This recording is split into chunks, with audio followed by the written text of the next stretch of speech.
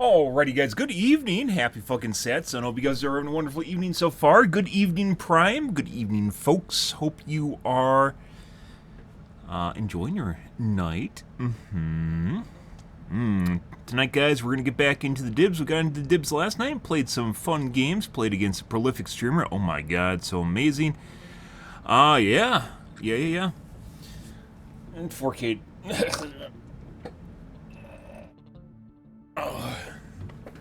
Good.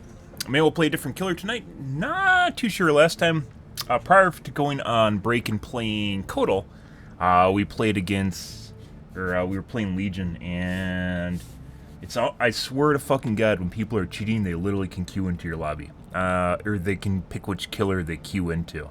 And Legion is definitely a favorite for people that are cheating. And it's the same shit every time, it's just pallet routing. People that perfectly route to every single fucking pallet on the map, and they have like something that allows them to speed up after they drop a pallet. Not hitting you, mind you. It's not smash hit. They literally just, it seems like they always speed up just in time to reach the next pallet. I call it just in time, but I don't think that accurately describes it. To people that have no idea what I'm talking about.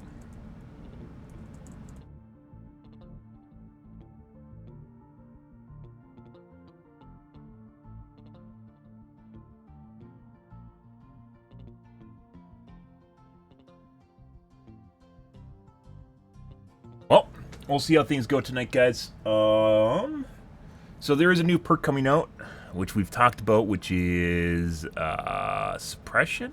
What is it? It's a perk that allows survivors to camp on the hook, and it is insanely OP. Meaning that basically it's gonna be next to impossible to actually camp someone in the coming patch. The problem with leaving the hook and someone getting unhooked is it's next to impossible to find them again if they're unhooked, which is one of the reasons I'll tend to proxy camp pretty heavily. Proxying generally goes hand in hand with tunneling. And as it goes right now, you have to be within a certain distance. If they have a perk, even if you leave the hook, by the way, even if you leave the hook, it does not guarantee they're going to unhook them. If someone is on death hook, let's say, so even, it's not just tunnelers and it's not just campers. If someone's on death hook, and people know it, and they're trying to prevent someone from dying who's not very good at chase, they might leave them on the hook as a way of preventing them from going to chase. It basically stasises them. So, there's a way basically to, I don't want to say abuse, but basically maximize the usage of the perk, which is if you have someone that's shit at the game, and they're on death hook, you can just prevent them from dying and prevent them from other chases just by leaving them on the hook. And then you use reassurance, that's the name of the perk. And then you just use the perk to keep them on the hook in a way that which they won't be detrimental to themselves. If the killer is really good at catching the person, or if the person's not very good at the game, you could stasis that person like a gen. You could stasis that person and prevent from needing to go and save them or help them out and keep them in the game longer. So it's not just tunneling and camping. The perk can definitely be used offensively in a way that would garner, would prevent people from dying. And instead of someone going over and unhooking someone, the same action could be go over and stasis someone. Just basically stop their wiggle or their death timer. So it can be used in any stage, and someone can literally just go over there and tap it. And it adds a lot of time. If you keep doing it, it will add a lot of fucking time. And it forces the killer to go after someone else. So even if you have a killer, let's say through the course of natural progression, no tunneling and camping, through the course of natural progression through the game, most people will not 3-hook a survivor. That means they will not hook them 3 separate times. This is something that is not very common in most games. While unintentionally tunneling, most people will not unintentionally tunnel, but at the same time, most people will not have 3 hooks throughout the game. At the end of the match, for instance, people will just get 1 hooked or 2 hooked because there's no one left to save them, or someone could get left on the hook for multiple stages if you're playing at low MMR. But for the most case, most people will not 3-hook survivors because it just takes a lot of time, and you end up just focusing someone and tunneling them out anyways. You don't think that you're tunneling when in fact you are actually tunneling. You're multi-tunneling because you forget about the person, but the person is the person you actually end up finding multiple times. So you end up in a scenario where you end up tunneling and camping someone out of the game, unintentionally tunneling and camping someone out of the game. Just because they're whoever you encounter and they're whoever you can catch the easiest. So even killers that aren't intentionally tunneling and camping still end up tunneling and camping in and of itself. So at the end of the game, you still have survivors that otherwise would not be, shouldn't be left on their own, right? They basically need a babysitter. And if you have other better survivors, they can literally just go over and stasis the guy and then run away. And that guy can sit on the hook for as long as he wants, and it doesn't really fucking matter. It prevents the killer from literally getting a kill. It does prevent them from doing gens, but at the same time it also allows them to be useful later on in the match if they want to be brought out of stasis. There's ways and balances, ways of using that, just like I use Deadlock to stop gens, even though it doesn't necessarily, cause regression. It prevents continual progression, right? It doesn't regress, but it also doesn't progress. The same way that if a survivor isn't necessarily, it's not progress when you're not unhooking them, but at the same time it's not regression either. They aren't dying when you stasis them on the hook.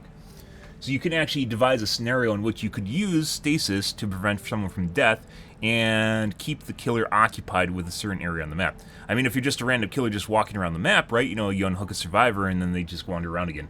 But if the killer is remotely competent, you'll be able to find out whether or not, they've been on the hook before, right? You'll remember if they've been on the hook before. Or the player's just not good, and they'll just end up getting basically tunneled out of the game because they're the easiest to catch, without even trying to tunnel. They're the easiest to catch, or they just are very visible because they don't do a lot to stealth around the map. They don't do a lot to hide themselves. So there is a scenario in which reassurance can be actually used for offensive purposes, and we'll start to see that more and more as it comes out.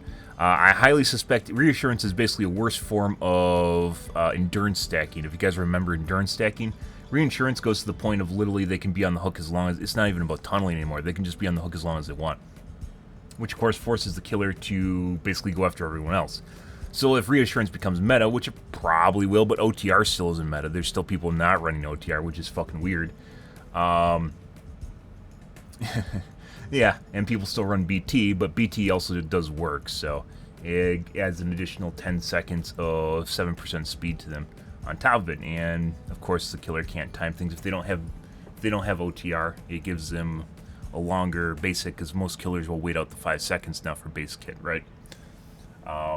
So even BT has a purpose still, and even though people said BT was going to be replaced by OTR, which it kind of was.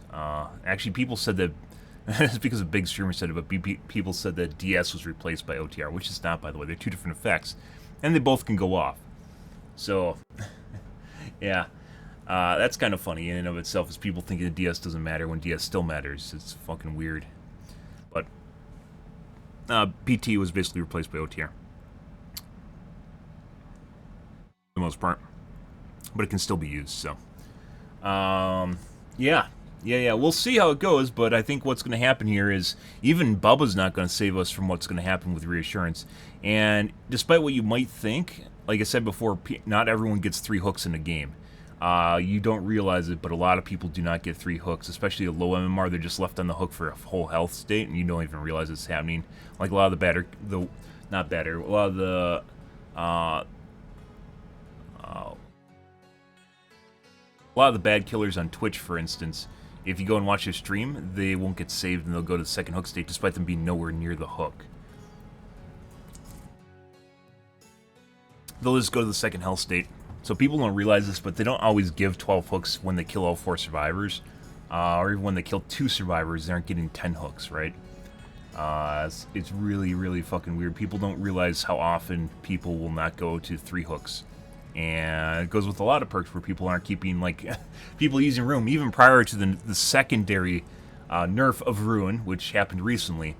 Putting aside Ruin being nerfed again to Oblivion recently, there are people still running Ruin, but at high MMR, Ruin doesn't work because it gets blown up in the first 30 seconds of the match. Once again, killers generally aren't very good at keeping track of their uptime, or time that they spend perks giving them benefit. How often the perks give them benefit, and how often it actually has value throughout the match, right? Normalized value. And Ruin's probably the best example I can use for that, because it literally explodes in 30 seconds. There goes, oh, there goes my Ruin! Yeah, no shit. Yeah, it's because he had Ruin over 60 seconds in the case you have Undying at high MMR, which is why it's not effective and it doesn't work. But anyways, people just don't keep track of things that happen in the game, mainly because games are chaotic. Even I have problems when I'm playing against like an Ultra Swift, and especially one that's sus and doing lots of really fucking weird shit, like cheating shit. And trying to keep track of that on top of just normal game effects is very taxing. But in most case scenarios, there's a lot of stuff happening in your game, and keeping track of it as a killer. People don't realize, as I mentioned, how often people don't get 3 hooks out of them. They don't get 3 chases and go down 3 separate times to get hooked 3 separate times. It's leading to a really weird scenario. And I think what we might have actually end up doing, because you can leave, depending on how bad this is, one of the plan Bs I have right now is reassurance, or not reassurance, is playing Tombstone Myers, so you can just insta-kill people. Because you don't have to work with hooks in that case, you just kill people. Obviously not where I want to be. It's not, well, I mean, I kind of want to play Tombstone anyways. It's not exactly what I was looking for, but there's very few killers that can just straight outright kill survivors. Myers being one of them, and there's very few survivors. So it either has to go one of 2 ways. Either you have to make your chases insanely fast, which is going to be next to impossible without playing one of the top 3 killers, which is Blight Nurse Spirit. You're going to have to make your chases insanely fast, or you're going to have to find a way just to kill them. And I'm thinking maybe even slugging might be the way. Just leave people on the ground and just camp the ground slug. Ground slug camping is much worse than camping on hook because it takes 4 minutes for a bleed out, which is a very long time in terms of the game. But at the same time, if you can stay on the hook for 10 minutes with one person just running around with reassurance, obviously killing a slug on the ground might be the best case scenario. And while being on the hook, you have to count into the amount of time that people get off the hook, and so maybe a cannibal ground slug camp, or a one-shot, anyone that can one-shot, to keep people away from the slug. But you're still going to see plays with pallets, and that's going to make it more difficult. So, in normal chases, what you don't consider, though, is in normal chases when people get hook states, it probably takes around 3.5 minutes to kill someone normally. So it's still faster than bleeding out a slug, and if a slug gets up, by the way, that's a problem, right? That's just a straight problem. But if you bleed out a slug at 4 minutes, and, you know, obviously it takes 2 minutes to die on a hook, and then you have an extra 2 minutes of chase, right? Probably closer to 1.5 minutes of chase to down the guy twice. Then you're going to have a scenario where they're very similar in terms of time commitment. And this game's all about managing your time as killer. So what we might end up doing is finding a way of dealing with slugs better. And, oh, no, it's still there. It's still working. That LED light, guys, refuses to die. It literally refuses to die. It's trying. It's been in there for a long time. It's at its end of its life expectancy at this point. I think it's 5-6 years old. Actually, LEDs are supposed to last 20 years, but that's definitely not the length that most LEDs last. Yeah. Kind of like CFLs. CFLs are very much in the same category. LEDs were supposed to be better, and turns out they were not. Supposed to be. Cheap CFLs or cheap LEDs definitely are not very good. They overclock the LEDs and then they burn up super fast. Because they pump more voltage through them than they're supposed to in order to make them brighter, so they need less of them, so it saves them money. Yeah, min-maxing, guys. It's in everything. So what we might end up doing, because the reassurance coming out, is one thought I have is the ground slug camping. Yeah, but that is very, very difficult, mainly because people can just come over and pick them up, and that's a problem. And if they have something like "We're Gonna Live Forever," that makes it more difficult. There's a lot of perks for helping people off the ground, too. Dying state.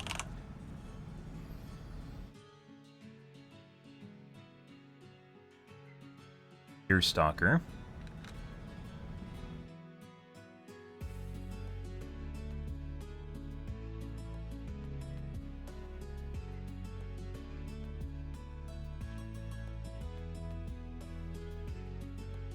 And obviously exponential will be a huge problem.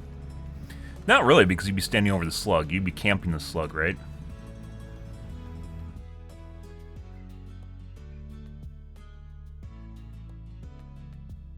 I'm gonna get my coffee, guys. Be right back. So we gotta do some theory crafting here.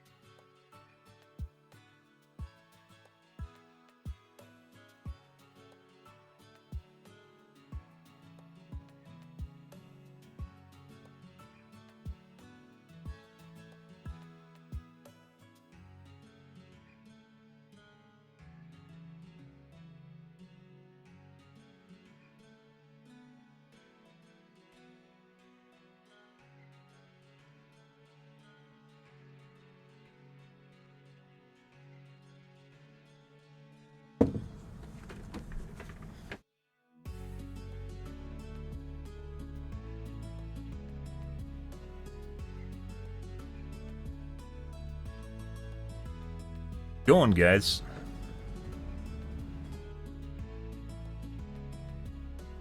It's just we're gonna live forever.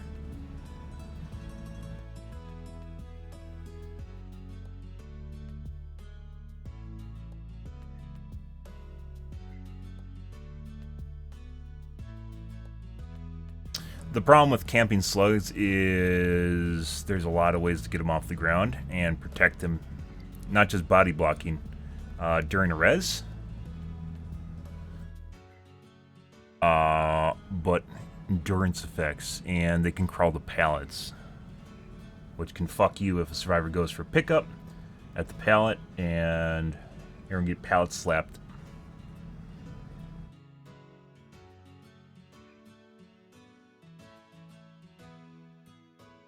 Mainly the big one you have to worry about those. We're gonna live forever.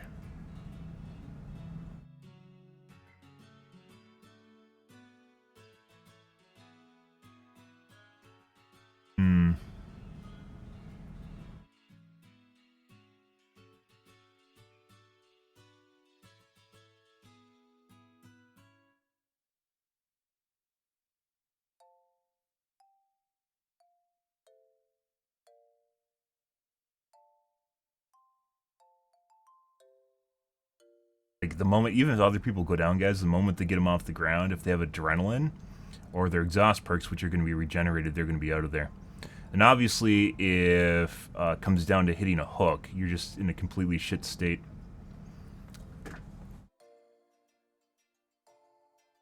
Because you're going to spend all game on basically something other than hook states, right? And hook states really matter, because that's how you eliminate people normally.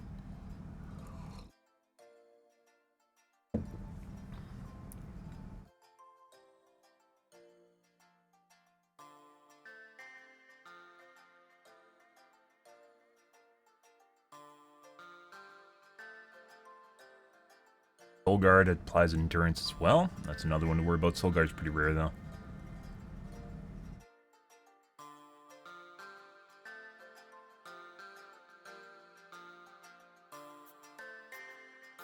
But if you're playing Bubba, for instance, you have the amount of time between successive hits is very low, so you can hit endurance effect and still manage to down the same person.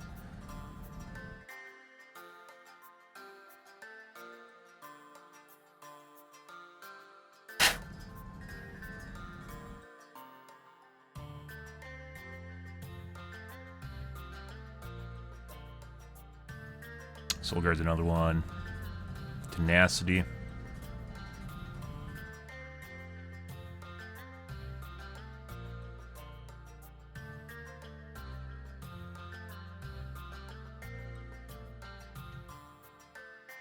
Breakable. Recovery speed. Forever applies endurance effect. Yep. You have to worry about, which is not uncommon in normal games anyways.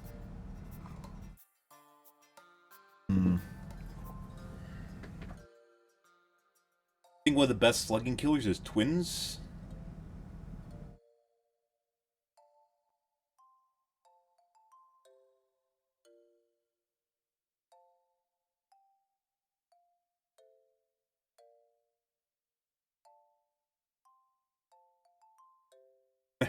If survivors dislike dying on hooks, they're gonna dislike dying as a slug even more. So, this is where we went, guys.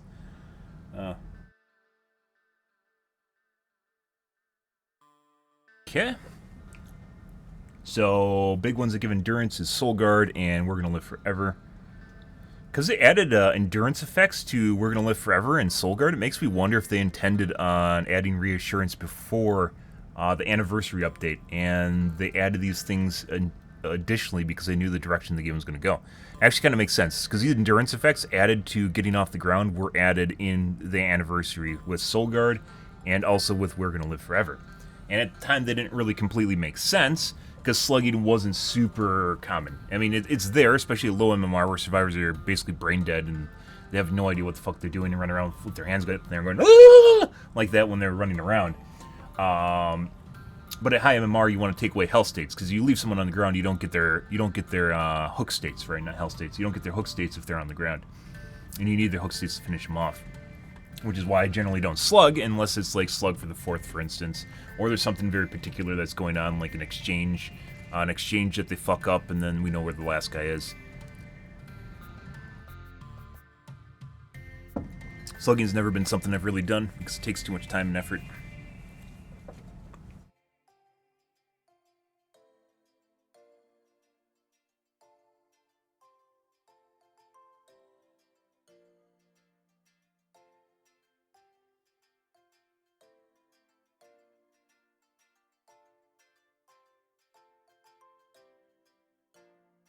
Stalker, Dying, and that's not it. Corruption, there's going to be Jolt in here too.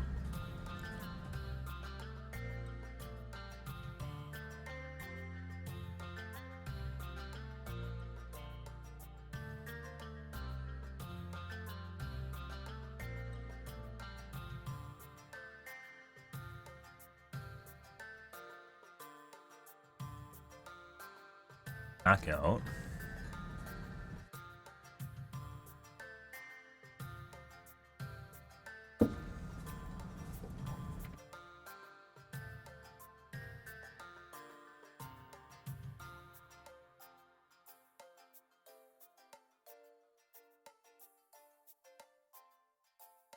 Reduces crawling speed, reduces recovery speed.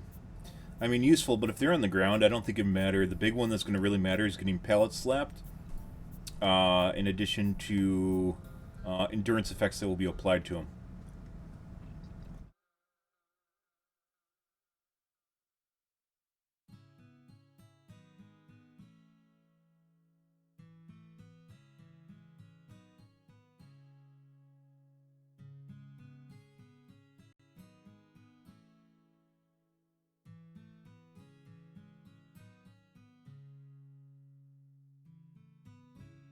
Worthless perks, knee-jerk nerfs.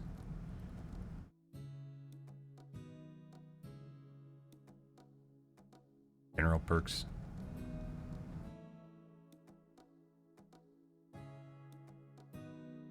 Recovery. So it looks like everything is basically exactly as I expected.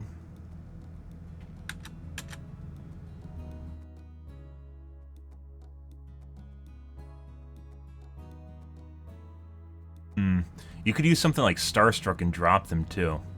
So you could leave them on the ground, and if people start coming around to harass you, you pick them up using Starstruck and you drop them. You immediately drop them. You only get you get like 2 of those if they have flip-flop. But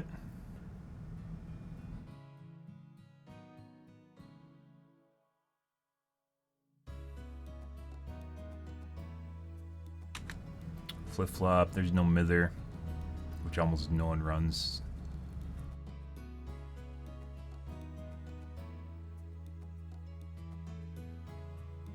Breakable, and breakable is pretty common.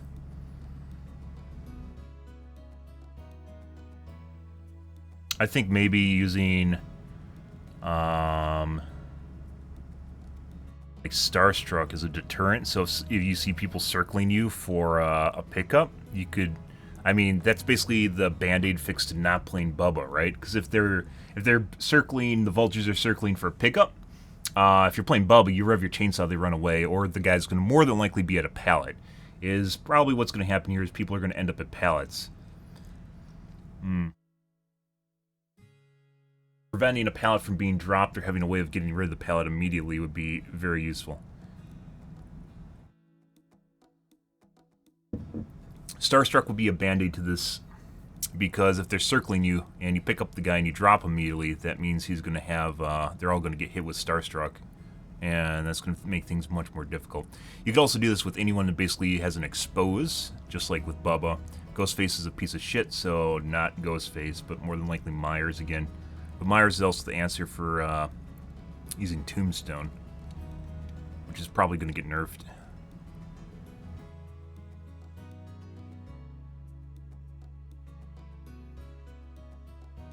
Ah, 3 stacks of Penamental. Definitely get right on that. These effects, you know what? These effects should just, you should just only have 1 totem. One way they can make Penamental better, because these actual effects aren't very good.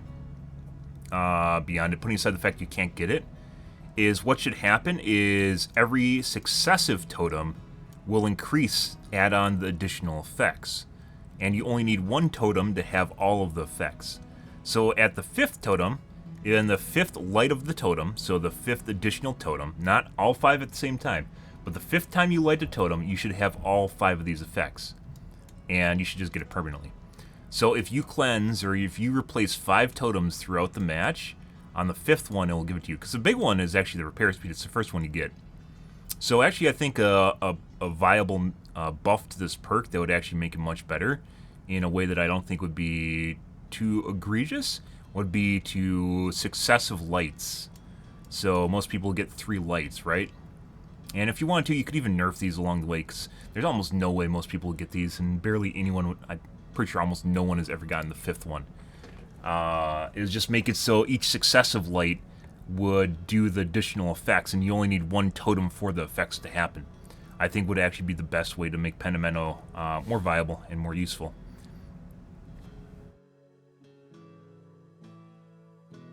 And you could nerf the additional effects if you wanted to offset that. I think that would actually be very meaningful, and it would actually, it's the way Pentimento is kind of used. I think most people end up with like 3 lights of Pentimento when I've seen them play it.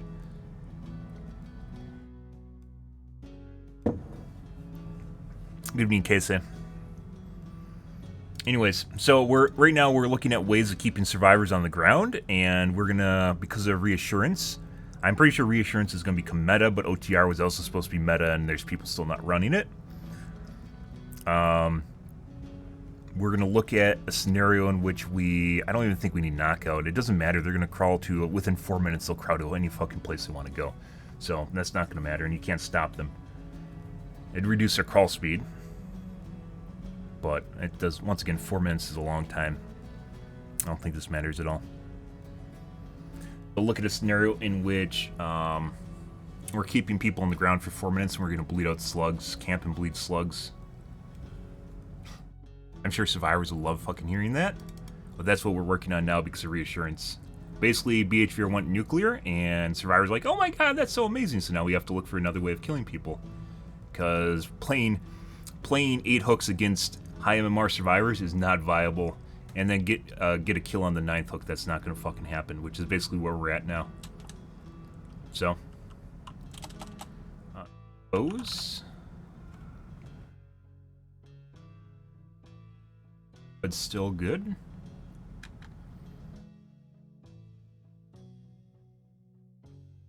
Dragon's Grip, oh my god, it's so amazing. It's not. Is there a perk for downing survivors? I don't think so. Dying Light is hooking.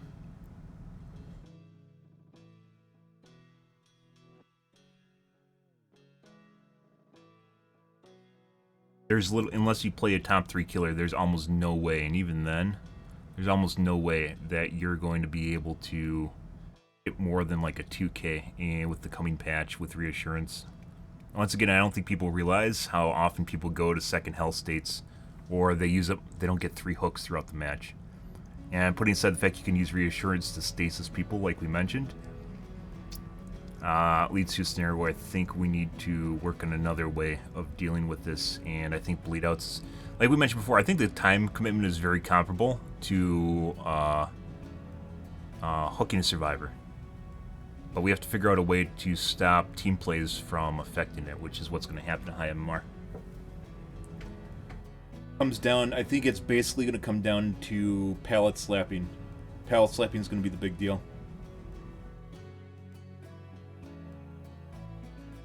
Bubba would deal with Zergs. Myers would also probably deal with Zergs. To an extent. If we're playing Myers, we literally could...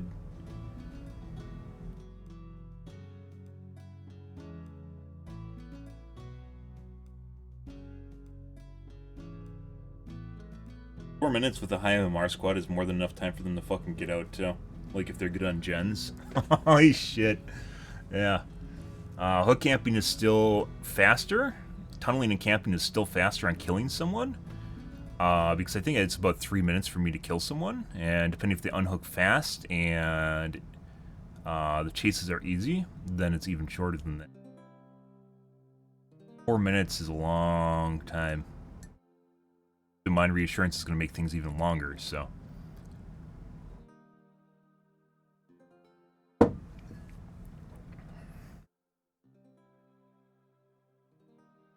terms of game, that is very long. The other option is we need to find a way of being capable of tunneling people after they get unhooked. Once again, reassurance could just mean if someone is on death hook, is they just don't unhook them. If they know they're getting tunneled, like proxy tunneled or singled out later in the match without actually being camped, they'll just leave them on the hook and reassure them, or they'll just hide.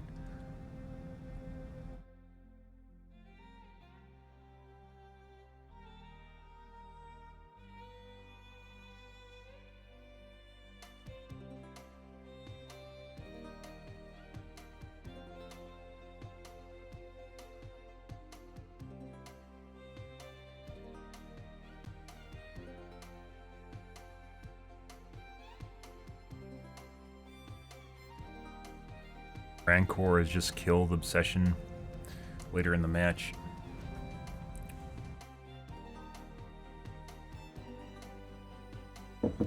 Which is a perk I was considering using with the endurance stacking.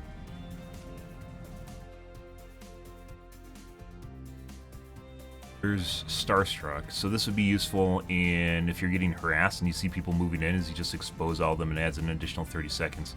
You can only pick up someone and drop them so many times before this doesn't do anything, and you know you're going to drop them. So you get like maybe 4 pickups out of them before you can't pick them up anymore, which is about 2 minutes. Yeah, reassurance is coming. We have we talked about it. We talked about the patch notes last week, I think.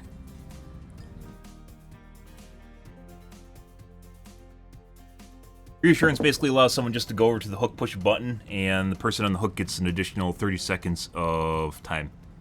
Yeah. So it's like kinship, only instead of one person, each person needing it, only one person on the team needs reassurance.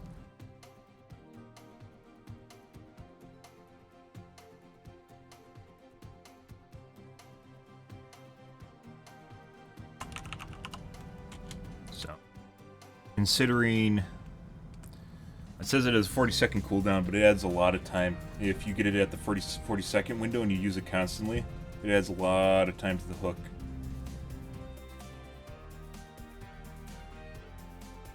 Yeah, I'm not fucking.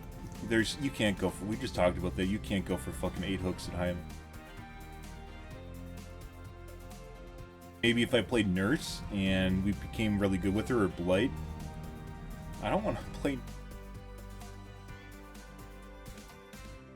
Like, basically, it's like, hey, you gotta go play the best killers in the game. Yeah, no. I don't think the people understand how often this would influence the game. Make a huge deal. We have to find out a way of killing people without either getting hook states, or we have to get hook states really fast, or we have to trick survivors into unhooking people, but if they realize they're being tricked into unhooking people, they might just reassure them anyways. And probably one of the best intel perks in the game right now is the one where you open lockers and you get intel from all the other lockers. Because you can't use Killer Instinct. Killer Instinct does not tell you who you're chasing. If you are chasing someone, you need to know who you're chasing to find them.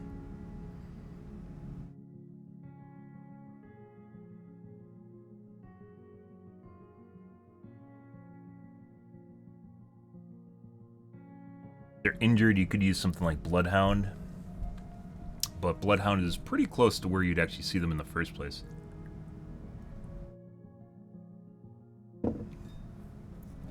Darkness Revealed. You can. If you've seen some of the high MMR players that play Nurse, you definitely can. Same thing with Blight. Like, if you're looking for a good player, go watch Lilith. You can. Like, he doesn't even do anything with the gens. He can just literally go for downs all game and not generally 4Ks most of his matches through downs.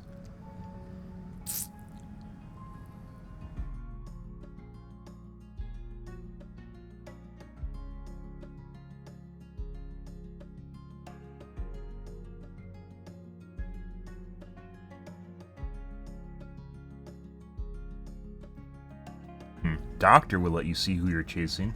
It shows you their portrait when you hit them with madness, or you hit them with the scream.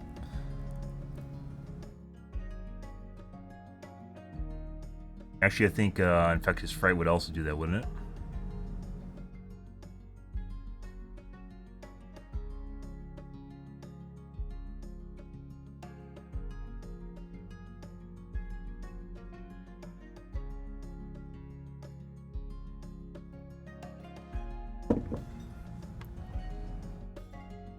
Maybe Penis Face with the Locker add-on.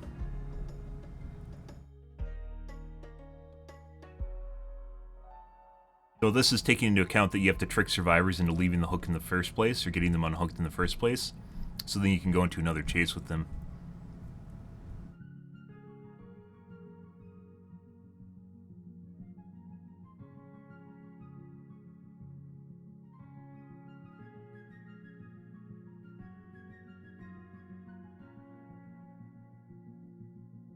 I don't think bleeding out on ground is a viable strat, even playing Bubba.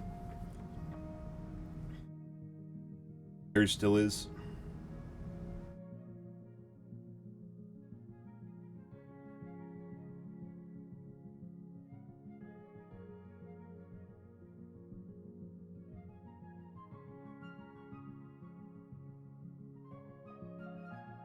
You know what kind of sucks is people used to run Decisive Strike, right?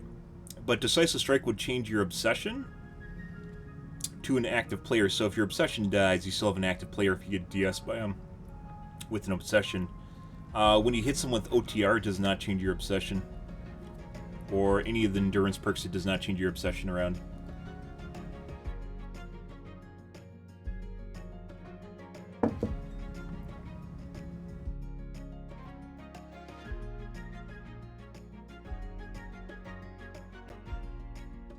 Change your obsession.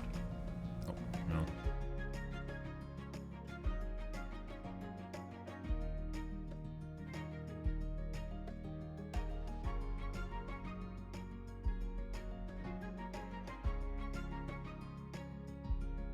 A rescuer becomes a new obsession.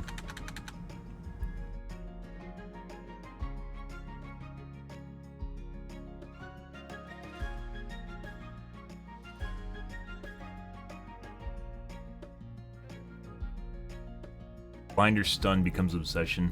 Stuns aren't even that common anymore. People generally pre-drop pallets. Go for pallet stuns, they just pre-drop because it's safe.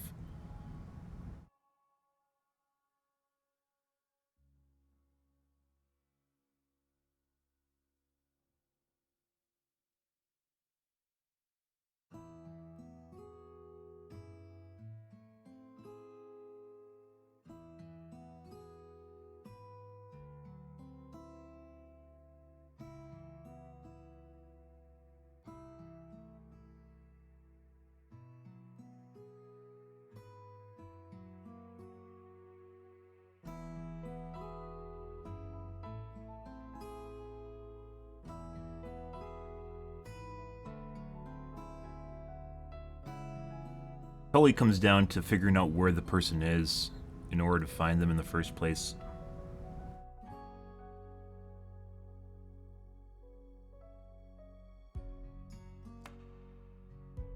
Infectious Fright is dying.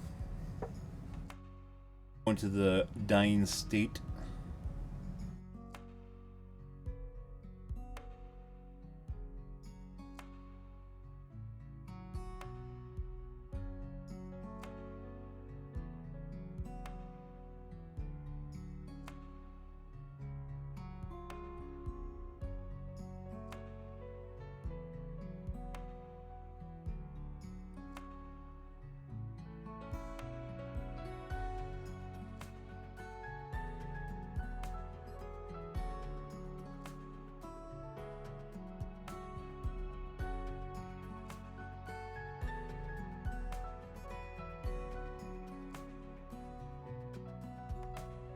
Even then, with ore reading perks, there's still ways of...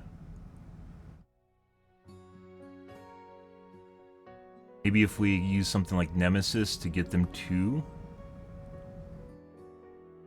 be my obsession, then there's ways of finding your obsession with a lot of work. That's a lot, not just a lot of work. That's a lot of things you have to make happen, and that's a lot of ways that you can be counterplayed.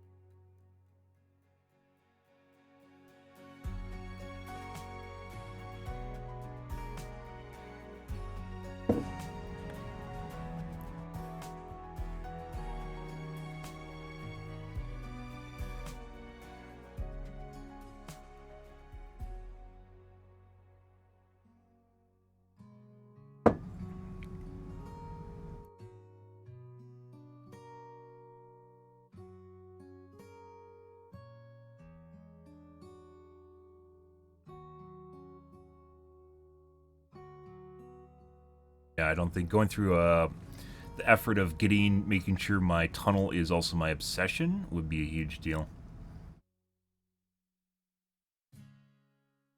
There's still the possibility, like, you'll still be able to chase them when they get unhooked, right? You'll be able to find them, but that with good teams, they're generally pretty good at hiding people they don't want to be found. So you need to have a way of finding them. I'm definitely leaning more towards the locker perk. Darkness revealed.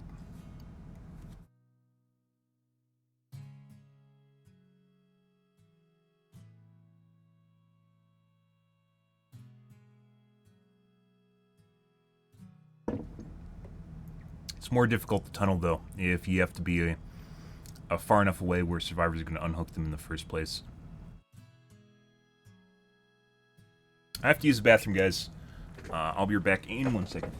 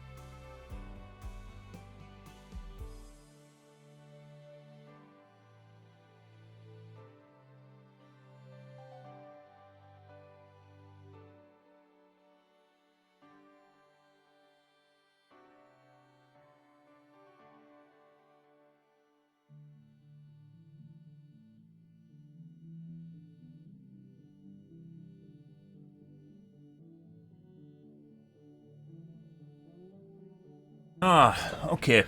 So, looking for different ways of dealing with reassurance, guys.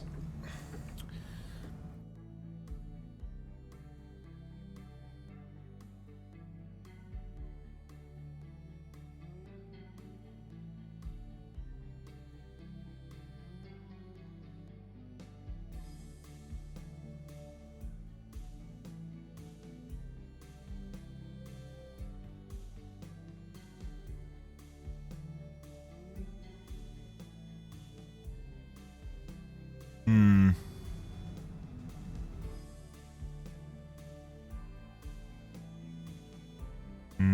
Well, everyone's fucked, not just me.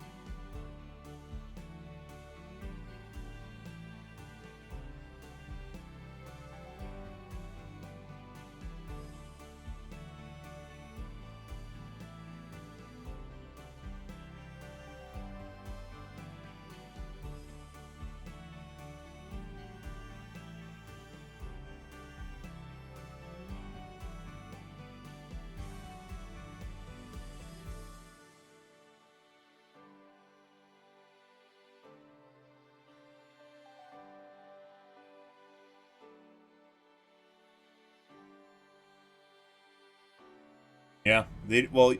So even though it takes two people to make it infinite, you don't need two people to make it last a really really long time. I think someone tested it on the PTB, and you can go 9 minutes with one person doing it. So yeah, you even need two people to do it because it's a 40-second cooldown before you can use it for 30 seconds again.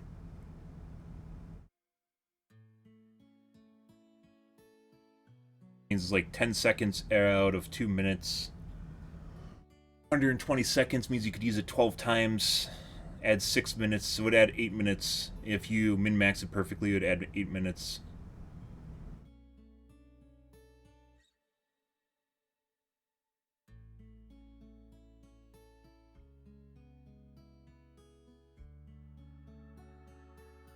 Total of 8 minutes. 6 minutes for the perk and 2 minutes for the normal hook. Not just me, yeah. That's because it's a good way of playing. And as I mentioned before, this isn't just going to affect me. When survivors realize it can be used offensively too, like to prevent someone from dying that's not very good at the game, or if someone's getting tunneled, or just a way of harassing the killer that might be too close to a hook.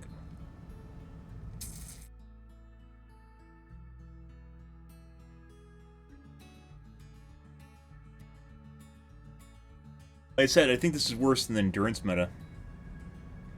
Endurance stacking. Worse than endurance stacking, even though that didn't go live. Like, even if they raise it to 60 seconds, that means you'll be able to use it 4 times, which would add an additional 2 minutes. Hook.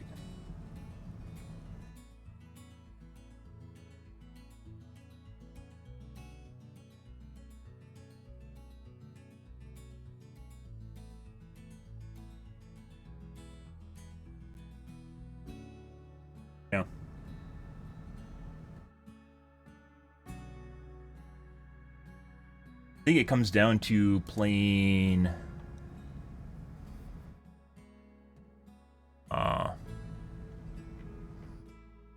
playing Myers and tombstoning people. I don't think it's a viable strategy. At high MMR games, people will hide when they're death hook. They will not show you where they are. If you see killers that just randomly wander around and happen to find the person they're looking for, it's because they're bad. The survivors are bad. Had games where an entire team will try to protect one person and then they'll just disappear into oblivion.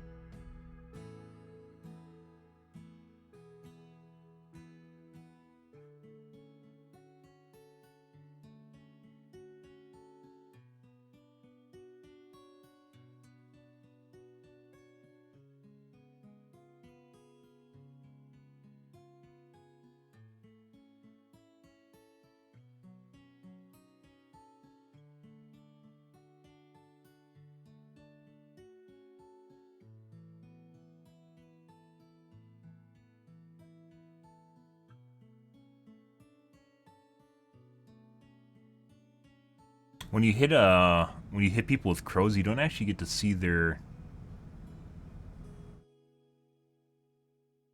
You don't get to see what it is. You just see a pop.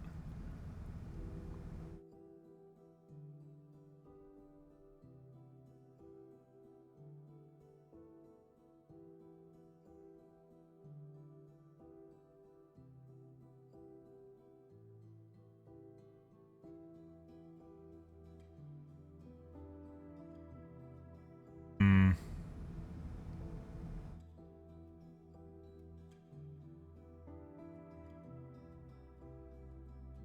Maybe doctor.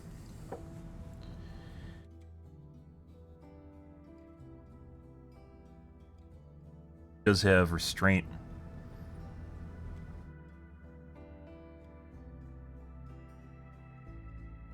You don't have to stay. You can just leave. You can just fucking leave. Yeah, that's what makes it fucking obnoxious as shit. If a survivor actually had to stay near the hook, then it would be something that I would say is balanced. Yeah, no shit. Like even more so, if the survivor is within like 12 meters of the hook, it just stops the timer forever. I'd even say that's even better, right? Because there's an active component where a killer can counter that. But in its current state, they just do drive-bys. They can just do drive-bys. Which is what I talked about before when we talked about the perk when the patch notes came out. I don't think so. I think slugging is too difficult to achieve a kill with.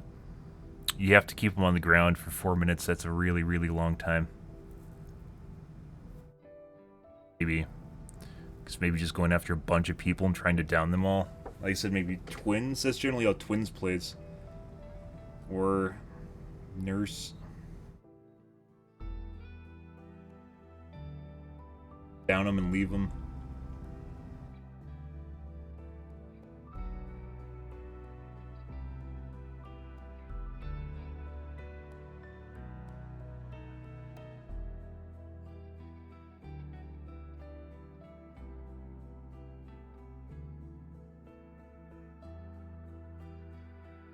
If we want to tunnel someone while not being anywhere close to the hook to unbait, the killer that's capable, or a perk that's capable of finding them when they disappear.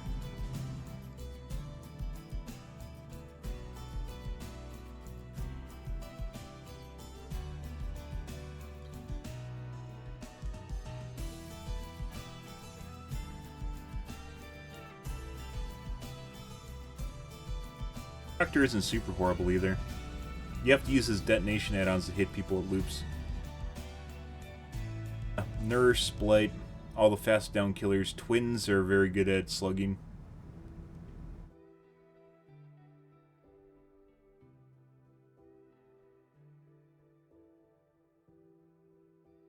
Victor. You need to use Charlotte to hook people, but you can use Victor to down people.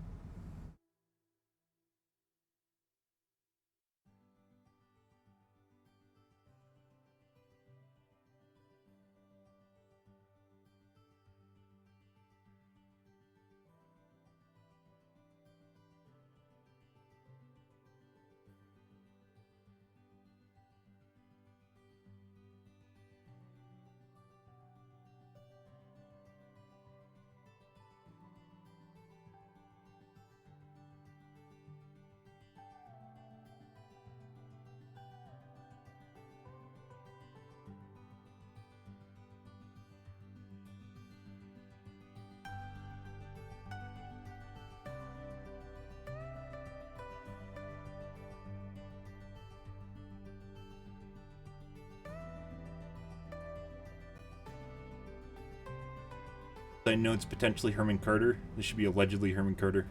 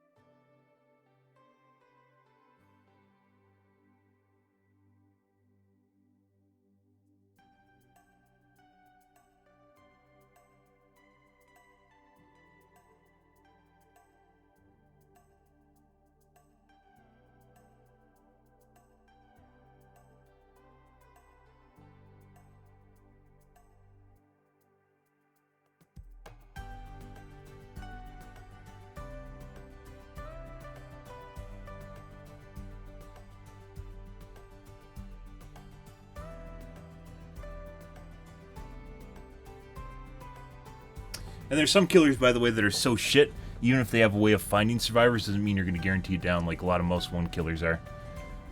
For instance, Pig.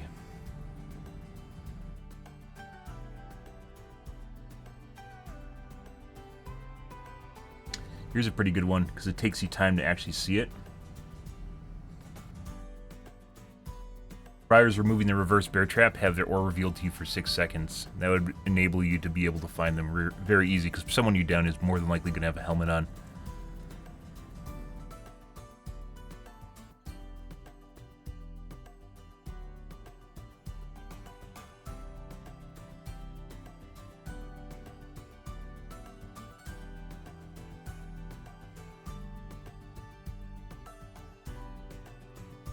This would be a really good way to find people.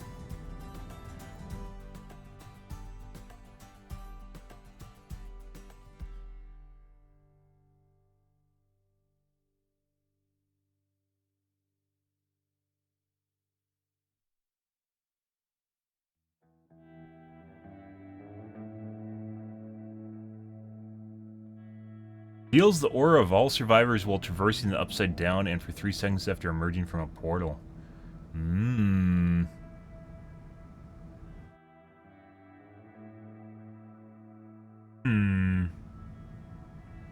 That's pretty good too. Not Nemesis. Demogorgon isn't really that bad either. Yeah, super amazing though.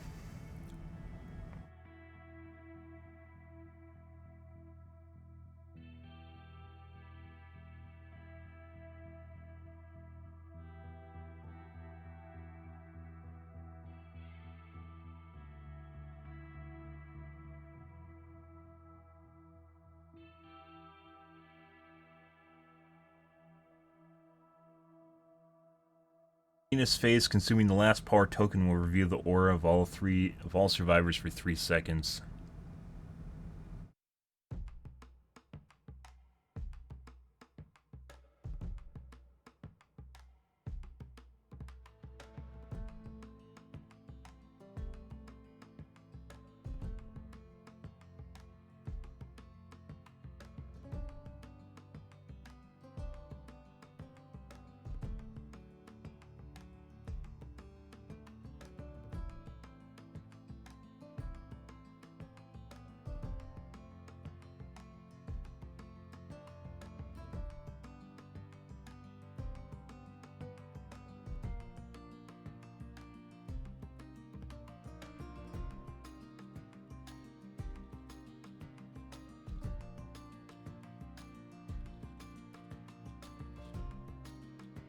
Wow, people are petty.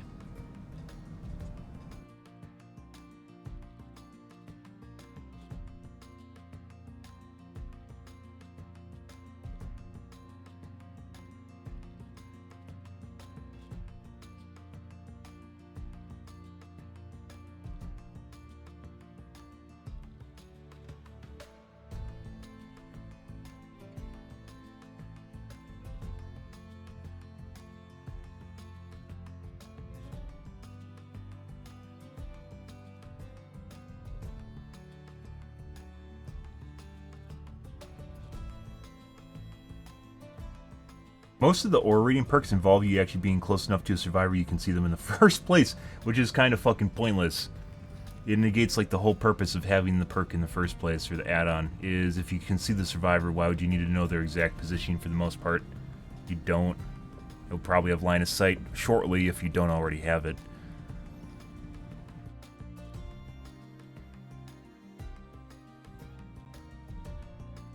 Absolutely worthless shit. When a survivor laceration is 1 blade away from a hit from the maximum, their aura is revealed to you for 6 seconds. Okay, well that's fucking amazing. Why do you need to know that the survivor's behind the wall that you just saw him dip behind?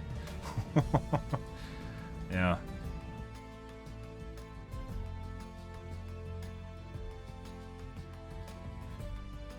A survivor unlocks a supply case, their aura is revealed for 12 seconds on Nemesis. Zombie hits are very rare.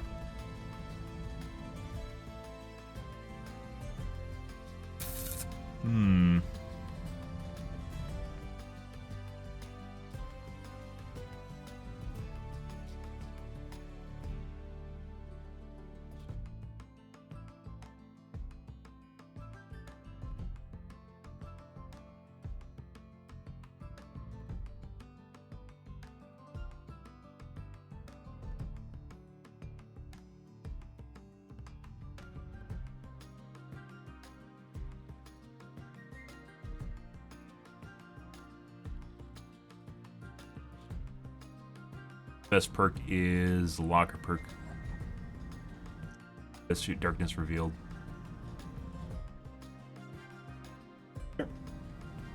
Your perk for finding auras.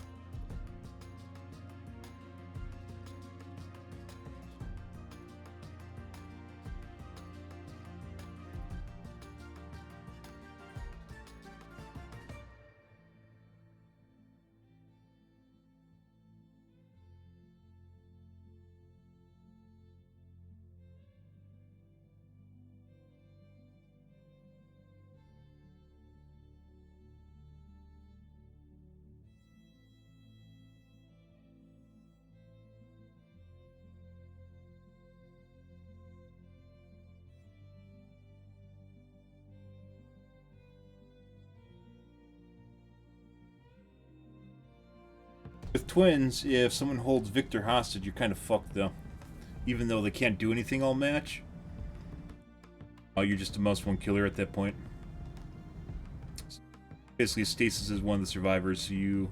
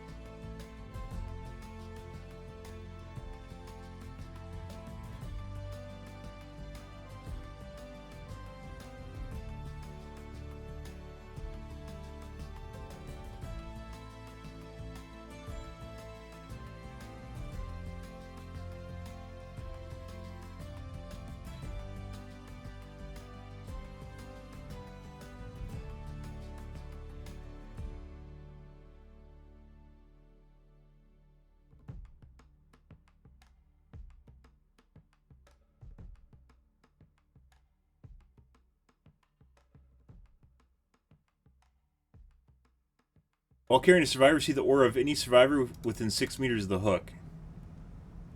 Doesn't it sound strangely familiar, guys? Almost like this other perk that they made much better. Both suck, but Awakened Awareness. While carrying a survivor, the auras of all survivors are revealed to you when they're within 20 meters of your location. This effect persists for 2 seconds after carrying a survivor. This is a much better version of Hangman's trick, which also isn't very good. Yeah, it's almost a copy-paste with slightly different criteria, but it does exactly the same thing functionally, which is people that try to come around your position. I guess maybe you could just carry someone to walk off to the middle of nowhere, although once again would be much more useful, because you'd still detect people around your location rather than based around something that doesn't follow you around.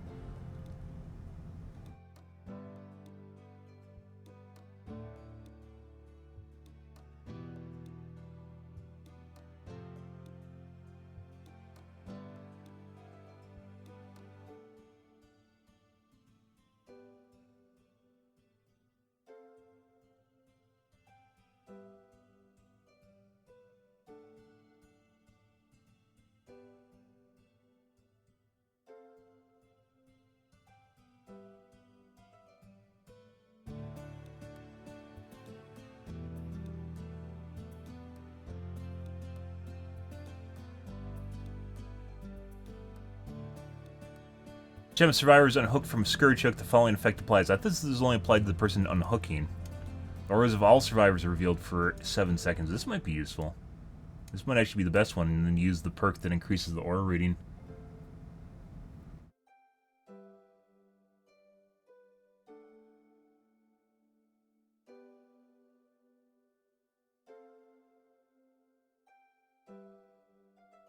I thought it only applied to the person unhooking, but it applies to everyone.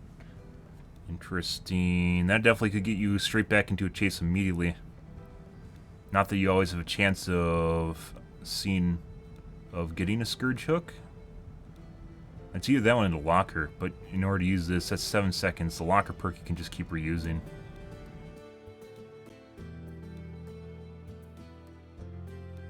Perk that increases ore reading duration. And there's one for Survivor, which is... I don't remember.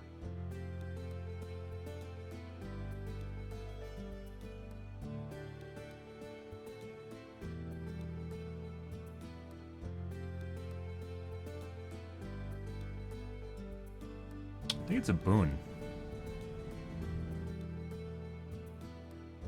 Require the boon.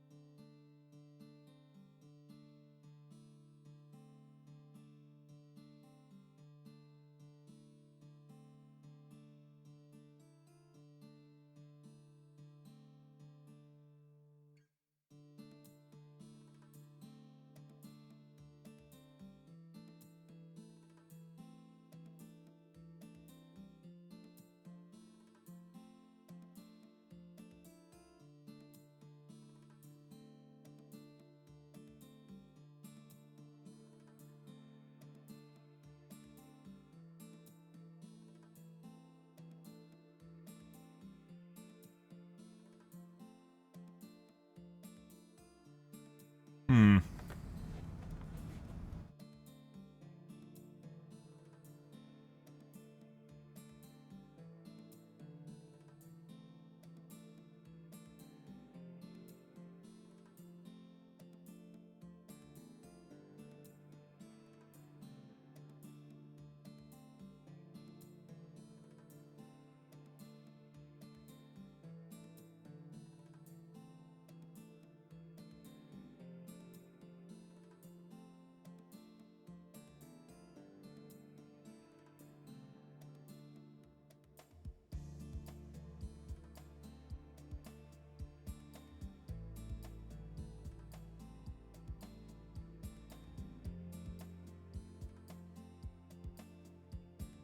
Lethal Pursuer.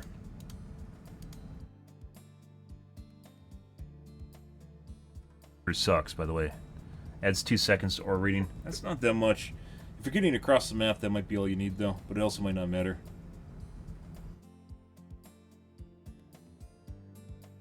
Seconds is like nothing. If it's based on like a percentage, that'd be much more.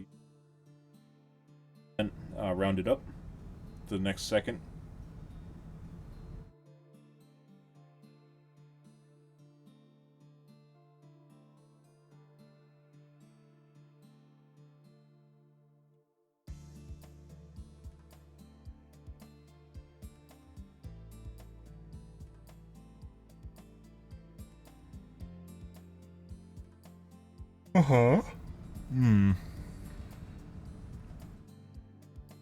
But ore reading is still affected by things like distortion.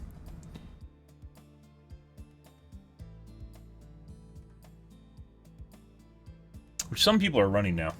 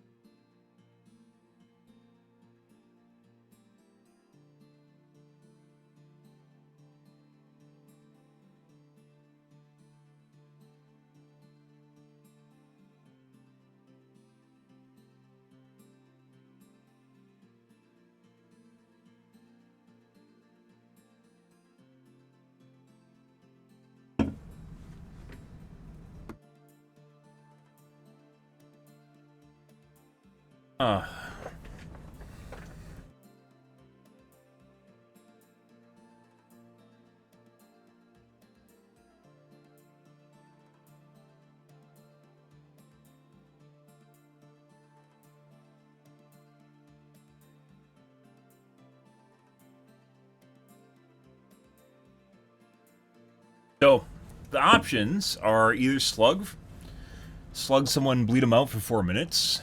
Insta kill with someone like Myers, or have an aura reading perk, so we have to leave the hook and then hopefully find them again afterwards, which could be a gamble. And if they have distortion, that's gonna fuck with things even more.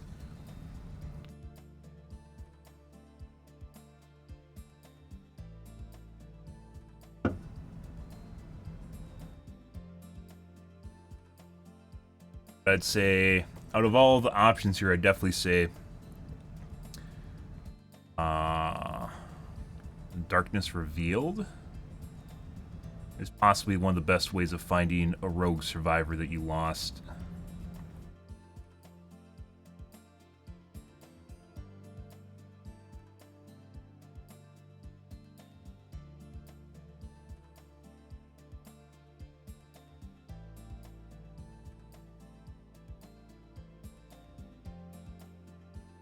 Maybe Executioner. Because when they step in your poo, you can see them, right? To a certain extent. I think it just gives you killer instinct.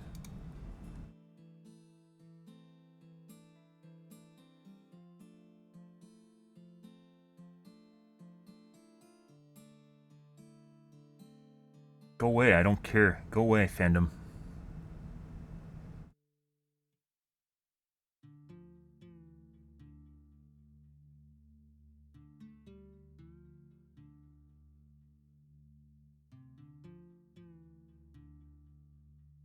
You can encircle a hook with Killer Instinct.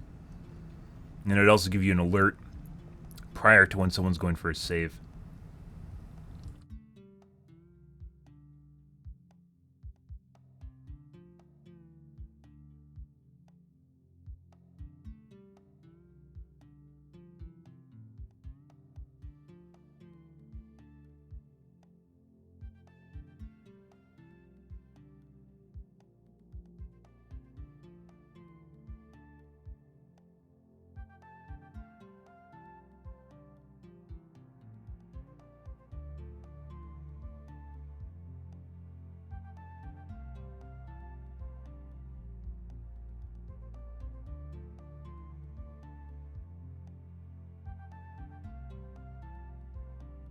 Location mechanic, 5 meters. This refers to the radius within which the execution must remain to trigger a relocation mechanic.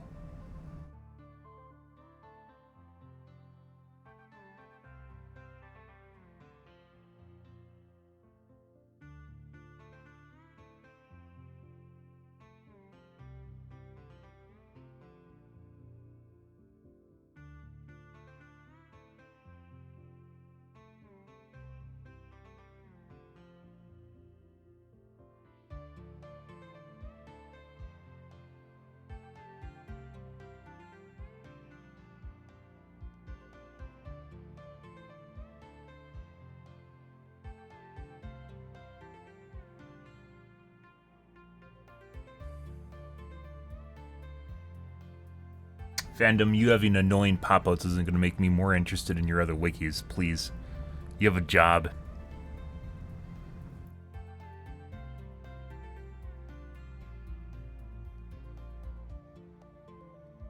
Do they get endurance effects from being rescued from...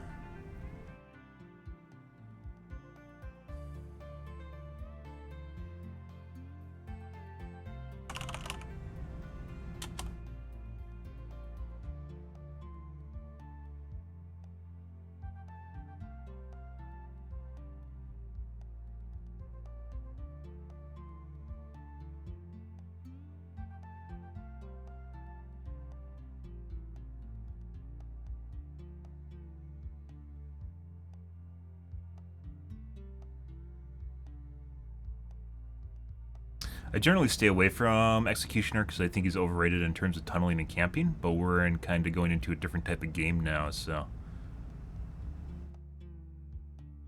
Like, basically, kind of a shittier Nemesis.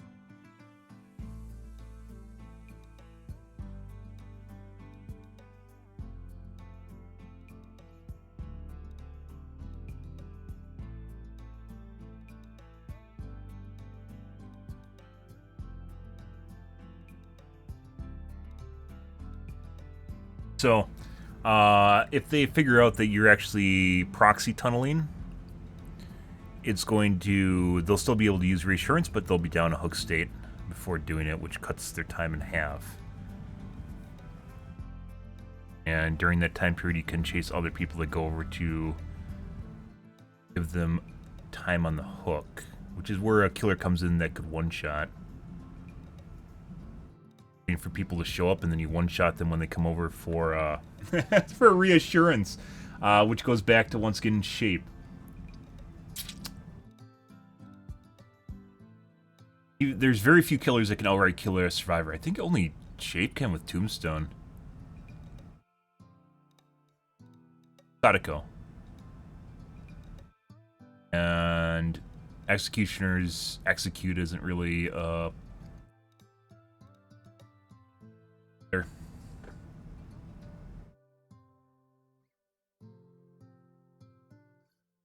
Sadako. Yeah, not planar.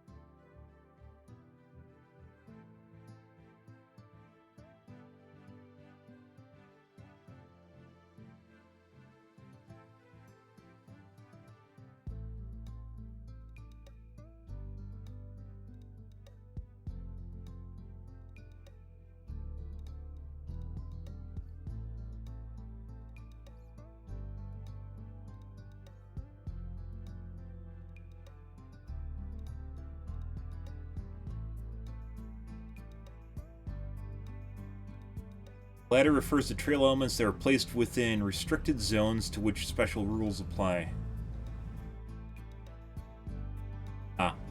Within 4 meters of hooks and generators, within 3 meters of the hatch, anywhere within the basement.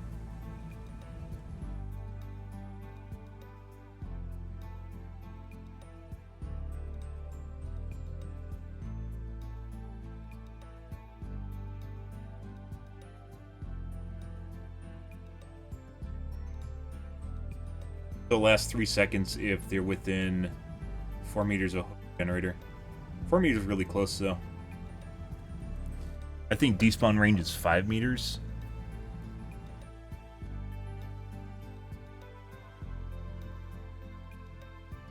Five meters.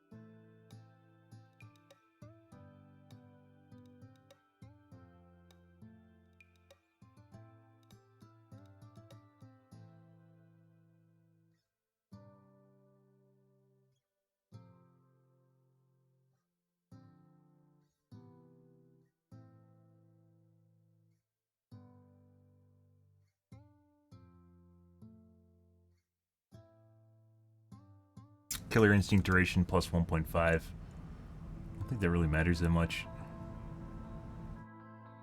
Probably the most useful part of Who on the ground is literally when they step on it into the way to the hook. Gives you a signal so you can double back. Get line of sight. And then once again, I think Darkness Reveal would be very useful for finding random people.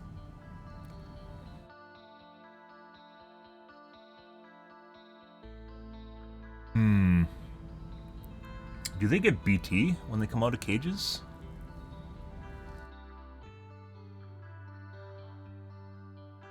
Not technically a hook.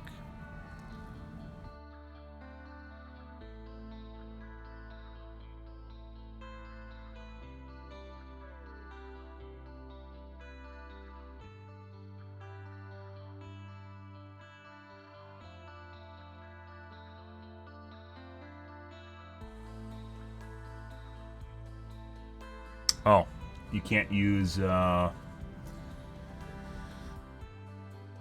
use the scourge hook on cages.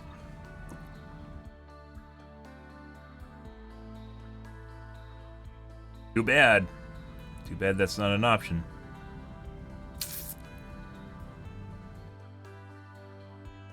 There's a scourge hook, guys, that decreases the time on the hook by 20%. Monster Shrine decreases your time on a scourge hook by 20% or in the basement, assuming that the killer's not camping you.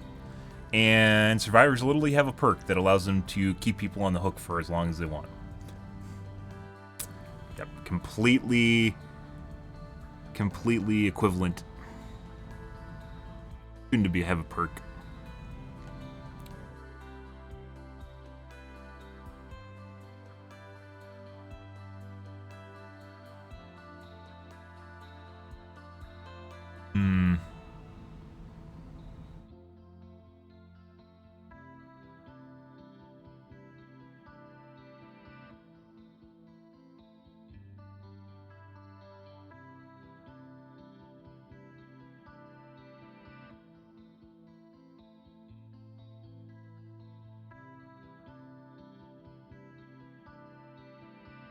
And it removes torment when they're rescued.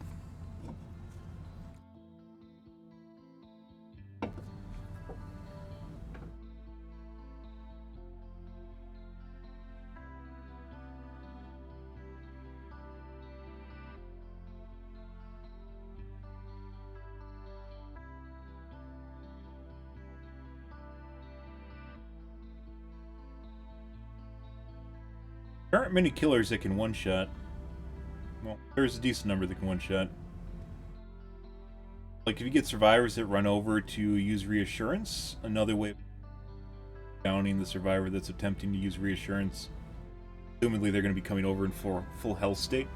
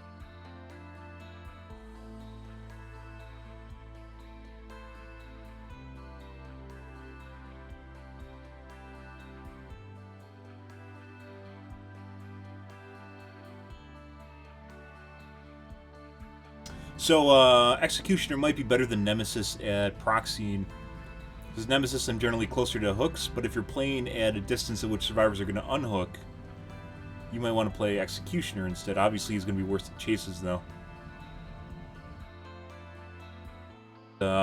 His most 2 isn't as good as Nemesis's whip, for sure. It takes longer, it's more predictable, it's slower. It moves slower when you actually use the ability. course, you get locked when you use it. You can't move.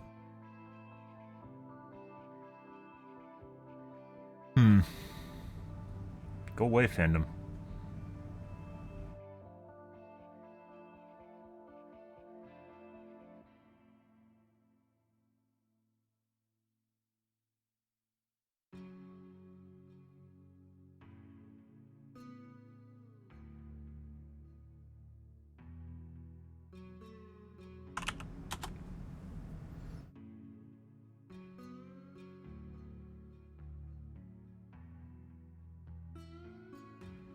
Doctor would still be good for finding. He's not even super terrible either. Be good at finding random survivors.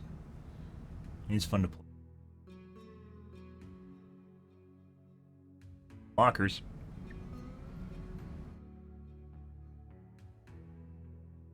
Maybe Wraith as well. Because they assume you're not going to be near the hook if they don't see you, and it'll be more likely to unhook.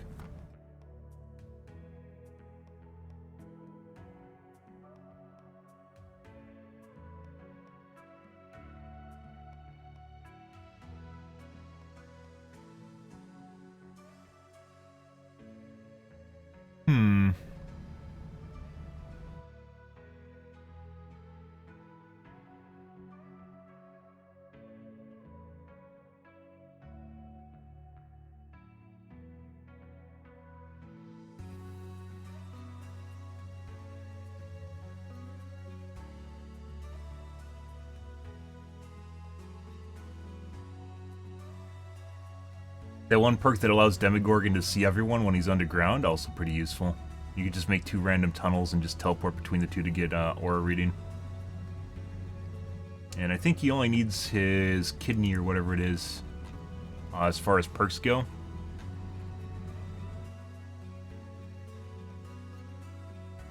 Is it rat liver?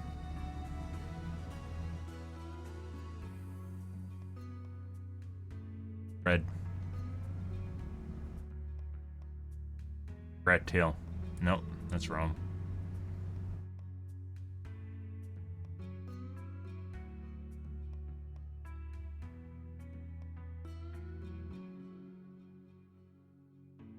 They have fucking weird shit where they name an ability like 3 separate things. They name their maps like 3 separate things too. I don't fucking understand it. Fucking weird. Of the Abyss. Press and hold the power button to fully charge and activate Of the Abyss. All survivors close proximity to the activated portal will be indicated by killing instinct. Okay, so this is opening your hands. Shred is the ability. Or they added a thing for Shred, where it makes it when you can move faster while using it. They adjusted him, and the people got angry. I thought it was rat livers.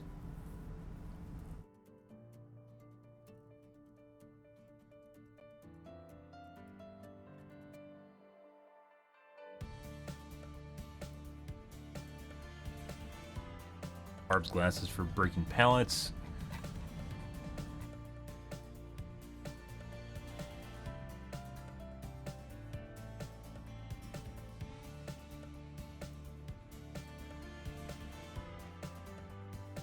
I'm pretty sure there's one when you're moving. I thought it was rat tail.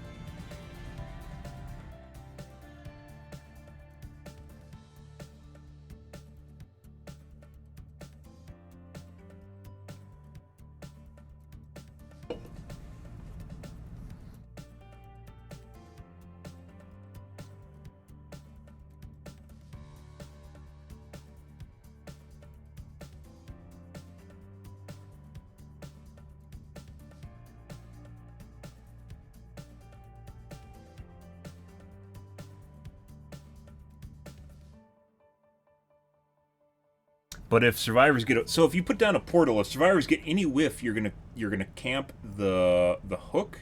They'll probably use reassurance and just run away. You don't want that. You want them to unhook.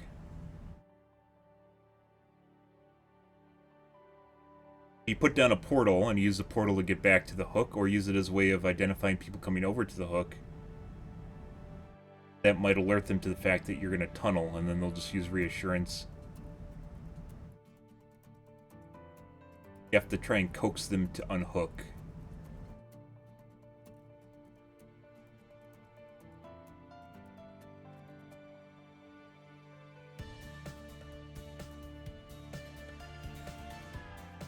I think using something like, not gloaming,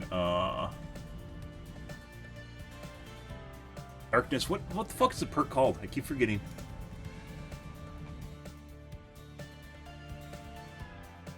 Darkness revealed, and then multi-tunnel.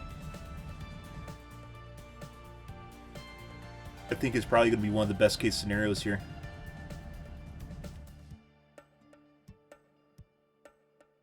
Still going to waste more time.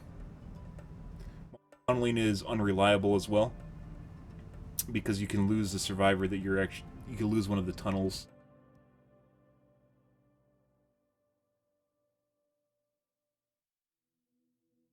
If you use Darkness Revealed and Penis Face around the map really fast to find the survivor that you're missing.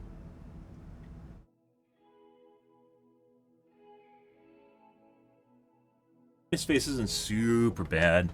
It's not Nemesis, though.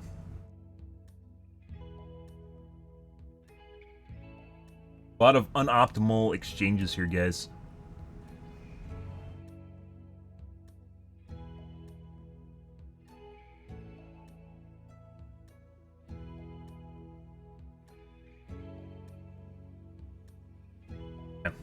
Enough theory crafting on this. This is going to be an ongoing thing. We still have to wait to see what they're going to push live. My guess is they're going to push Reassurance live.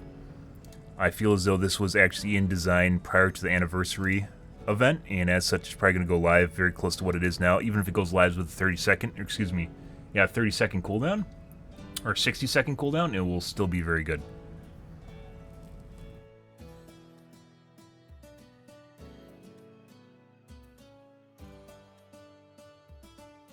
Okay.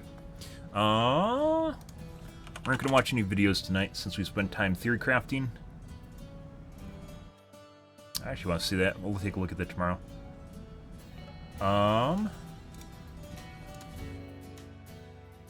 Upload our highlight from yesterday.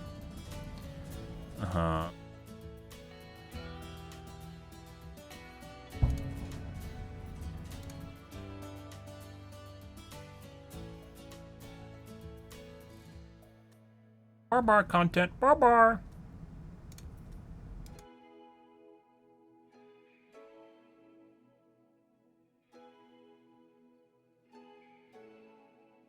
All right.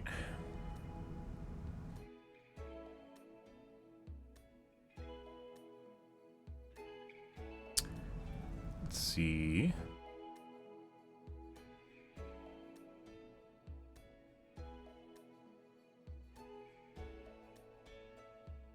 Oh, got our clickbait from yesterday of killing tofu. Good.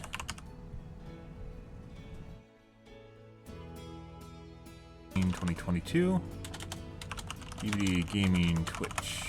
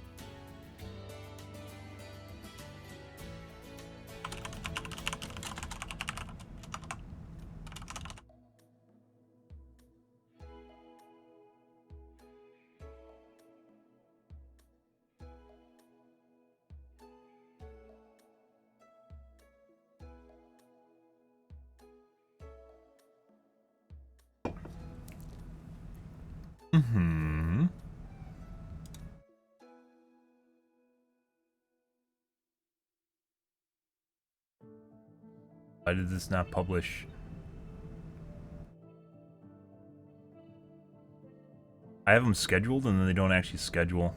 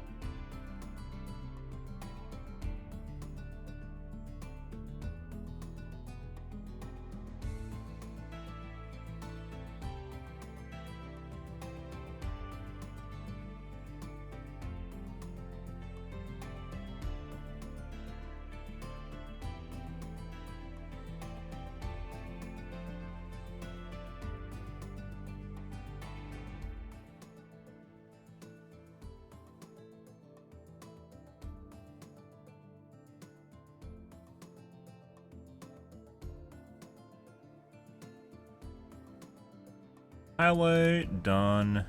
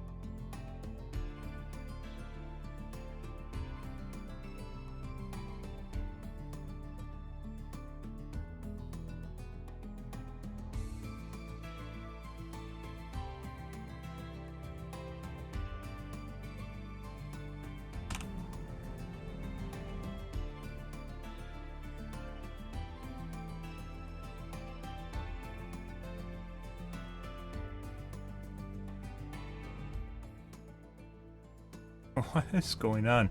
Why is it like one of the last search options? It's year? Based on the year for it?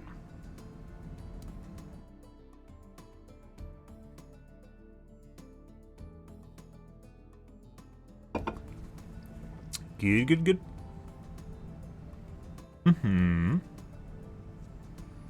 Happy Satsang, guys. Hope you guys are having a wonderful evening, though. Lovely, lovely, lovely.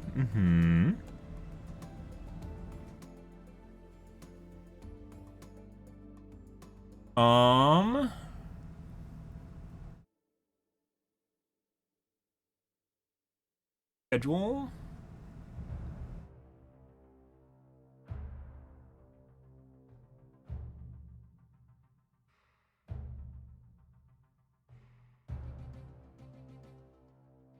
Good to go. I don't know why they don't always go live like that last one did. We had that happen before. You schedule them and then they don't actually go off properly. Alright, guys. Let's play some Gamaz here.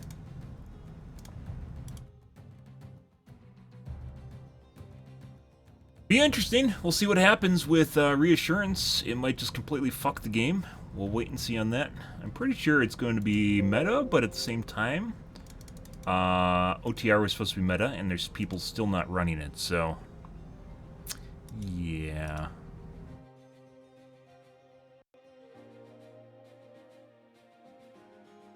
Uh-huh.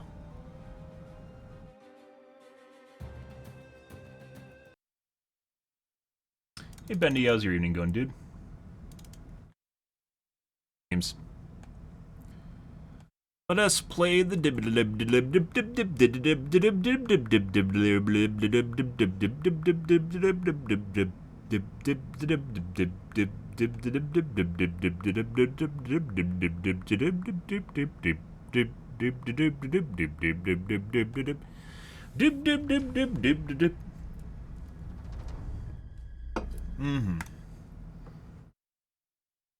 And we got some cheaters last night after the tofu game. We'll see if it persists tonight. We might have to do some finagling here, guys. We'll see how they go.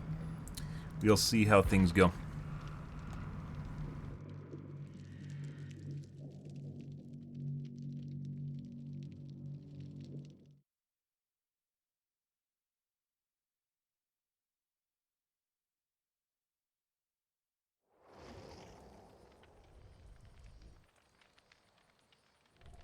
What the fuck did I make that one for?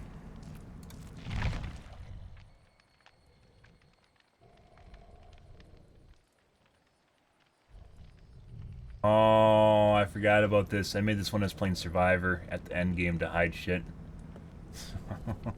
There we go.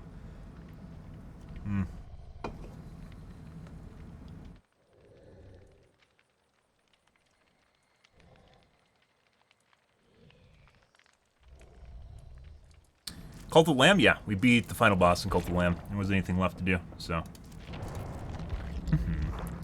Curious about that? It's in the archives, or you can look on YouTube. I gotta take a piss, guys. We're back.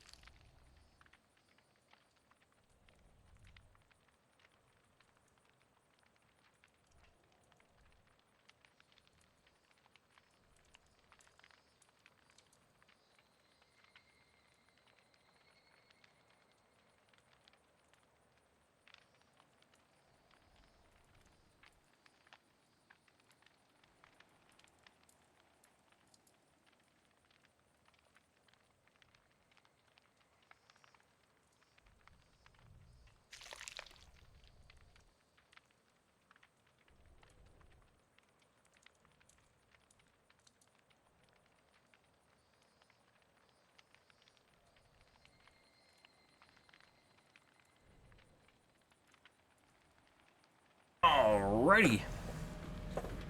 Oh.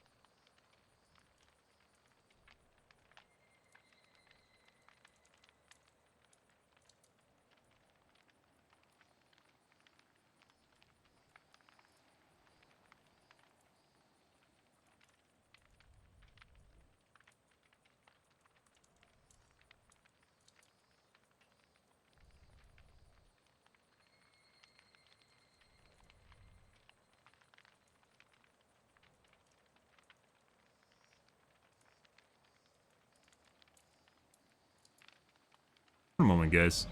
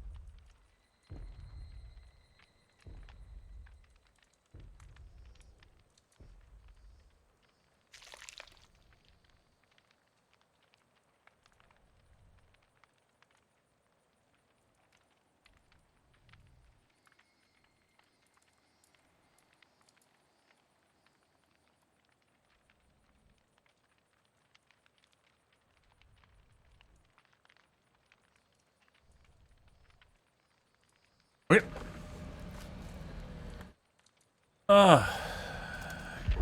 Alright. Let's see what kind of groups we get tonight.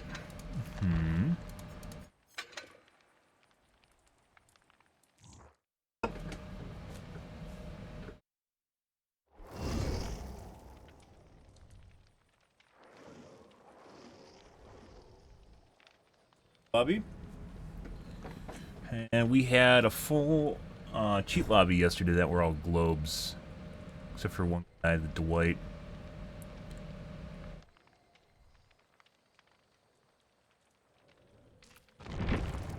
Crass names in there. Next game.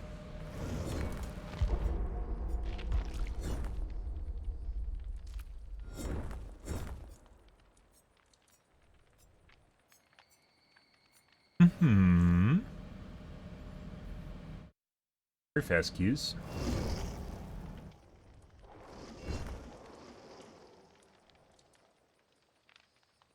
The globe lobby.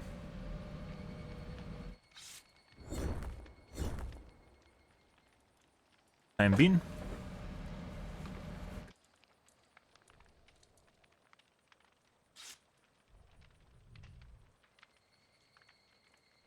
Hmm?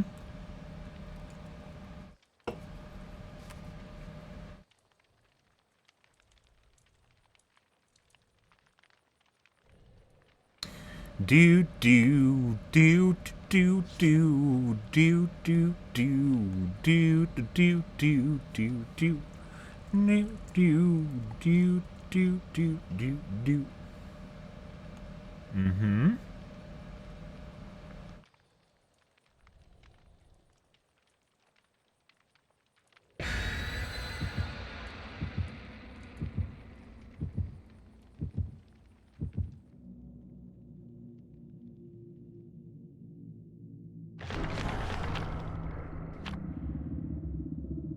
And a brown wreath.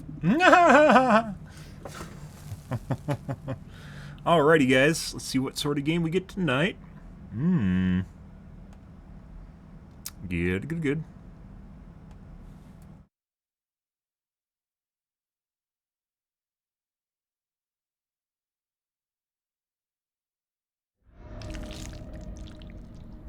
Grim Pantry. Very fast load, so highly unlikely that they're actually globes. Cam off for our first game. Might be a cheat lobby, we'll see. Almost instant load. So more than likely they're playing on Epic or Windows Store. We'll see though. We should like doing main building first. That's intentional. Print first? No. It dropped.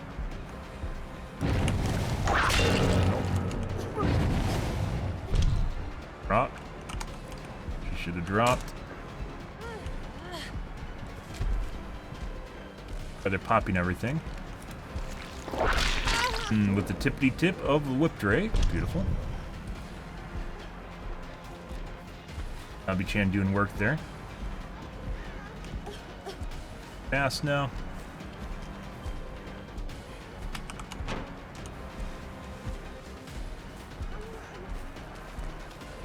Drop. Should have dropped that. Just tried to desync me. Go. Go over to the hook in front of us.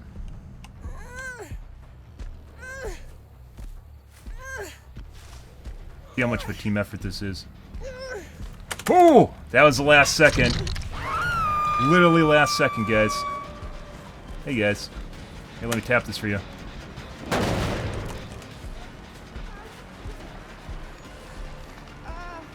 That was the last wiggle, guys.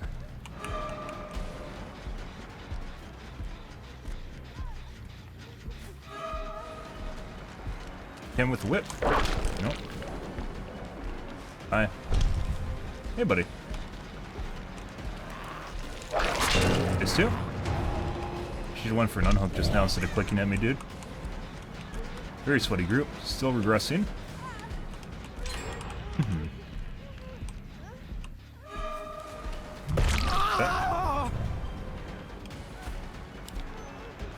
Comes again.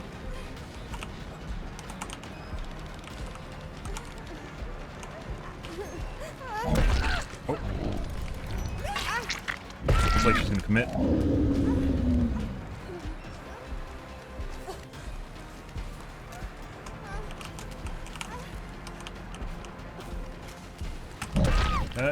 She's out of BT time. Hey, buddy.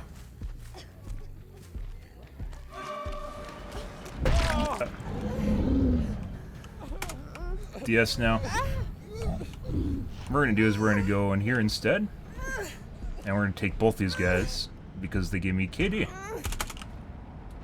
Very possibly gave me KD. Better. The other chick might be here too. We'll see.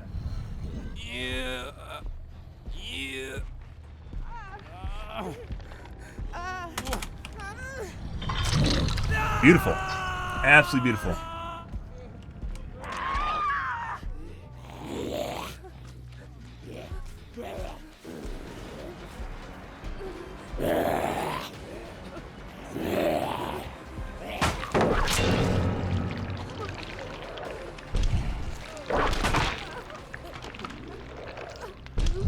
That guy downstairs right now should 4%. All I have to do is sit here and wait for them to die.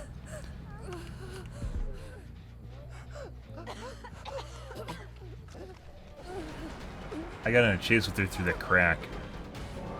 Yep, there goes one. Good one. Good. We're gonna see DC on last guy now. Yep. 4-man DC, guys. You gonna DC too? Do it. No? This might be a random... They knew they were fucked, guys. They literally fucking knew they were fucked. I don't know why they... This has to be a rando. That has to be a rando. Because I don't know why they would have left her in the game. And not the chick that was standing that could have went for hatch. Oh, that is a beautiful start to the evening, guys. They fucked the pooch on that one. Then they gave me a kill shack on top of it. And this made everything worse. Oh, that is beautiful. That is a thing of beauty right there. That's a highlight.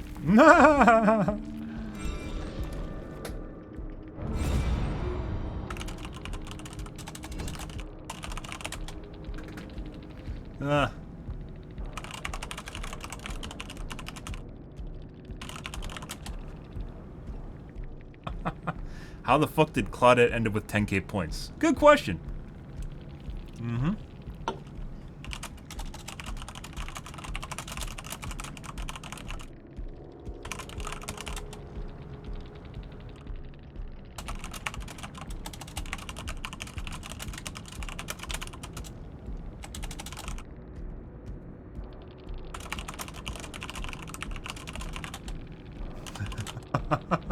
Or get bad.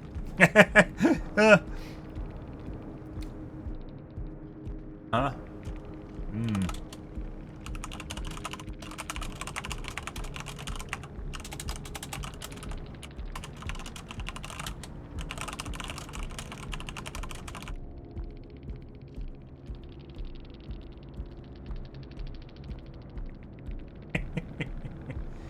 Uh-huh. This is a talking globe, by the way. This is the Jake.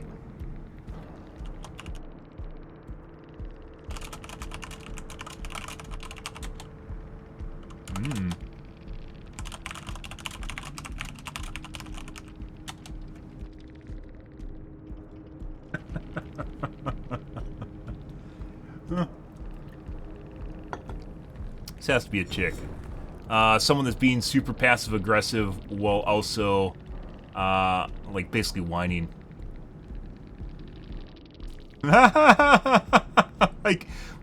like being sarcastic doesn't change what just happened in this game. 4K bad. Yep. Yep, 4K bad.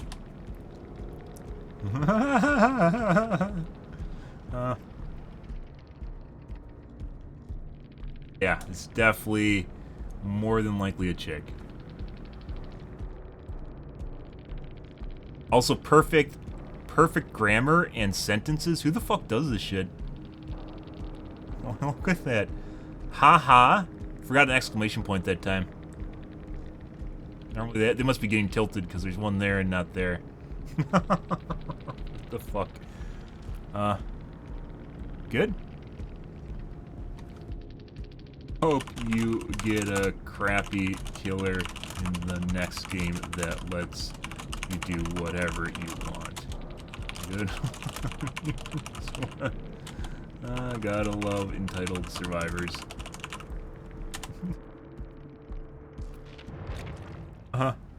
Okay, that's fairly interesting. Oh, that's good, guys. Like, they literally couldn't even come up with an insult. Like, they couldn't come up with an insult in their mind that would let them say it. While at the same time, like, all they could do is be passive-aggressive the entire time. That's it. They could only manage to be passive-aggressive. 4K bad, guys.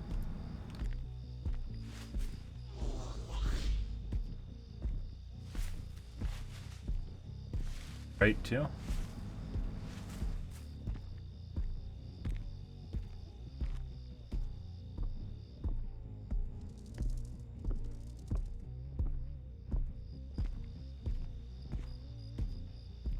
Very fast.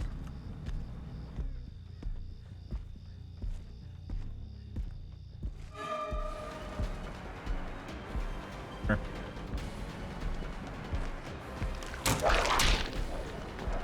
Few body blocks, we're gonna go after her. Accident. She seems relatively normal speed-wise. Lots of zigzags, though.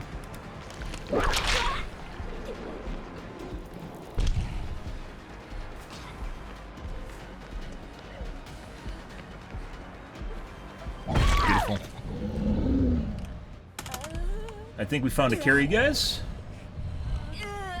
And or someone that's just not cheating. Guys, anyone want to take a protection hit? And they fucked up. Gotta take a protection hit just now. Those guys are both very fast. I'm pretty sure the Kate also just put some time onto the gen before she left. The amount of progress it was at was about 75, and it sounds like it's 95 now. 90%. When we first came over here for a hook, between the time when I went for the hook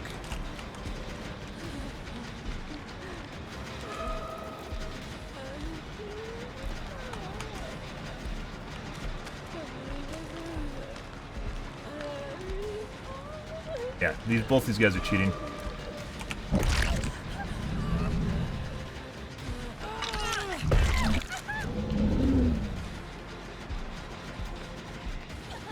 Kate and the Claude.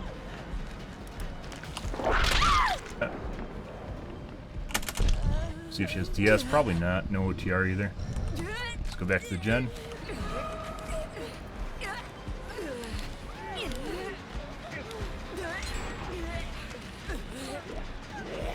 They also did not go for a hook. Literally could have taken a body block and dropped me. That. Yep. That's what happens, guys.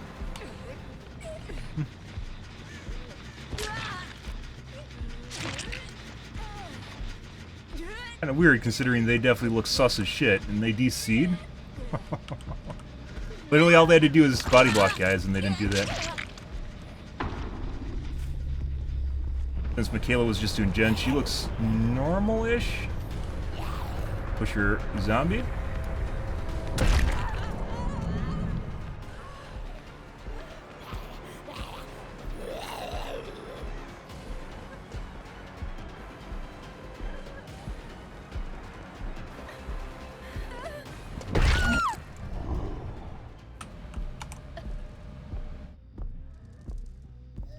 I gotta go back to the gen for Herd Ego. Like she's hiding for her catch. She was going over here earlier.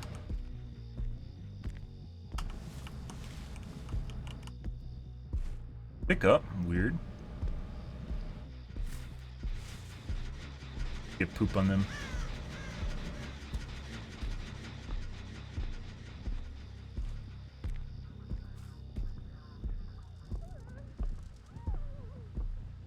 Of me, I guess. Halo. As I mentioned before, seems like she's cheating.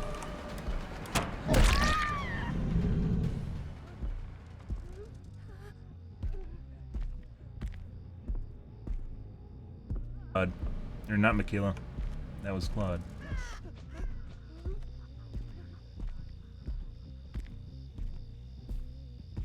I went out the back.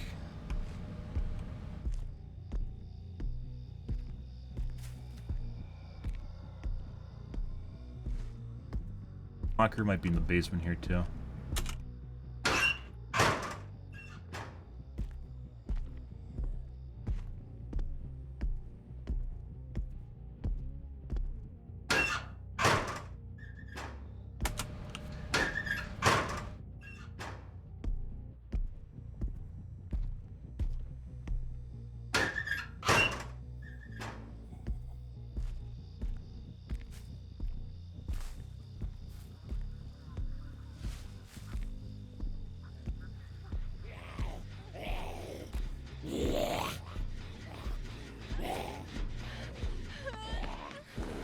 first. Constantly. Push her outside so we can zone for Claude.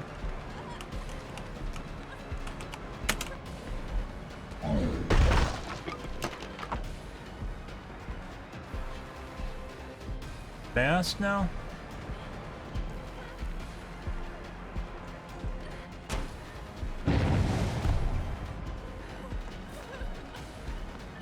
Pallets now.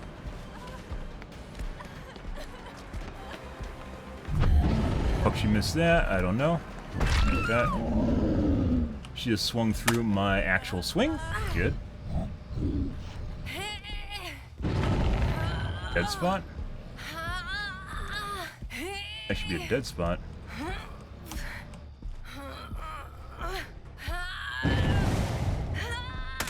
Very close.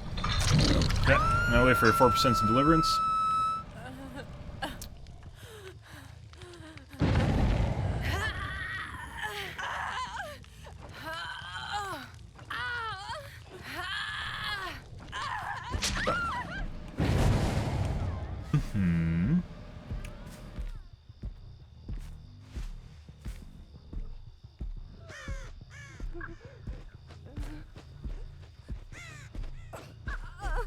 Okay.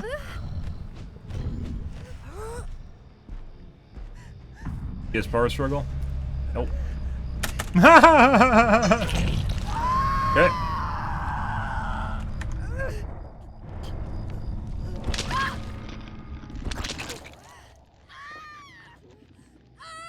Claude and Kate. That's Kate.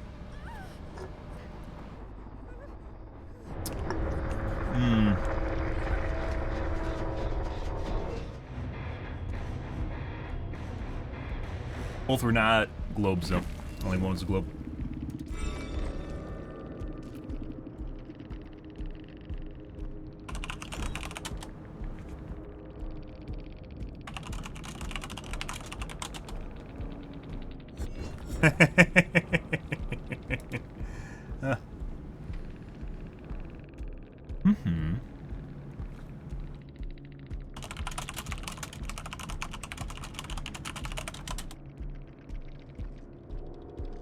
Weird.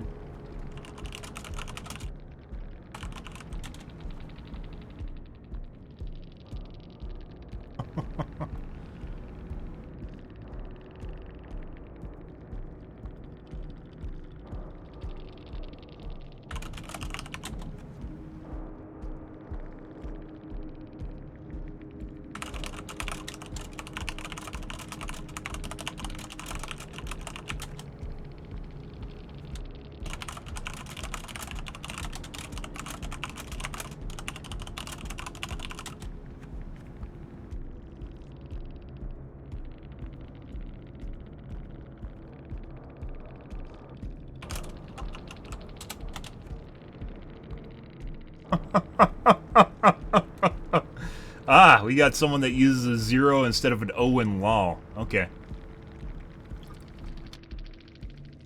Too good to use a O instead of a 0, guys. Relatively stacked add-ons, too.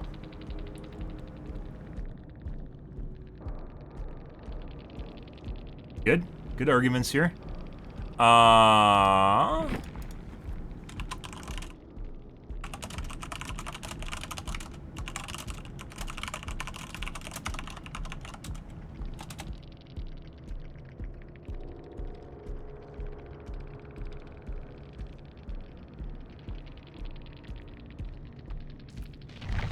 Eight.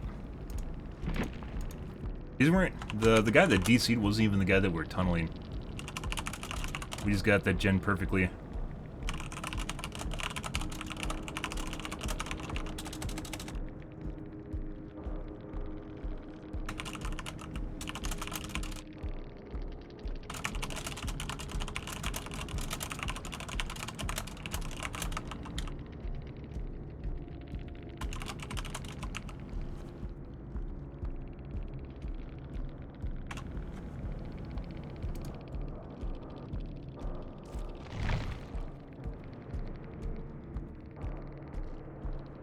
Got me good, guys.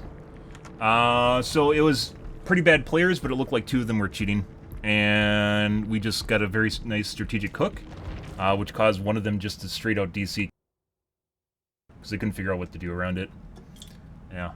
And then the other guy's trying to criticize me for playing well, which was not going well, so, for him.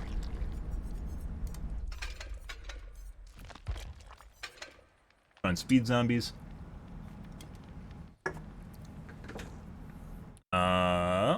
We had a three-man DC lobby earlier in the evening, too.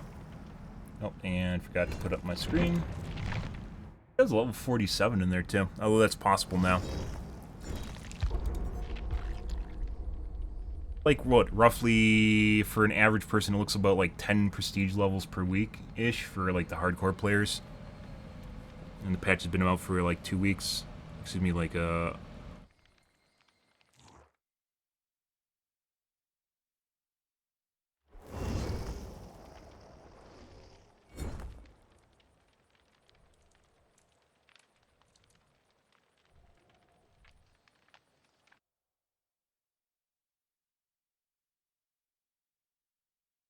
Abe.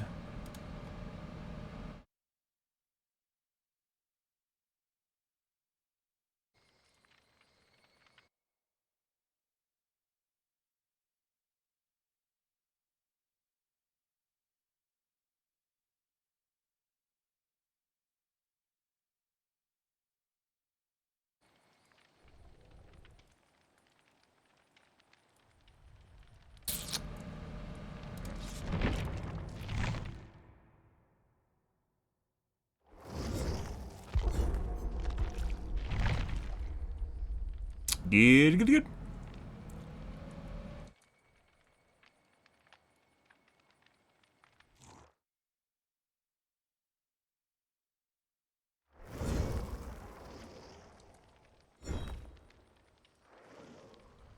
0.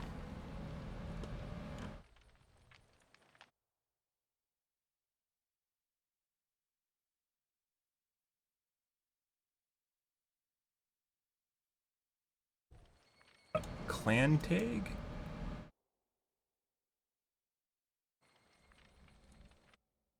Multiple people with clan tags.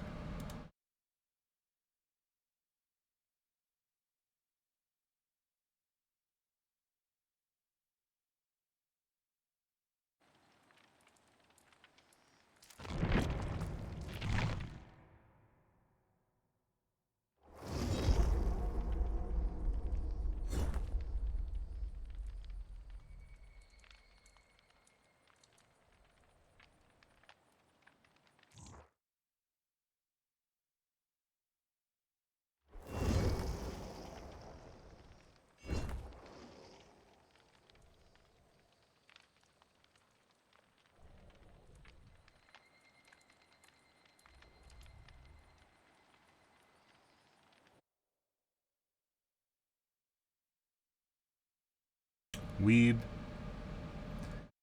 TTV that doesn't stream.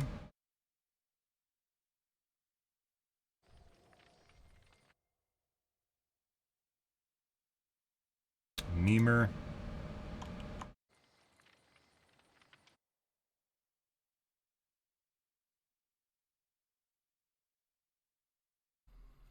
The evil of light destroyed the world. Regular TTV.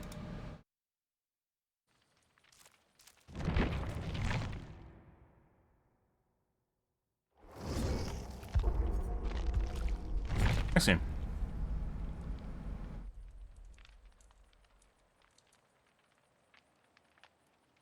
Good.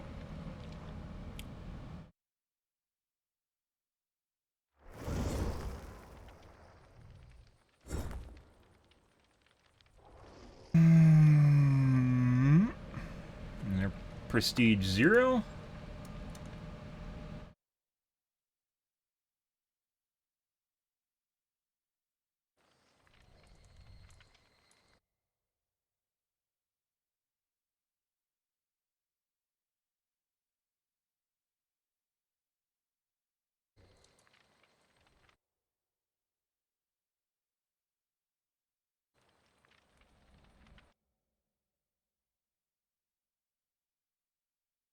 And crass name, hardcore crass namer. Okay.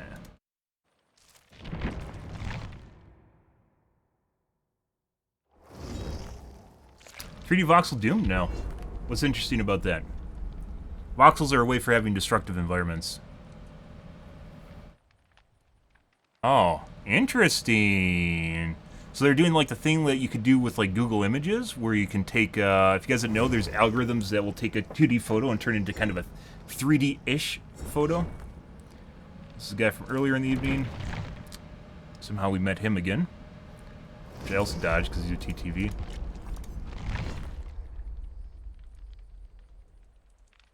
Yeah, so they applied that technology to a game using voxels.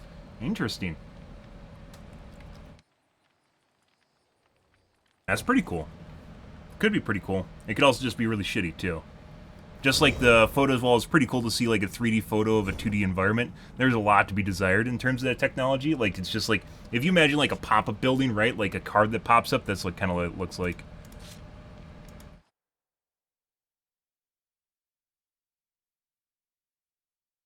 On advertising CS skins. Beamer.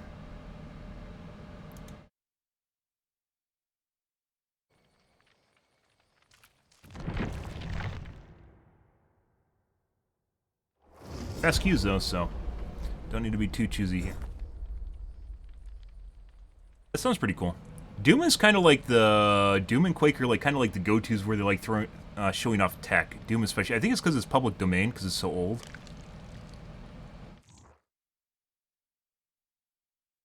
Walls are still flat. How the fuck does that work?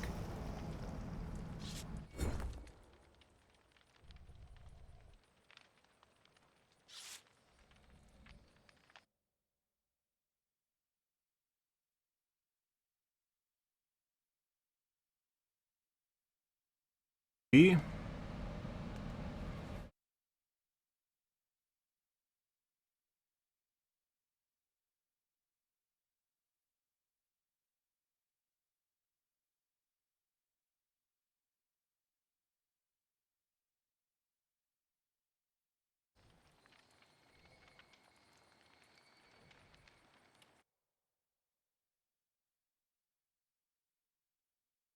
Beamer.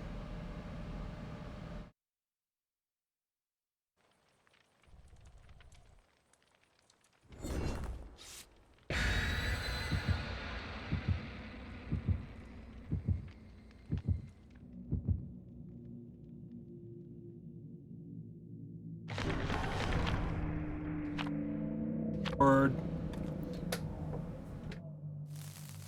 We got it. By the way, that started the stream tonight. The podcast section was basically us trying to figure out how to deal with the reassurance.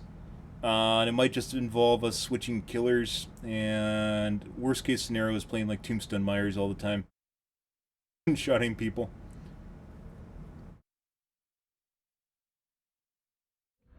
Very fast loads. There was 2 globes too. So more than likely all PC players. Shelter Woods.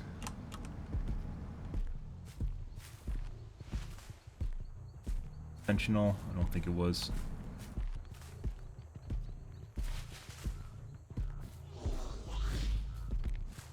Back immediately.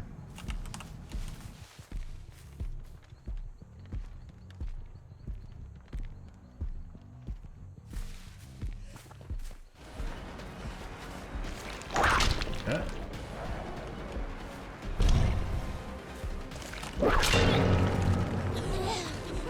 Get zombied? No.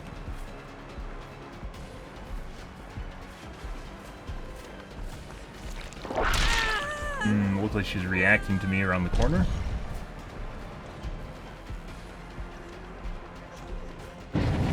Kill? No. Drop? Nope.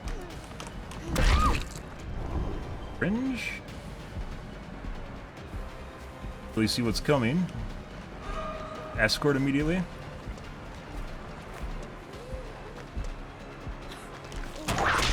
Yeah. Hey, buddy. Your escort fucked up.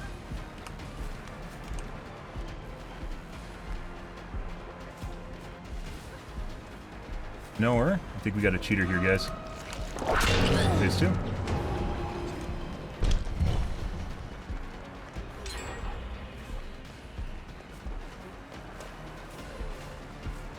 W key.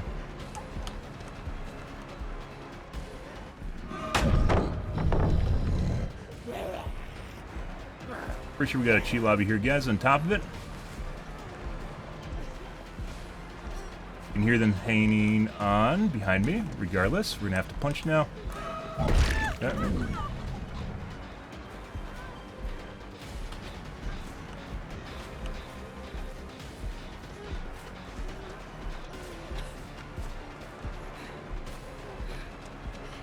Really want to save her for some reason. That makes me want to punch her even more, because that means they're going to do really stupid shit to try and protect her. Okay. Good. Gens are still getting done at a normal space. We actually have 2 people right now protecting her, 2 on top of it, which is very weird. We're going to cam off, guys. Very certain we got a cheat lobby.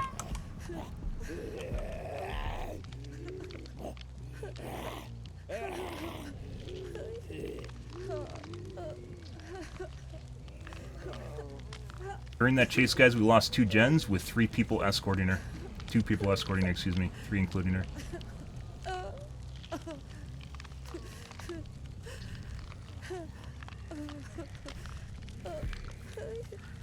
That is super glitchy for some reason.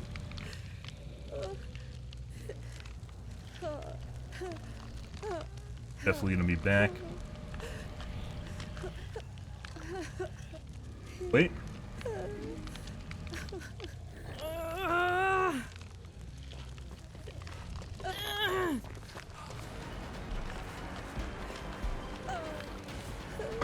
Fucked up big time.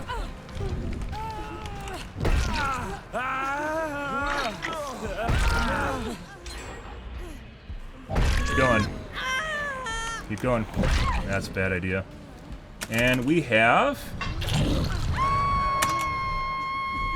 She has DS, maybe? Nope. Have STB fell for exactly that, by the way.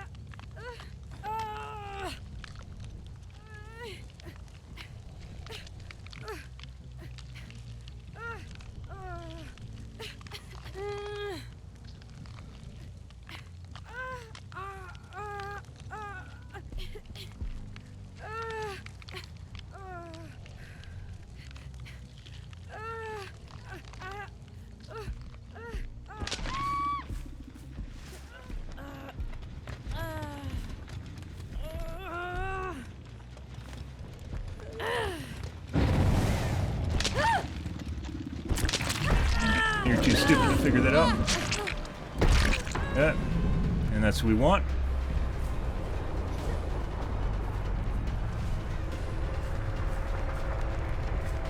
Gonna intercept here. No. Should have intercepted, did not. She's Death Hook 2. DS maybe? Nope. She's acting really cocky for someone that's Death Hook.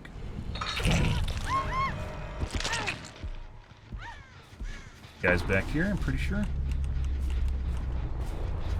Tap. Oop. Seems very fast. Doing a lot of unoptimal movement.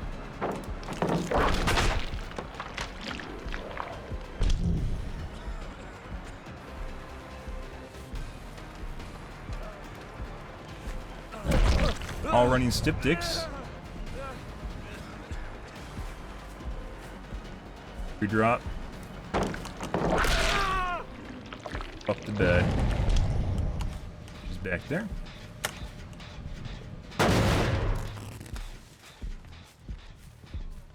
Goes.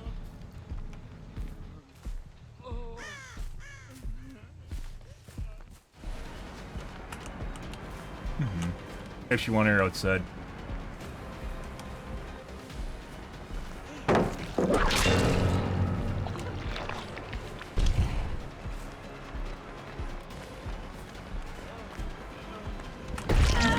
She fucked the bed. And that's the end of that.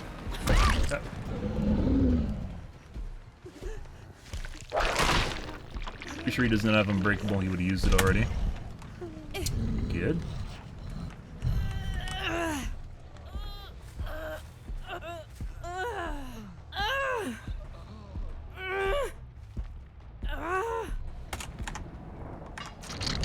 Good. For 4% and deliverance.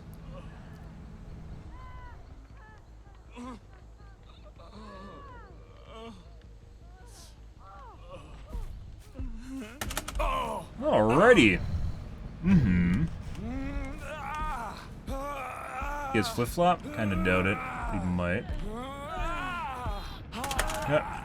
Nope. Alrighty! Yeah, they're way too aggressive on escorts there. I don't even know what Kate was fucking doing there.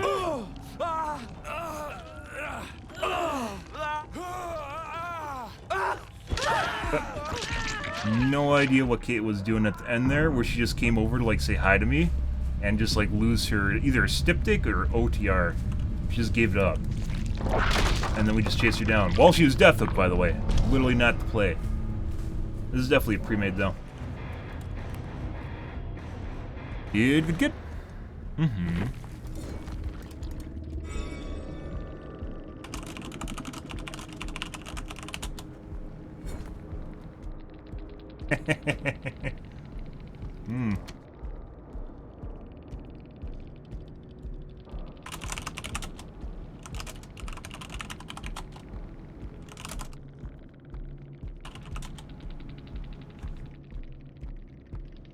Yeah, apparently these are randoms, by the way.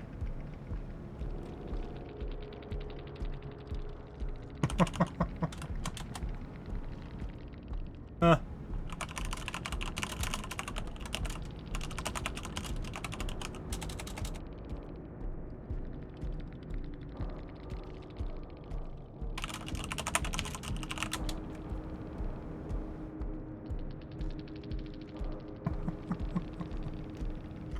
What?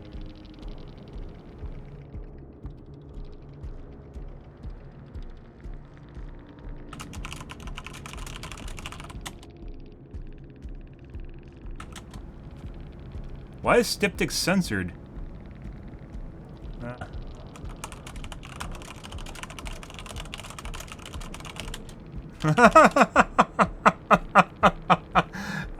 There's no way. There's maybe I would buy that there's one solo in here. Maybe the James is solo and the other three guys are together. Those two threw the match, they didn't.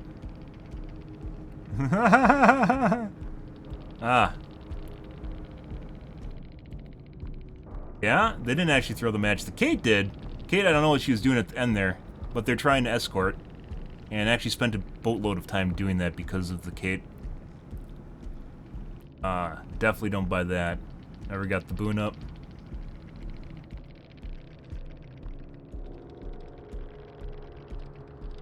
Like, I'd buy the James being solo, but these two definitely together. The Kate and Shill definitely together. And then the James came over to help them while they were in chase. So, when the escort thing was happening throughout the middle of the map, before our first hook on her, all three of these guys were coordinating with each other.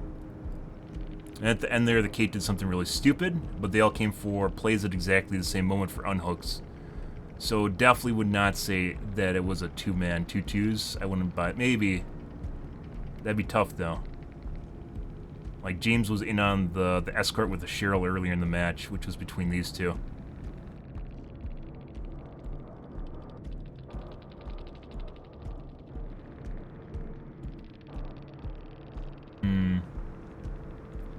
You're going to highlight that, though. Good. Next game.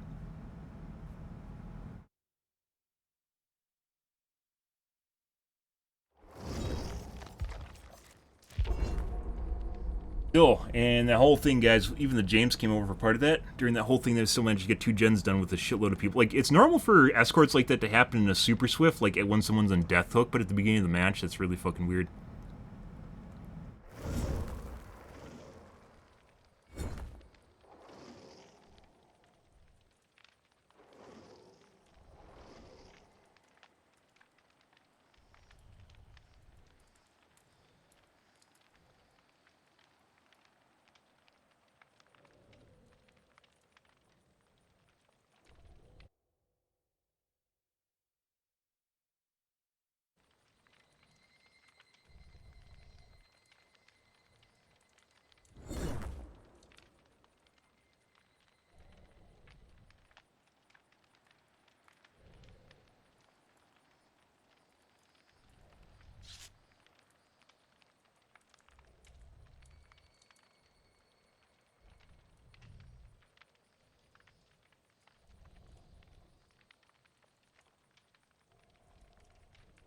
Mm-hmm.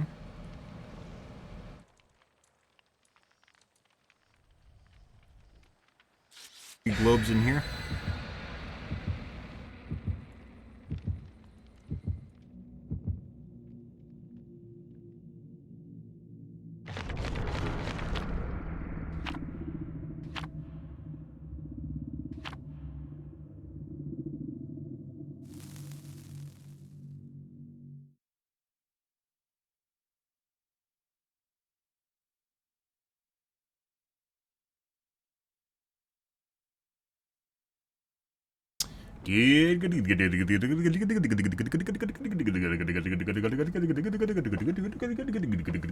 Good. Happy Saturday, by the way, guys. Satsun now. Happy Satsuns. Mm-hmm. Nope. Should get rid of that.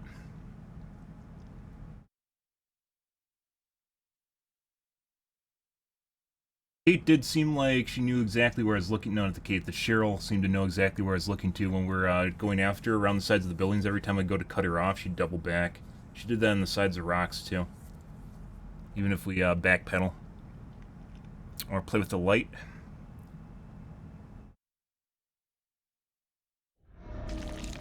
Million estate, guys! Mm-hmm. Alrighty. Let's go take care of our cuck door.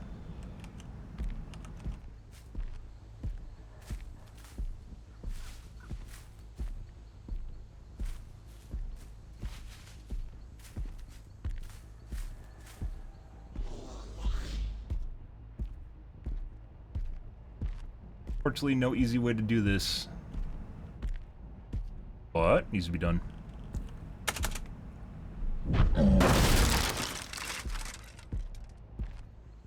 Specifically because there's no easy way to do it.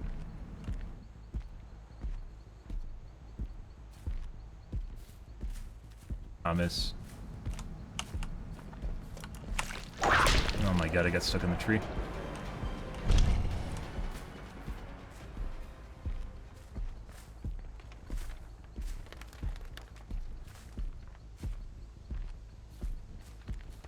Scratch marks. Very weird.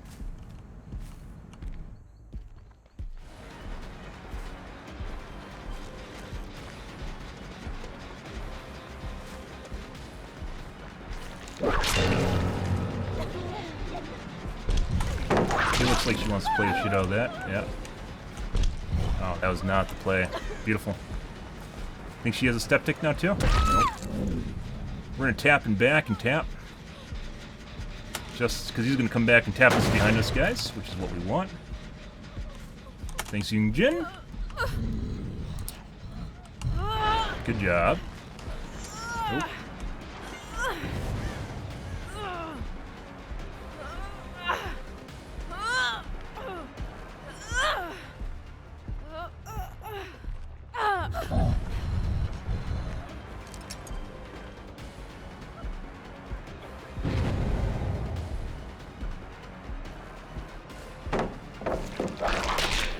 I'm not phase 2. She's gonna keep playing that too. We actually need to break that. Huge waste of time. Nope, they know the upstairs is broken. Pre-made, guys. Let me Cam off.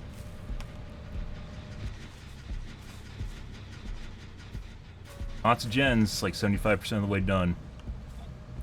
Lots of distance.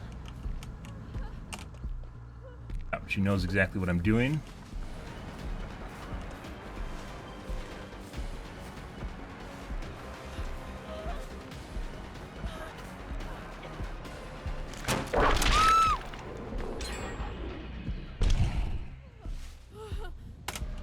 Okay.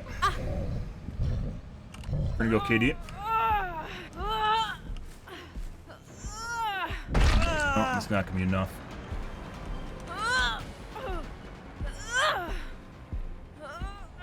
Okay. So it's pre-made. I only saw one toolbox on the way out.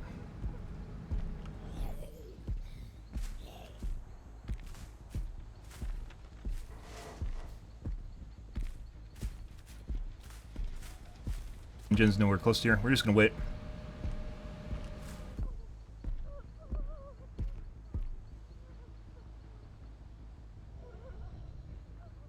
I don't normally do this, guys, but with this game and with the way it's feeling, especially with the two guys earlier in the match, with the Youngjin that was running way too fast, the erratic scratch marks, immediate sabble plays, we aren't even going to bother with it.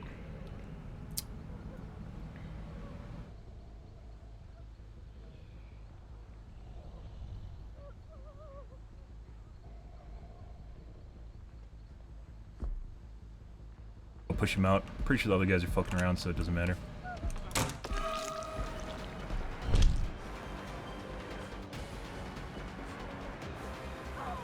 There you go. Two. Somehow someone just snuck downstairs, guys.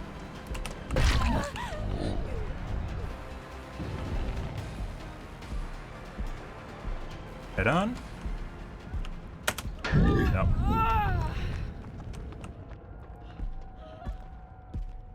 Oh.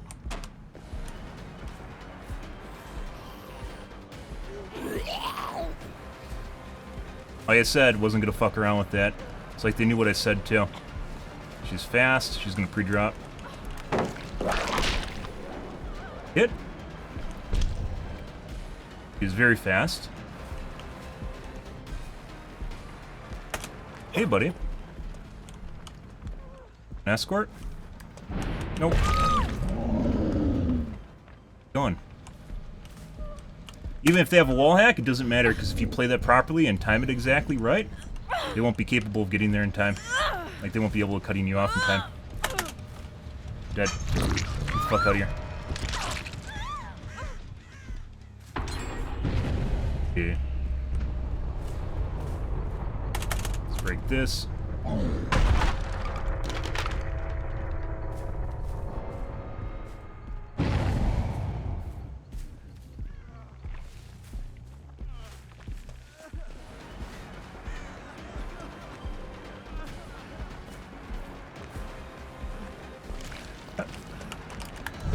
Alright. You want to do that instead? That's fine.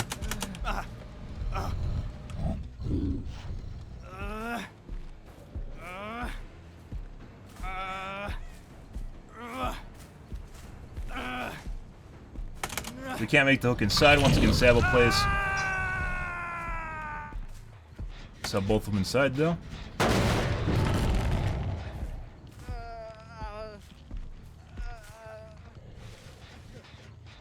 What? Fun. Die.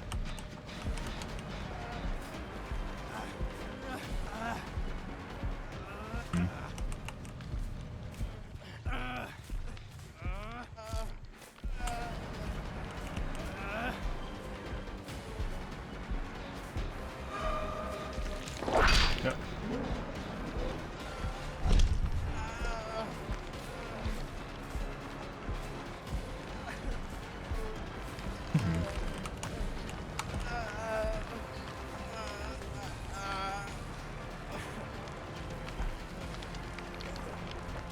Oh, you fucked the pooch, dude.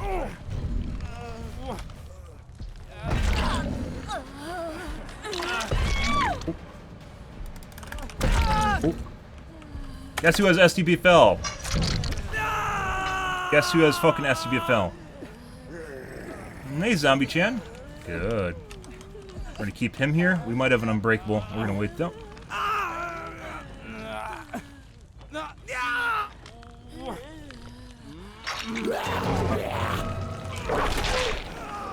Alright.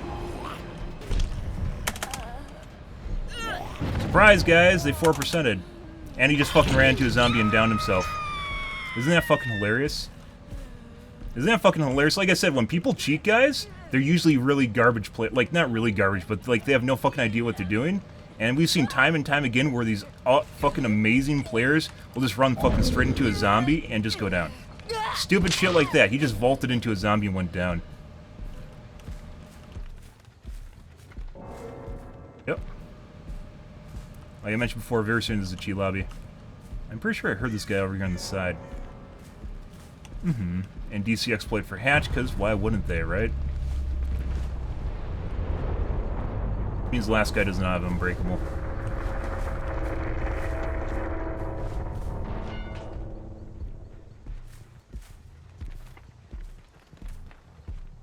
Cheat lobby, guys.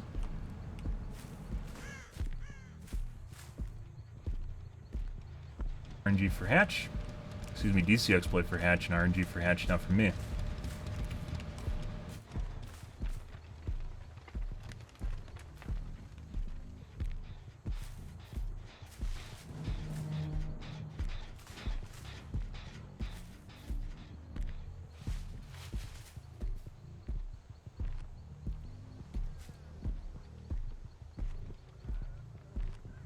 There he is. He's going for a dead spot from the looks of it.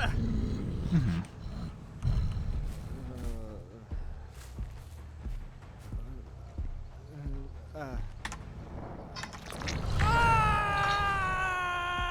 Holy shit, guys.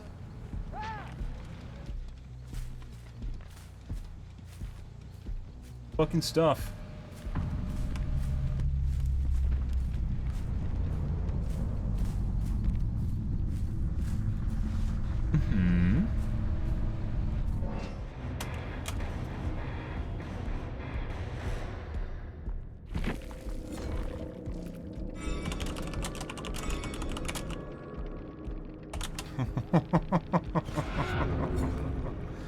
That was 100% a pre-made again. For fucking sure. One of them has a toolbox. We saw multiple people in here with toolbox, so I only saw one in the lobby. Yet, multiple people in the match had toolboxes. We saw multiple people saboing. I think I saw 2 people saboing that one hook. First guy. Youngjin, I'm very certain it's cheating.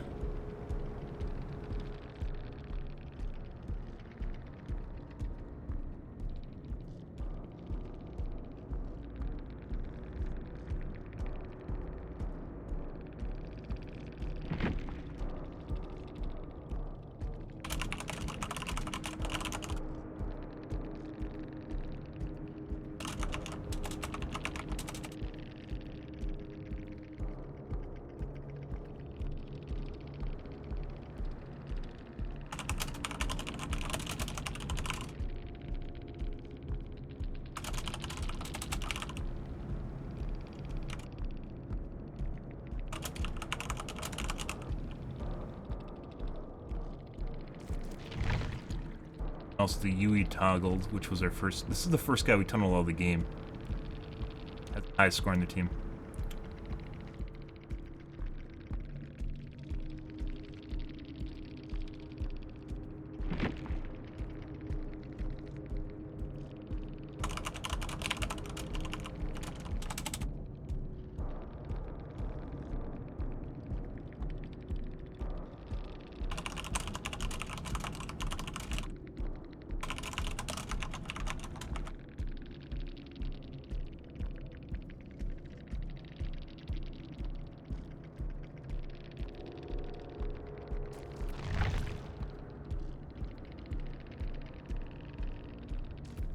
Good. Next game.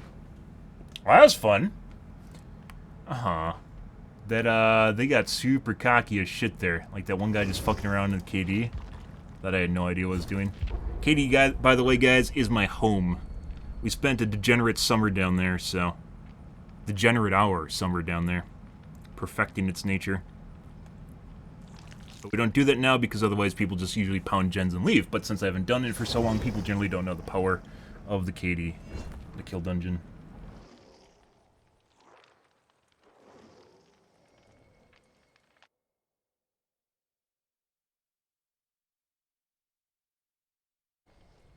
Very good if you play it well.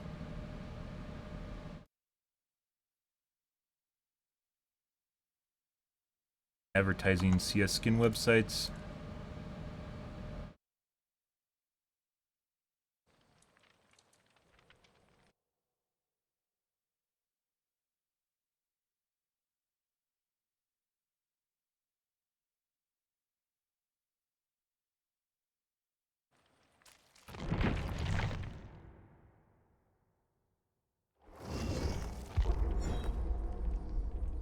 Good.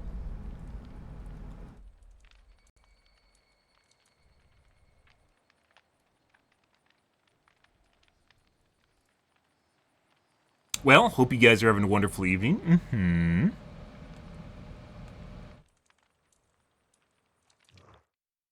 Do do do do do do do do do do do.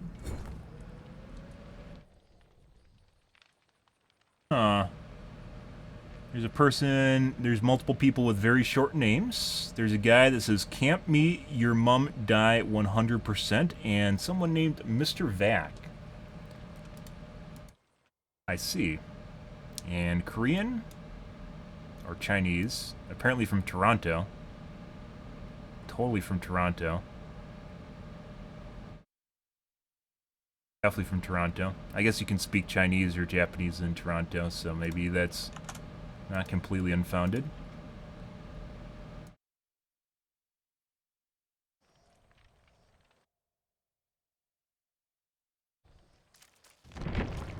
By the way, we aren't playing anywhere close to Korea, so we should not be running into people like this unless they're VPNing. So...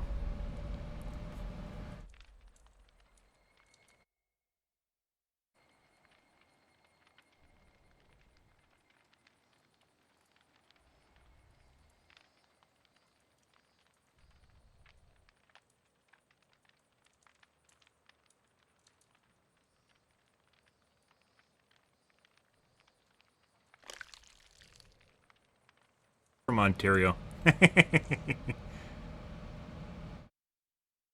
I guess. It's possible.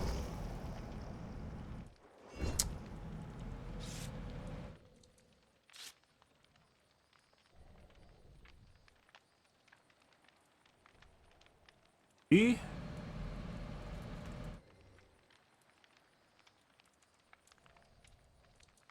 Actually have TTV in their name? Nope.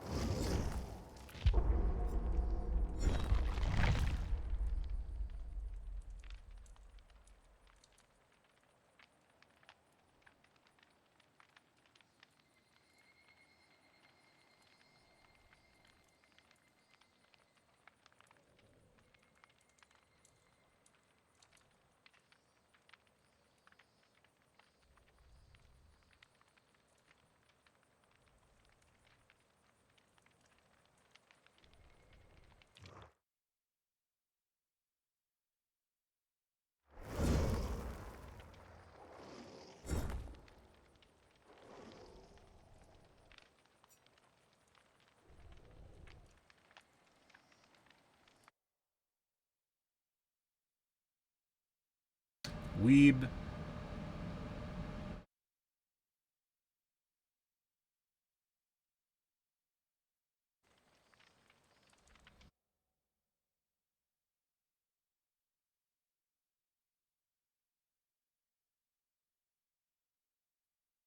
Angry. Very angry profile.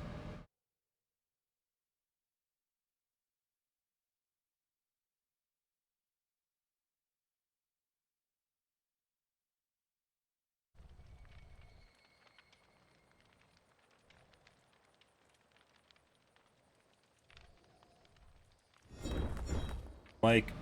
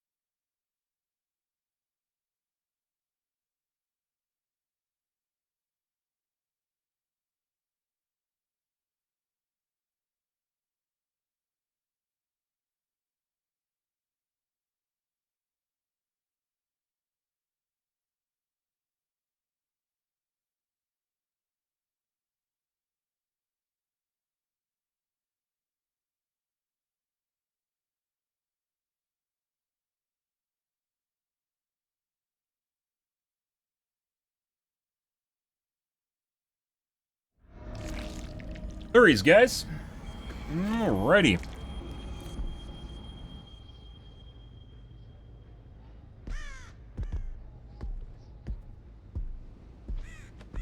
Like to go to that corner gen, but it's too soon.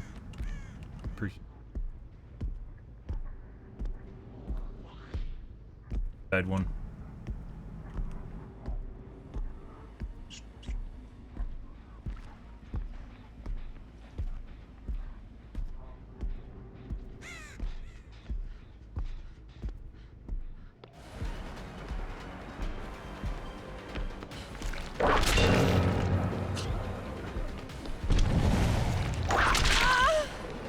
That.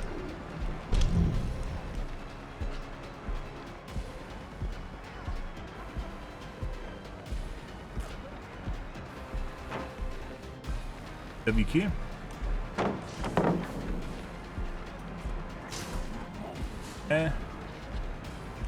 There's a window there that doesn't have a door on it, and that one did have a door on it.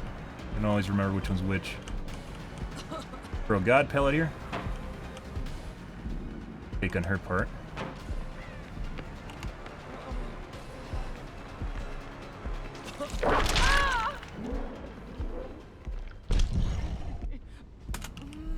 There's a guy behind me on the left. Right. Make it. Okay.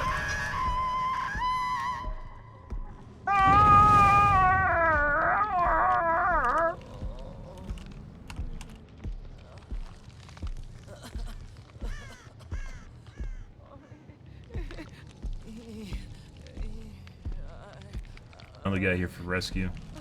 Maybe not.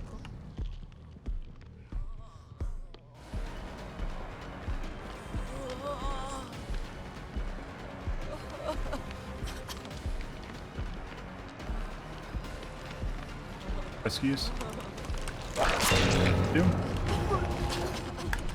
Oh, that's beautiful! That timing! Oh. Oh. Okay. Huh. And we got an invisible hook there, guys. That's kind of weird. Phase 2 whip, too.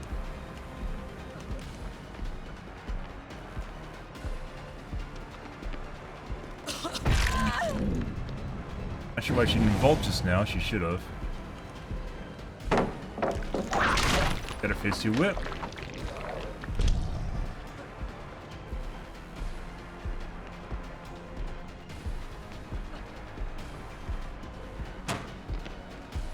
Window. Actually, no, we could have went around the other side. That's the window.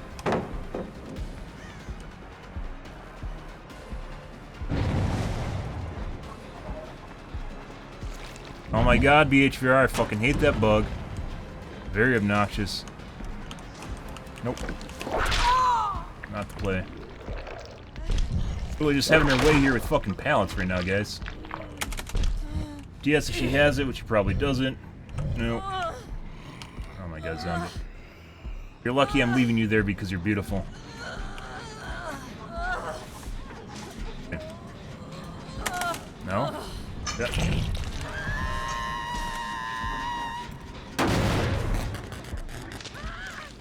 That.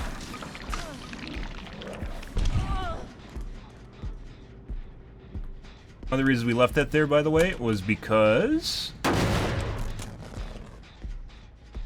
left the zombie there was because he's in a very nice spot.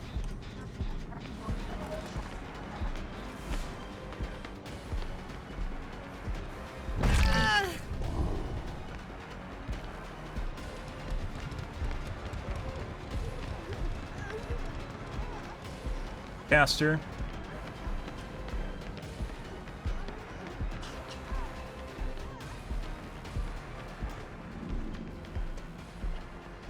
I can't keep up, which is normal. She should have dropped that 150%. No idea why the fuck she did that. And that was the wrong play there. Pick her up immediately.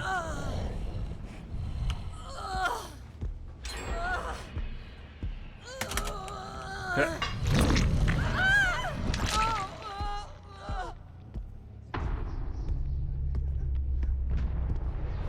Who's the guy we hooked? I need to keep track with numbers. I'm gonna keep doing this.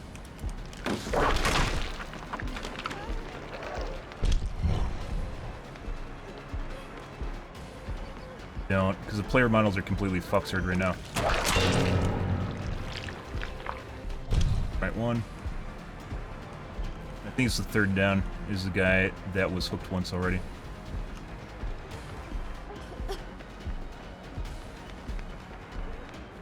Drop that. Nope.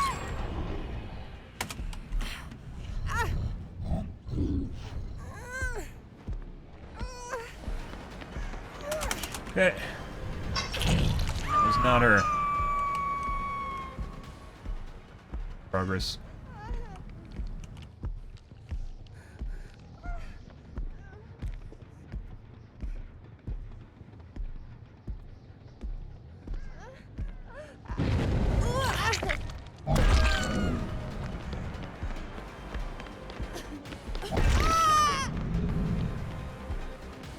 I think it was a thing.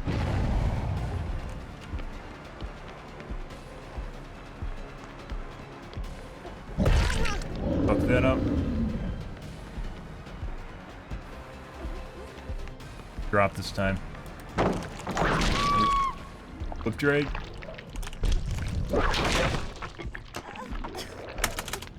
Okay. DS if she has it. Oh. Like to go for a better hook, but I have no idea where to go for gens, so.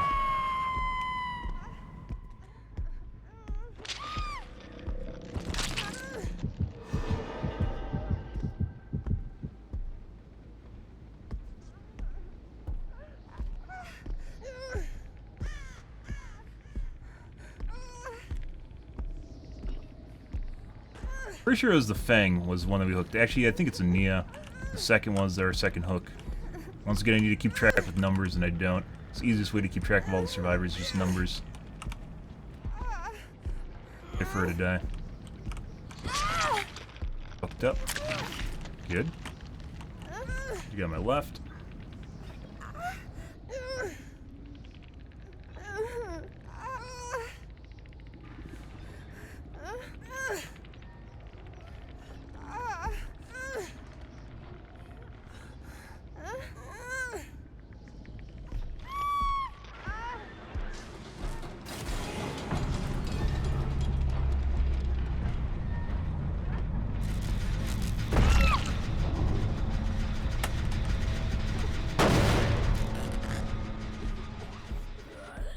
Our other guy might have an unbreakable.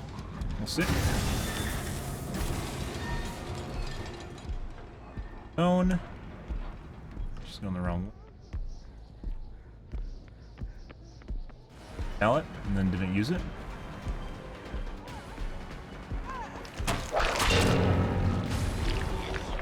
Not go back to Jen for pickup. No.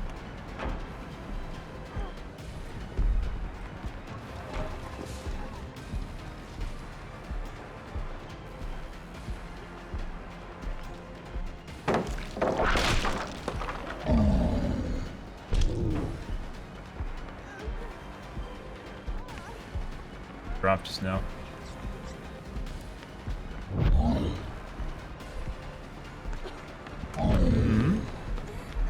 And drop.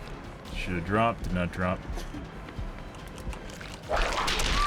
Around the corner. Definitely seems like she's getting boosts around the corner there, guys, which would be corner boost. But otherwise looked like she's moving at normal speed. Definitely seemed like she was getting distance around corners. Good. Go away for 4% of deliverance.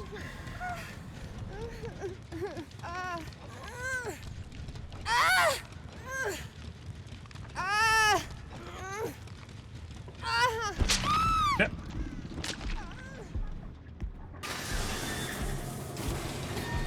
There she is. Yeah, good. Yeah. Now 4% deliver. Oh, no, it was a third hook. It was a thing. I counted that right. I need to go by numbers, not player names. They have so many different cosmetics, guys. It's next to impossible to keep track of people nowadays. Literally just go by numbers.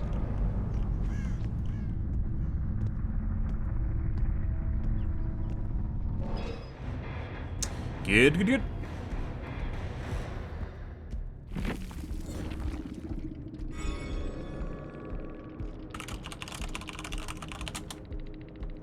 Mia ended up with 17,000 points.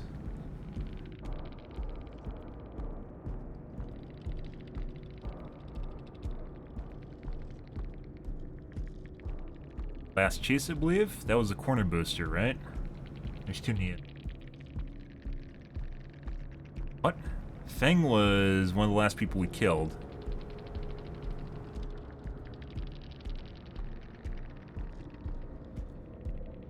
Yeah, was it?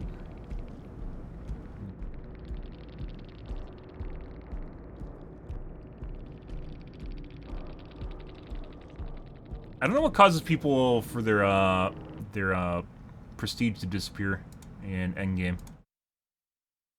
Thought it was sus, and now I'm not sure what does it. It's a bug of some kind. Thought it was sus, and now I'm not sure what does it. It's a bug of some kind. Thought it was sus, and now I'm not sure what does it. It's a bug of some kind. Thought it was sus, and now I'm not sure what does it. I'm missing a bunch of windows here, guys. What the fuck is that shit? I'm missing a bunch of windows here, guys. What the fuck is that shit?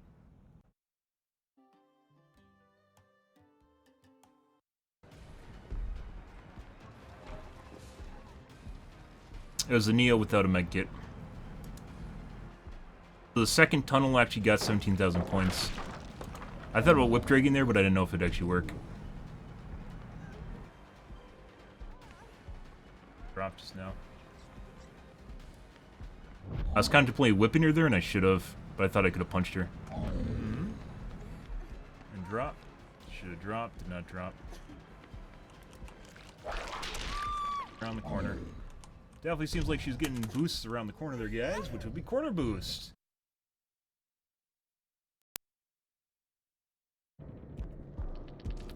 Huh? What? Good. Good for them. Was non-medkit meet Leah. Yeah, and this is the second tunnel right here, is this guy.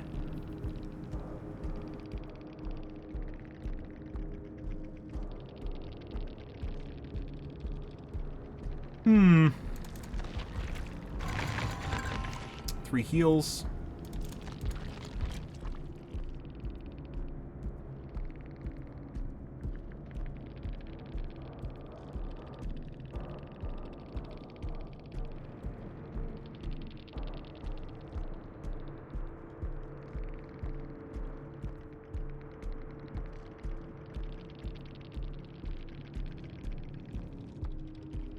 I don't know.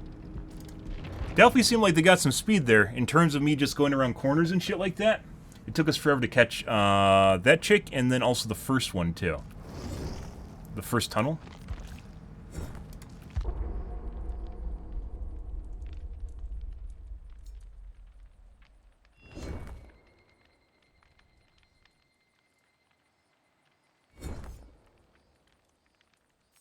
aggro bracelets? Or aggro, speed aggro?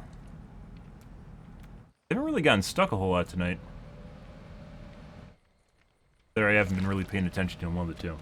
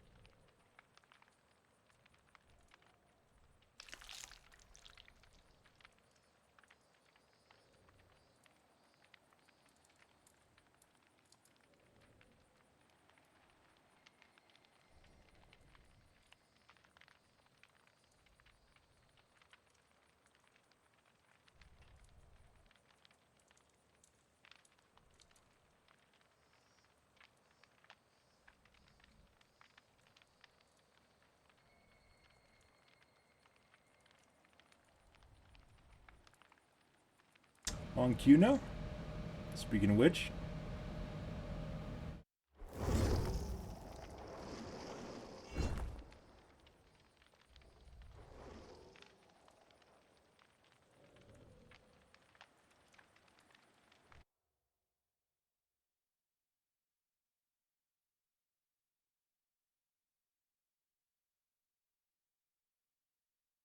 Grass name.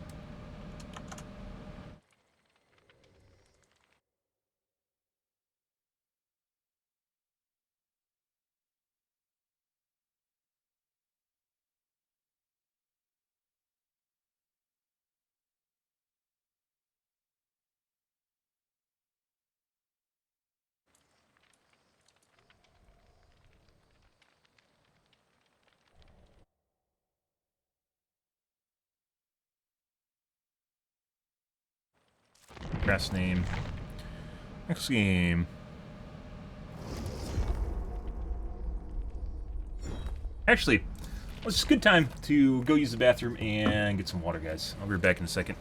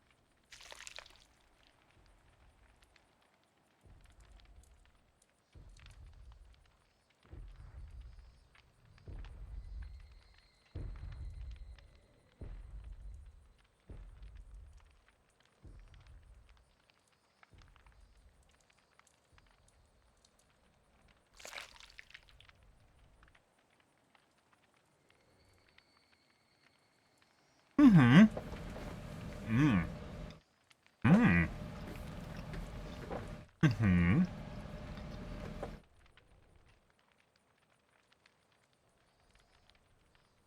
Love some mixed nuts, guys.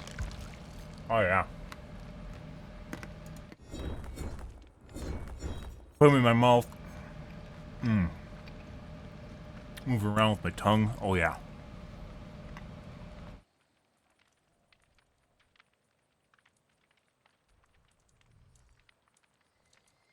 Fuck you, mosquito. You're dead.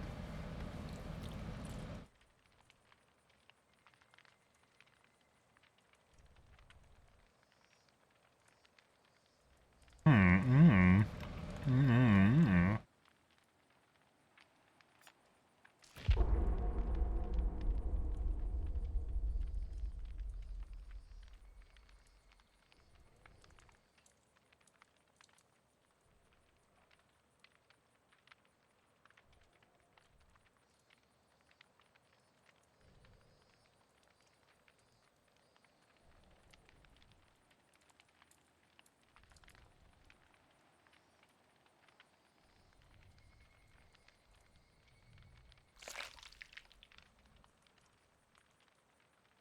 You should just be running Blackwards right now, since add-ons are so difficult to get. Go into backup mode now.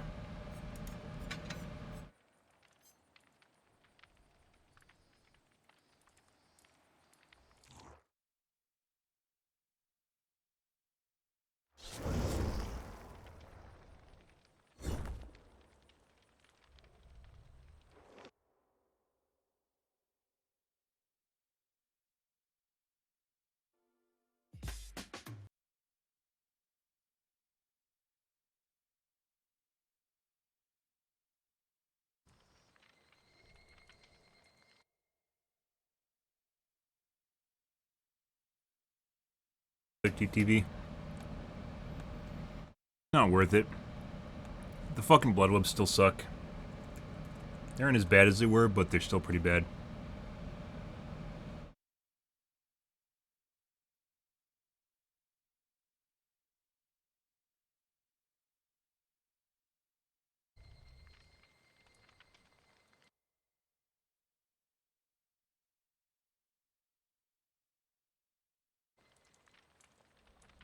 Pretty sure this is gonna be a sweat squad.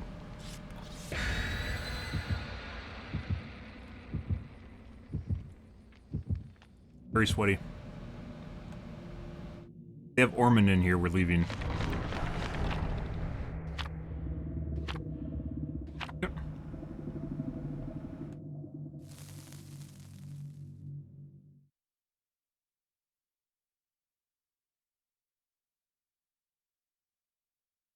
Mm-hmm.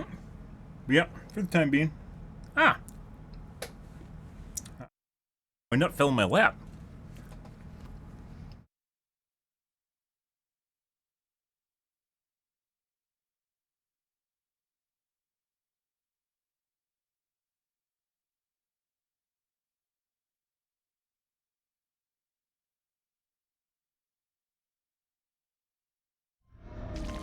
And Haddonfield. We're gonna cam off. Yeah, we got something weird going on here. Another Haddonfield, too. And it definitely looks like this is gonna be Ultra Sweat, so.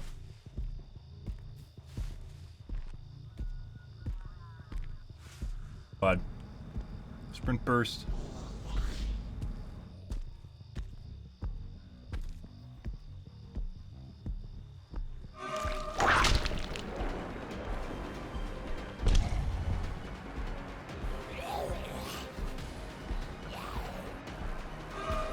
Run long window loops now. Oh.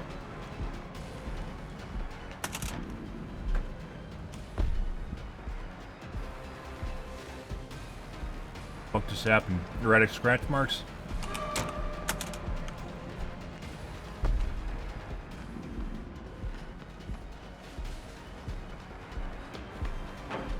That'll be key. Long window loops, guys.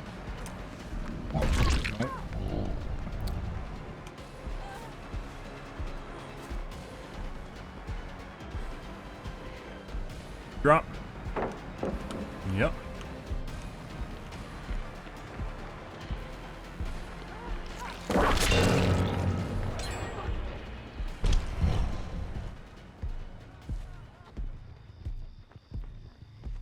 Lost chase, despite being in chase. Somehow not in chase, despite her being in front of me running. Lost the window vault because of that. Can't reach that again.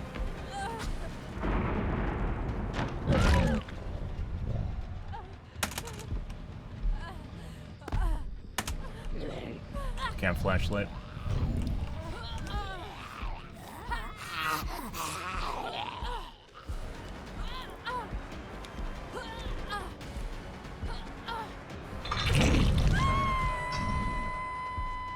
Progress.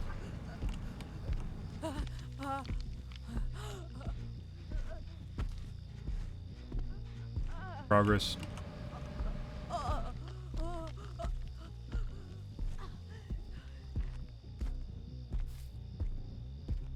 Progress.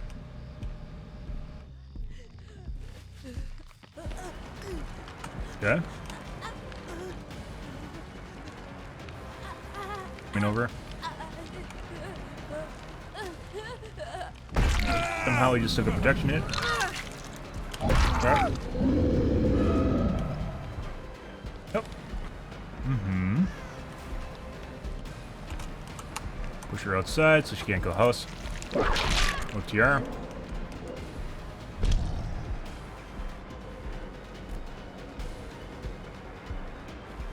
Pick up.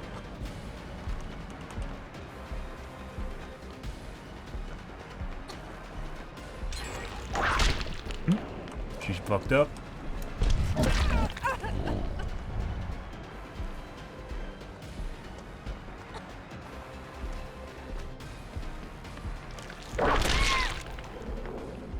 And we got a wall. Yes. Somehow still doing gens right next to us. It's a dead spot.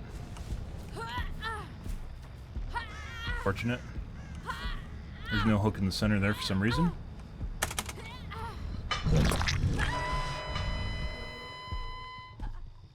Hey, buddy. Nope.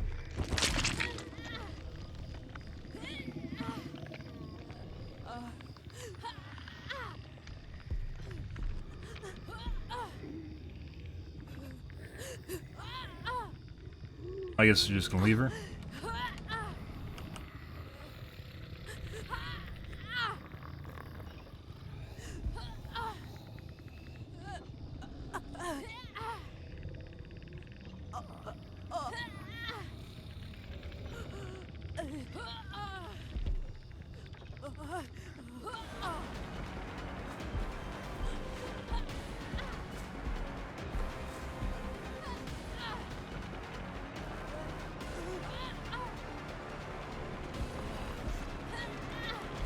Second guy.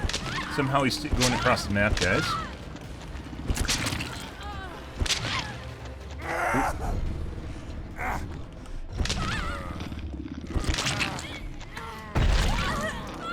Oh, she fucked up big time.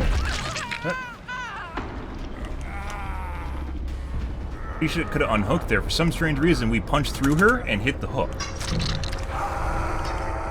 Which is really fucking weird. And then she just disappeared. Okay.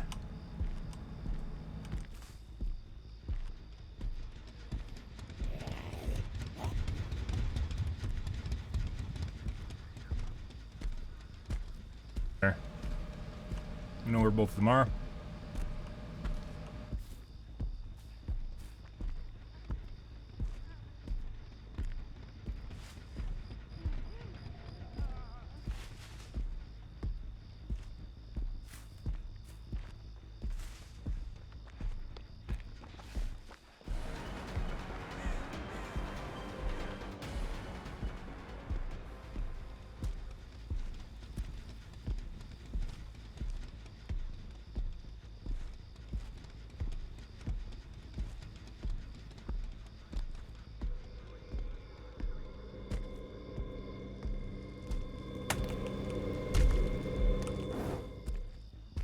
Go.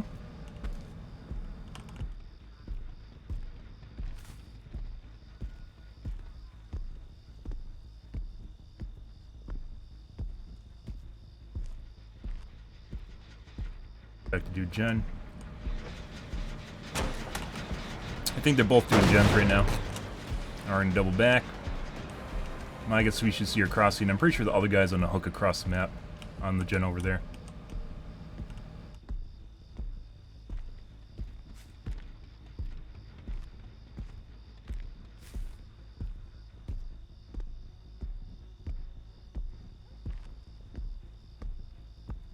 Back to sure he dies.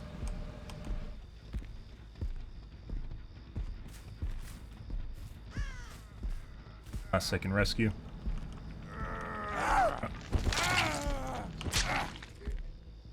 Gen pops. They're both pretty close right now. Downstairs.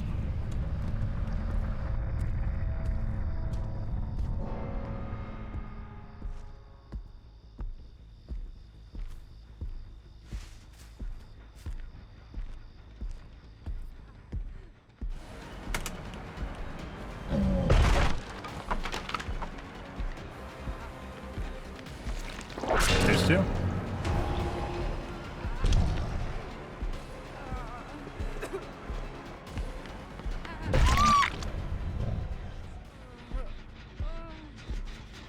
Tap this guy.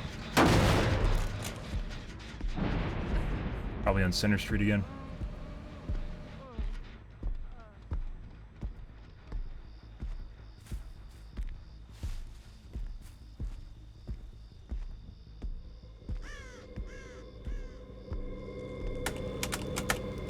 Dude, BHR for the love of fucking God. Double back. I don't know what that is. There he is.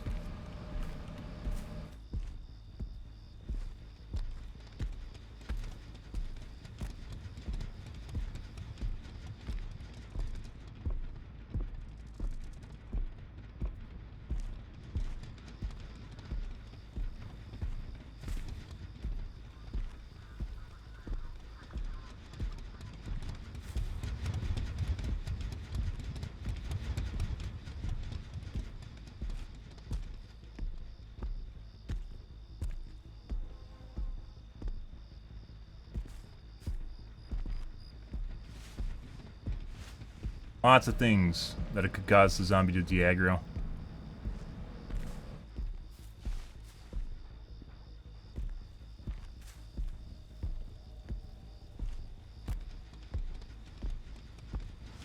Here.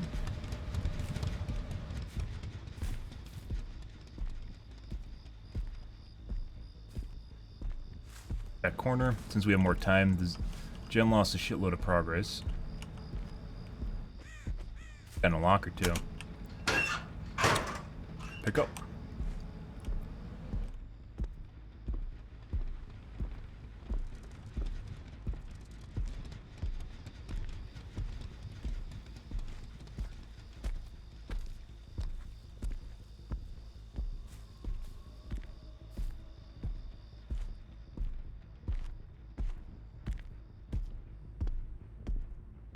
Aggression. Heal.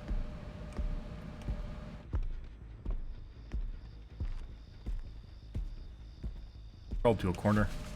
She wasn't difficult to catch though, so we're gonna go after her. Or the guys anyways, so it doesn't matter.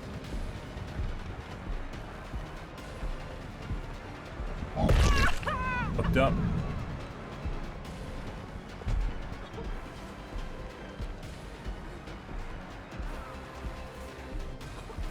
Speed.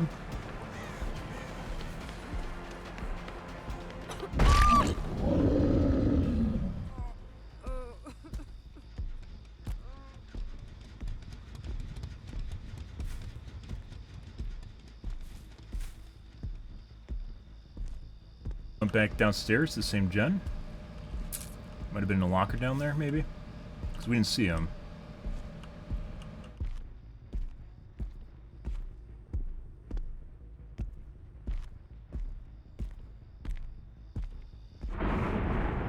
In the same spot again?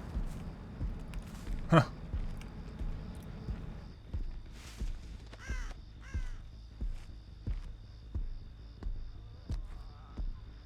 Check the house. My guess is exponential.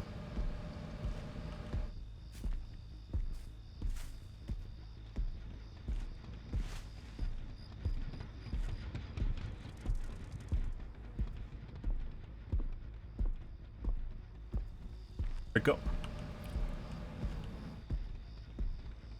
My guess is then across the way in the house. Mm-hmm.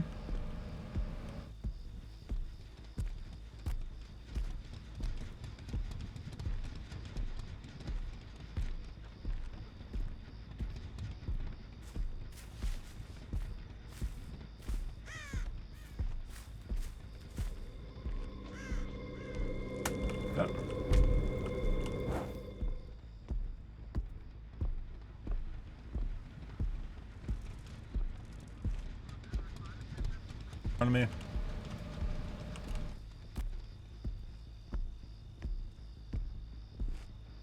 Shadow step too.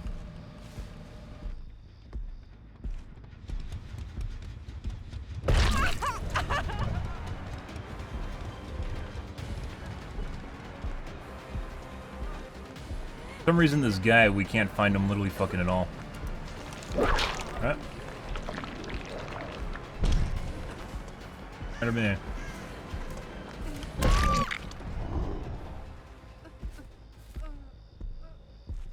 Blessing, same spot. Let's find out.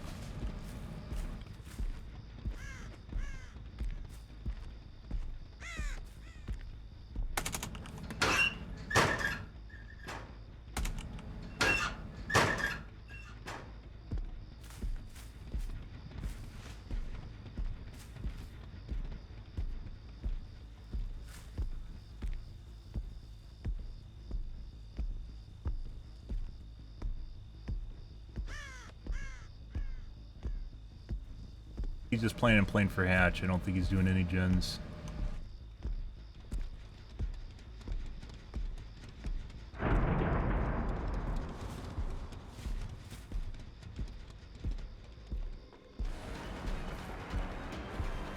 Showed up at the last second for last chase.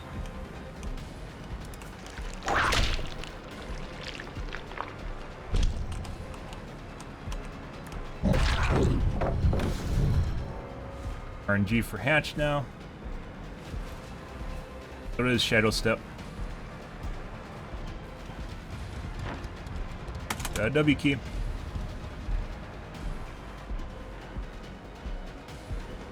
Benefit of this is, if all he's doing is running a long window, he can't go for Hatch, so. We're gonna wait for Zombie Chan. I just gotta keep him zoned.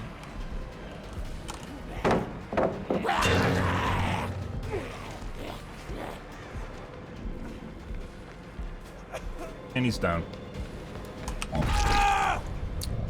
Last end of that. Is he in a dead spot too? We'll bleed him out. Don't care. Oh, actually, we got Kitty here. How are you supposed to get down? There it is. Oh. And dead. Good. Oh.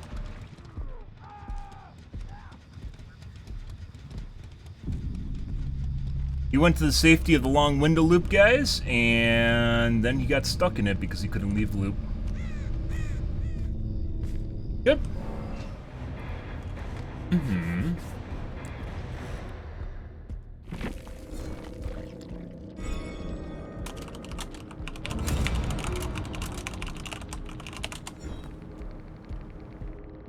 It was exponential. And there's Shadow Step mixed in and Circle of Healing. Oh, you had everything.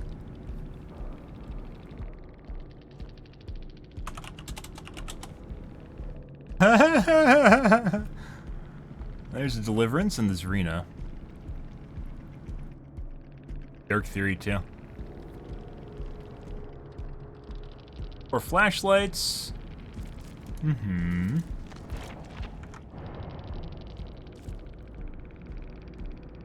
Deliverance, OTRs, Adrenaline, BTs, too.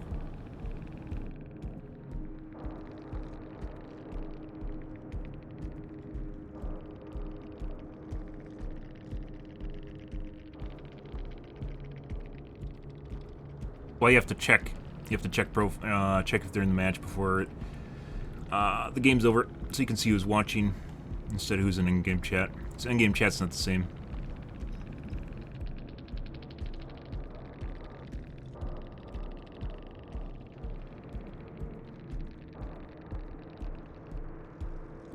Yeah, interesting. By the way, like when I report people guys for speed hacks, like I don't even report people with like a 2% boost, which is what he had for Dark Theory there, because it makes almost no difference. Absolutely no difference. When people are running too fast, it's usually because they're running a lot faster than 2%. Why no one runs Dark Theory?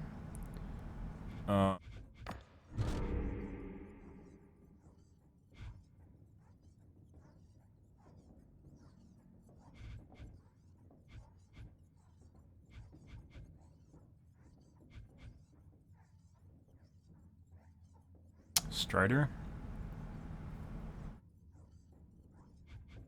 They're trying to tease you or cue you into the fact, guys, that with the anniversary event, Iron Will isn't as strong, and as such, you can still use Strider. You can use Strider again. Nurse, not Nurse. Spirit. Lesser extent Nurse as well, but Spirit.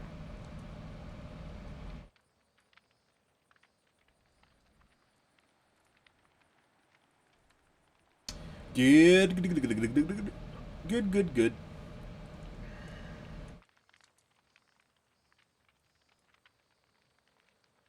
Happy set song, guys.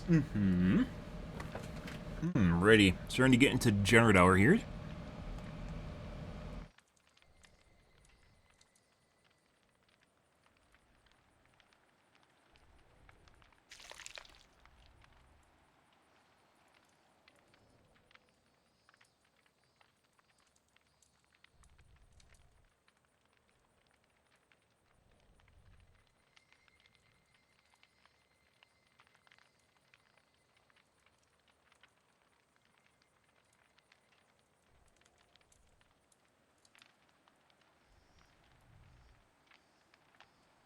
Do.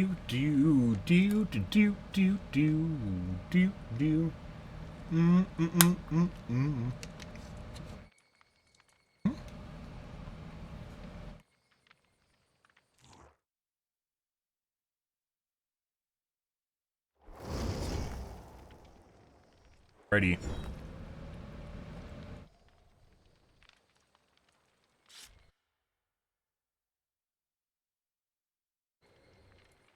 Private profile.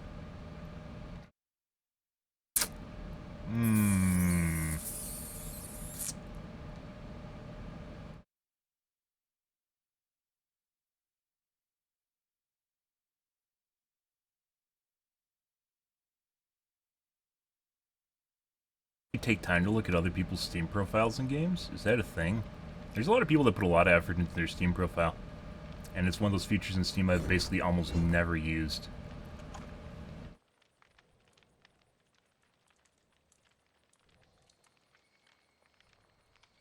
Beauty features in Steam, like occasionally you end up on their forum when you're searching for troubleshooting stuff.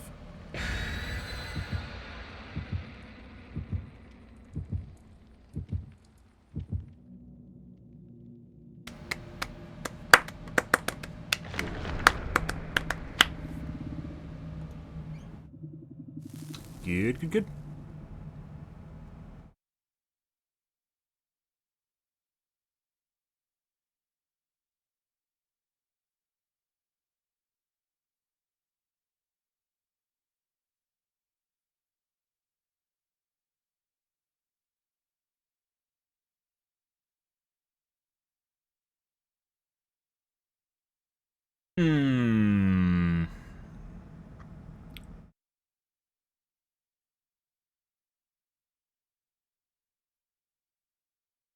Oh, watching the current series of Westworld, guys. I didn't mention that.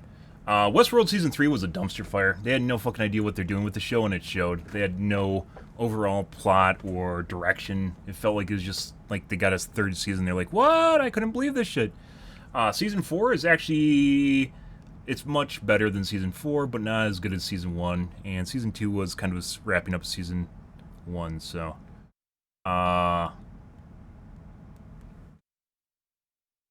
Interesting, though. It reminds me a lot of The Matrix, unfortunately. And kind of rehashing Season 1 all over again to try and drive hype, I think. And obviously not as good. They can't give up on the whole theme park thing. They keep going back to the theme park thing. It's really stupid. Another Haddonfield. Okay, let's cam off. That's not cam off. Keep going back to the theme park theme.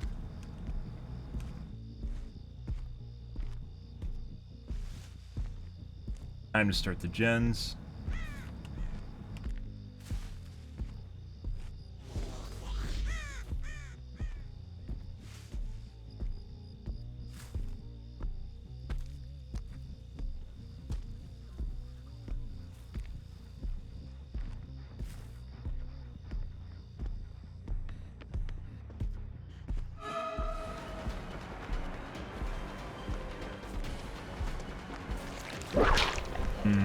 Instant reaction, quick dodge.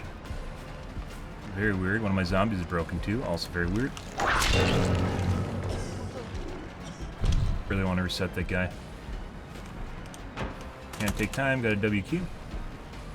She's fast, so we're just gonna see long windows here.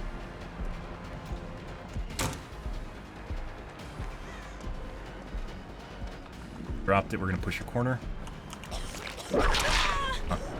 Now she fucked up her long window loop.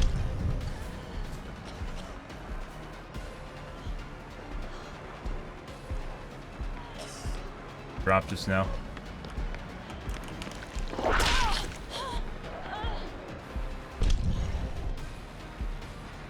Going. Her still. She should have dropped. Care who I chase because we don't have a hook state, so it doesn't matter. I should have hit her just now. Nope. Huh. Okay. I didn't see a styptic. How the fuck did she do that just now? She had a flashlight, right?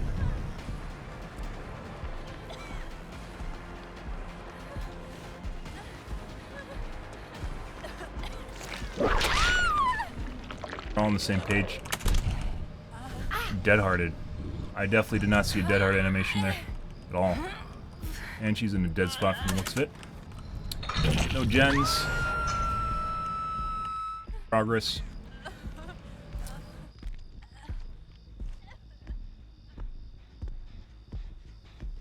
Bait. I mean, definitely could have been dead hard, but we didn't see an animation for it. These guys are sus as shit to begin with, though.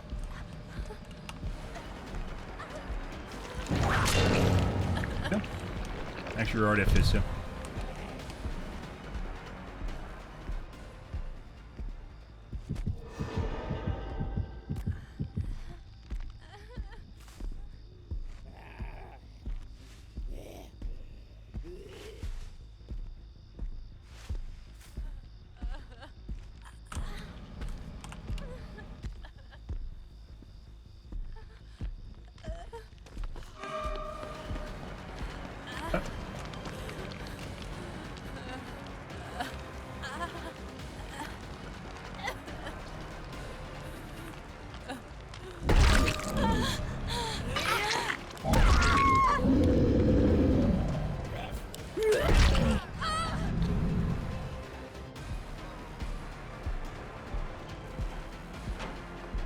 W key. Very fast. You should have committed at the end there. By the way, as I mentioned before, if you tap the key really fast, I think it freezes the timer. Okay. Aim assisted just now, by the way. Got a W key.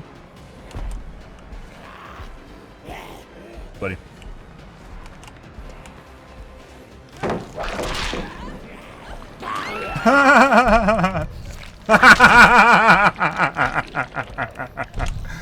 Oh yeah. Uh-huh. Aw, she DC'd for some reason. That's weird.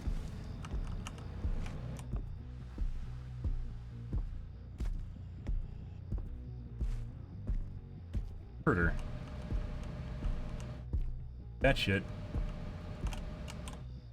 Definitely hurt her. The Claudette. Pick up.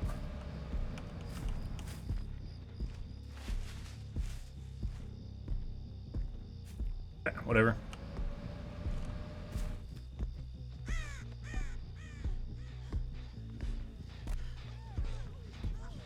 Claude, because they don't want me to go after Claude. How they don't want me to chase Claude for some reason.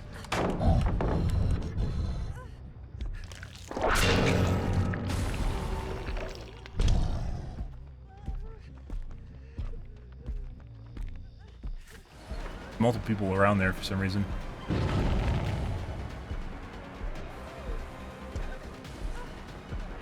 Know what she's doing. Good. Wall. Let's see. We unfortunately do not have an outside hook. We gotta go to KD. I'm not against this. Like, we don't have a nice front hook. I could've went to that one across from the gen, but there's potential that we would've got body blocked there, so.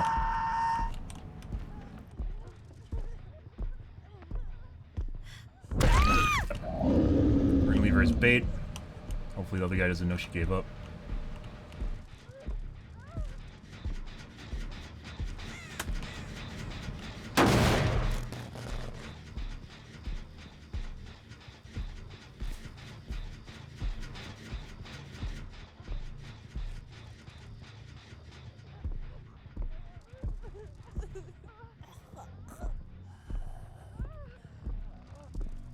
Breakable. I think he just gave up though. Players is still recoverable though. About to die.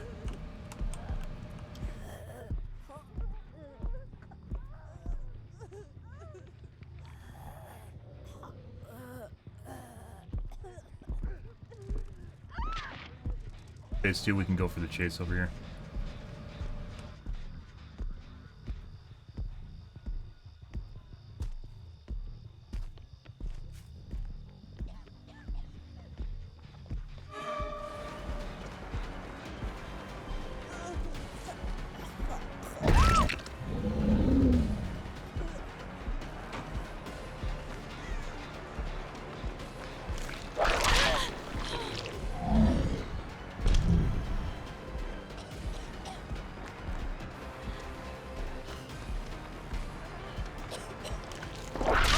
And whip drag around the corner. Ah.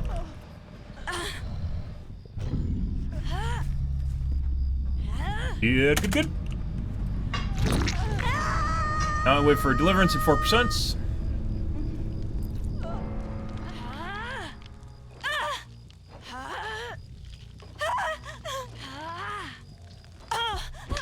Yep. And Meg.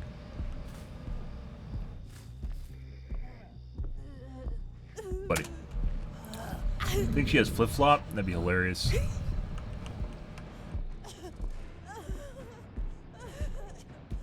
Back hook too.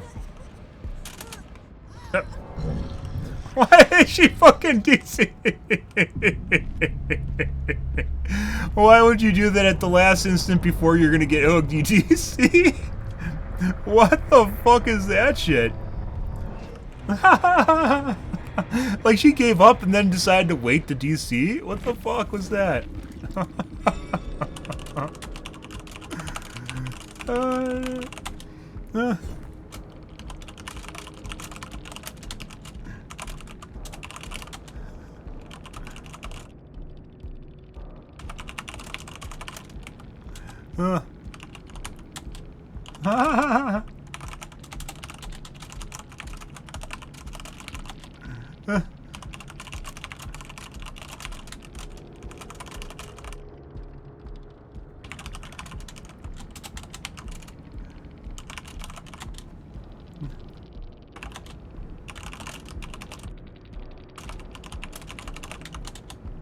Imagine doing things that help you win.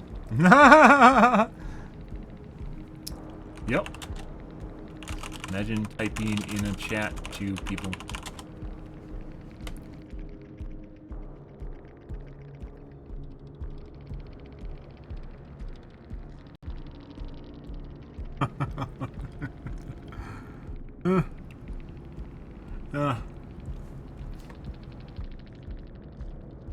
Killer? Someone prepared a statement for me, too. I heard the heartbeat in the basement.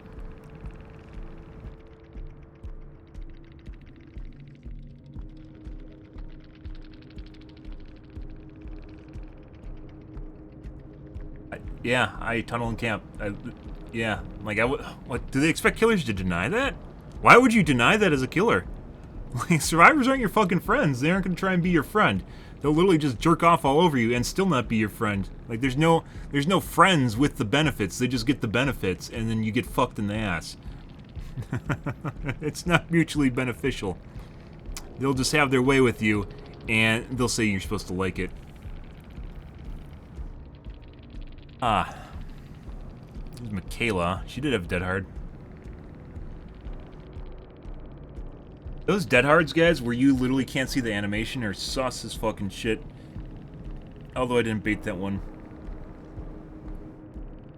Dead Hards are so irregular now, I usually don't bait them. Where I always used to bait them. Guardian? Stuff. Ah. You didn't tunnel. I heard you tunneling. Don't say you didn't tunnel. I tunneled. I tunneled and camped. Of course I did. Don't say you didn't tunnel. I tunneled and camped. Don't say you didn't tunnel. I tunneled and camped.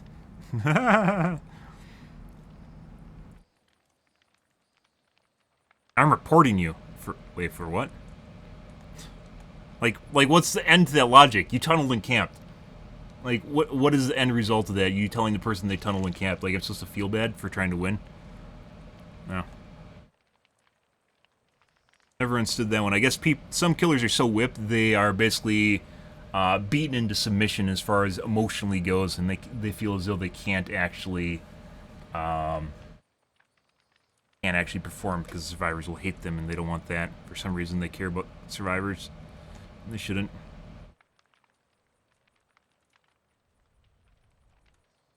Don't do what helps you win. Oh. Basically sets you up for a bully scenario. Like, emotional bullying. Don't tell me you didn't tunnel a camp, because you tunneled a camp.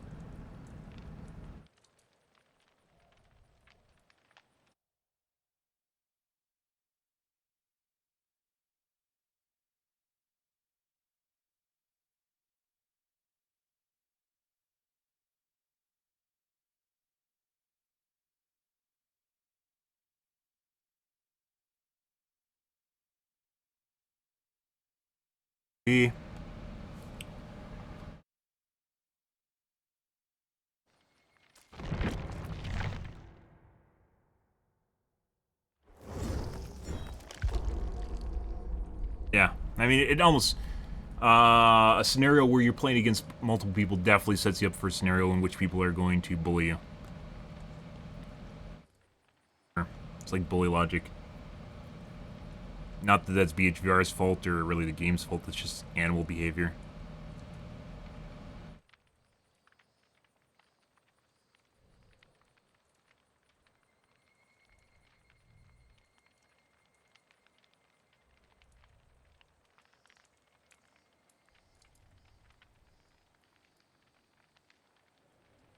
I had one for dinner. I had pizza last night.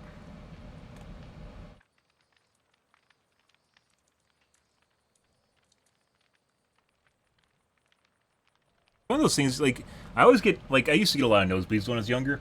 It's one of those things where it feels like, and I usually don't anymore, mainly because I start drinking a lot of water, which helps immensely, but also, if it's humid out, it's not a big deal. It's some winters, I still occasionally get nosebleeds, so I use a humidifier.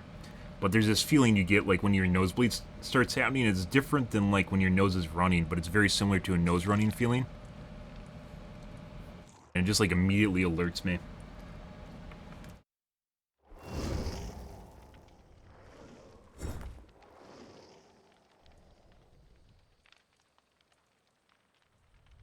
memer / class name.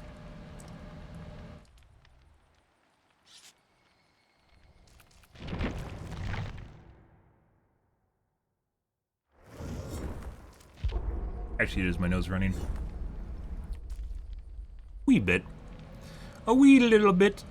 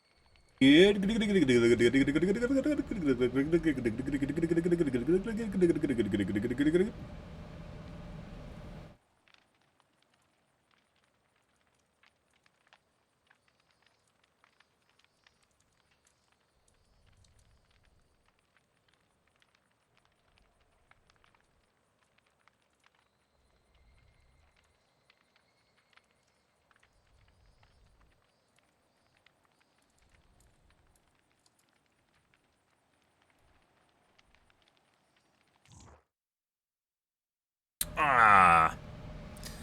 Ah, yes.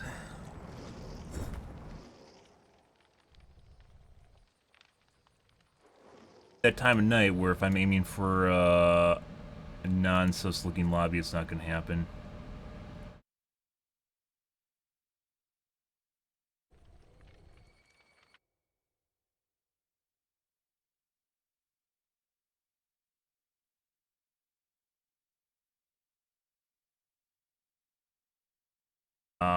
Crass name and memer.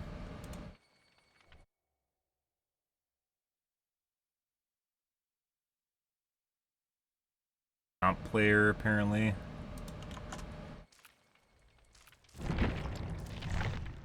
No, I DC'd on accident. Oh, jeez. How would that ever happen, guys? I don't know.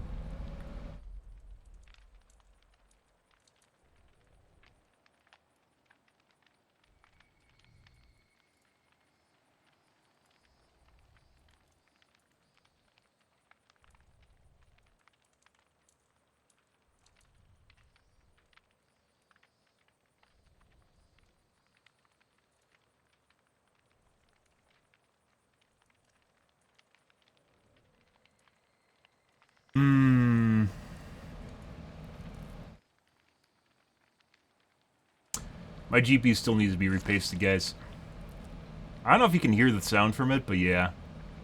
Yeah, it probably could be repasted.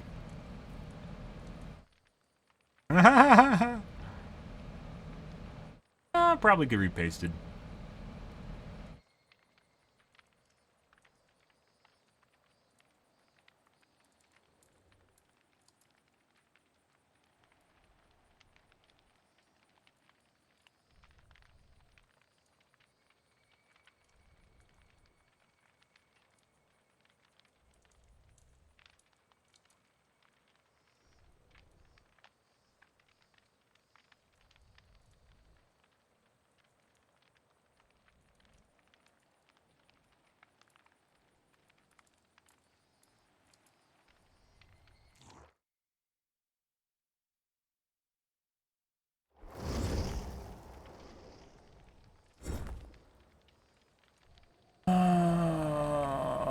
Lots of memers. Last name.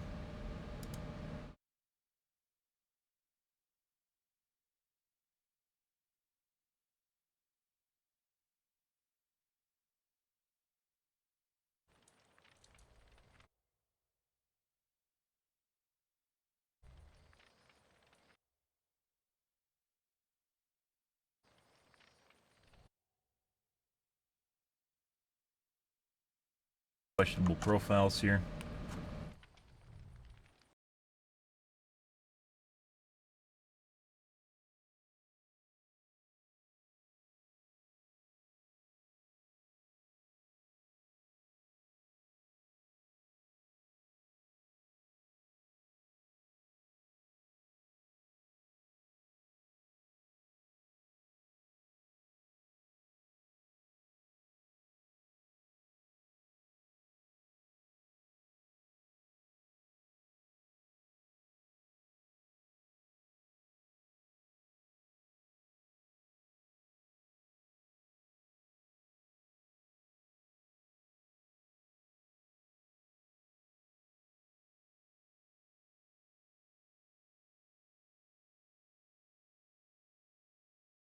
Mm-hmm.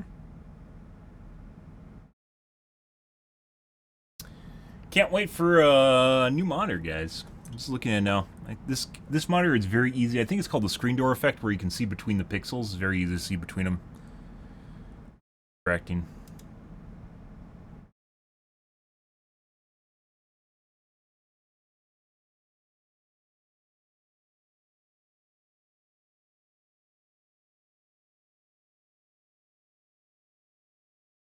Good.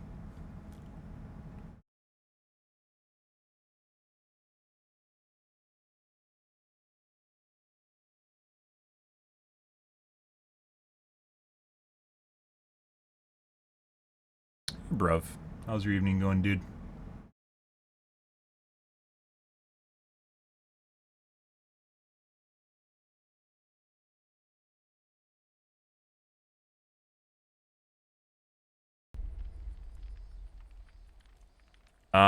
It's not a current monitor. I have an XF252Q. I think 3 years old now.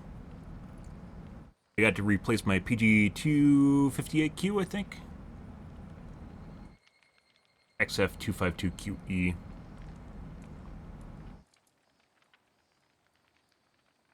Never getting another Acer monitor, though. I'm done with Acer. The reason I got it was because it had an updated AOC panel. So even though it was a 240 hertz and my last monitor was a 240 hertz, it has an updated panel, which is...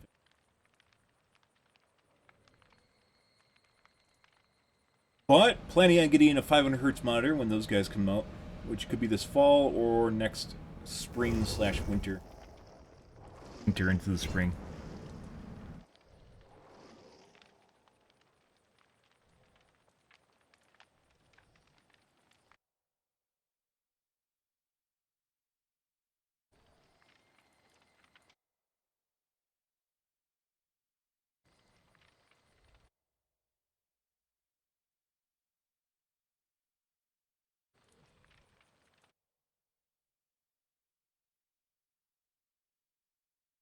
Hmm.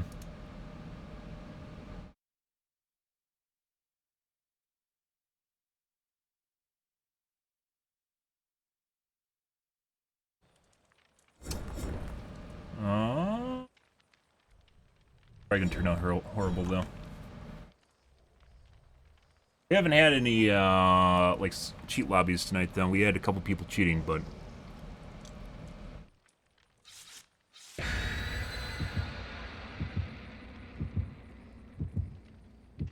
not like a full-blown cheat lobby, pre-made cheat lobby, which are very difficult to deal with.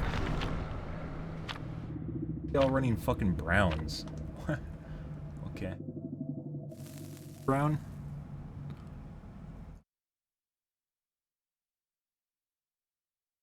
Can we? Acer 240 hertz? Yeah. Particularly, that's actually the easier to remember model number for the Acer. Acer it's like XF 252 QMB III __. Blackwater, guys.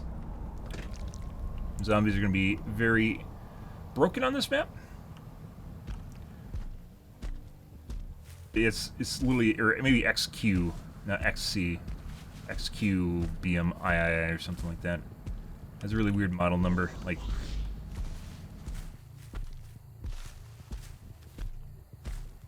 doing main building, yeah.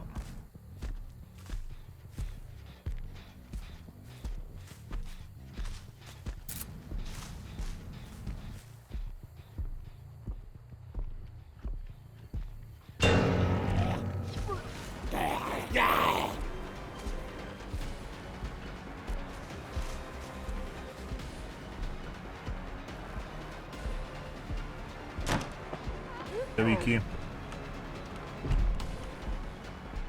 Happened? I don't actually know. There's multiple people running around here? Okay. Not sure though. Definitely multiple people. It's definitely a pre-made. She's being told to come back to the ship. Be helped by her friends, apparently.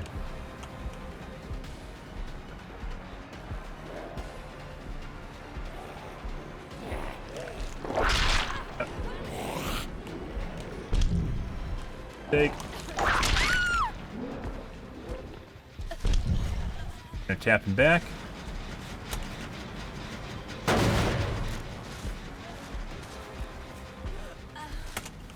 Guy on my left. Might make that. Nope, did not. Let's go over to this gen. Should not come back for the tap, guys. Okay. Yeah, gonna get. Yeah, I'm not sold on the IPS train. Even though the last TN panels were made 2019. Basically, I have one of the last fast TN panels that were made. And IPS obviously got faster after that point, which there's newer, faster panels from like 2020 and 2021.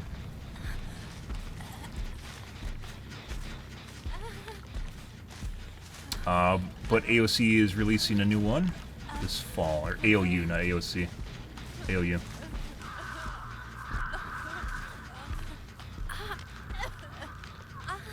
The 500 hertz, which is going to be amazing. Faster panel and also 500 hertz monitors on top of it.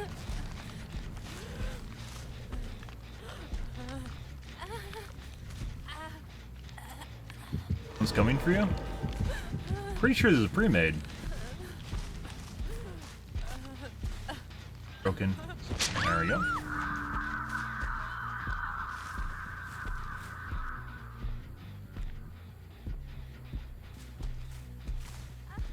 She just ran off. Okay. Wait.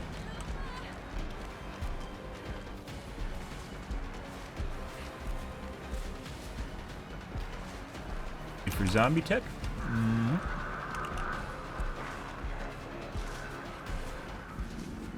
Point we're just gonna wait for kill confirm.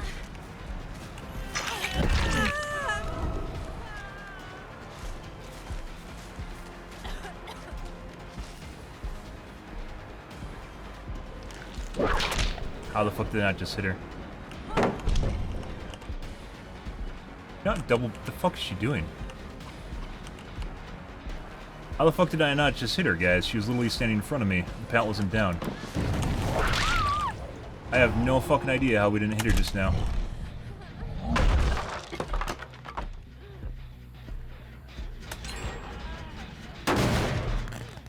It's very, very weird. That didn't make sense weird. DS if she has it. Probably not. No.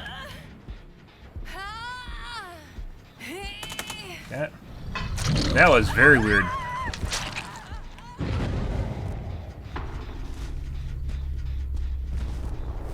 think we're gonna tap him back and oscillate here. I think they did this to get my attention, or maybe not. What the fuck is that?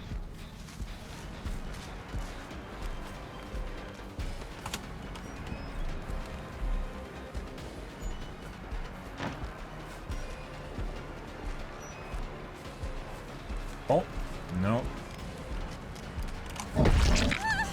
Ah.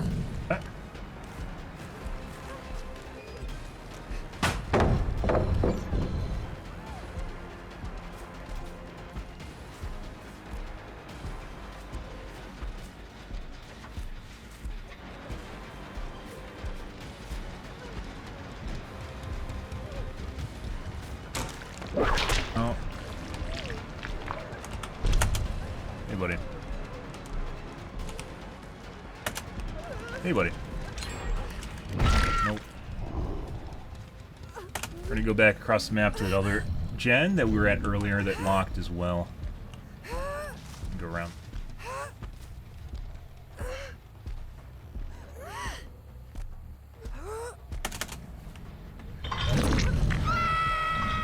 Yeah, it's still broken.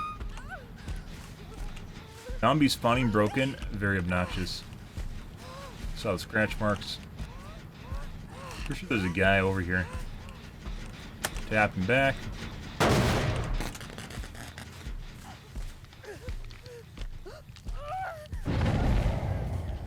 Tap it for me, we'll play the game.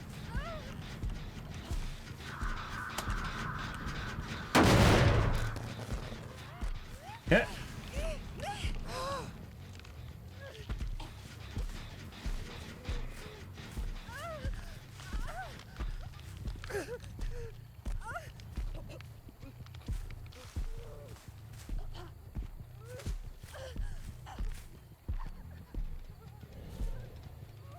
Progress.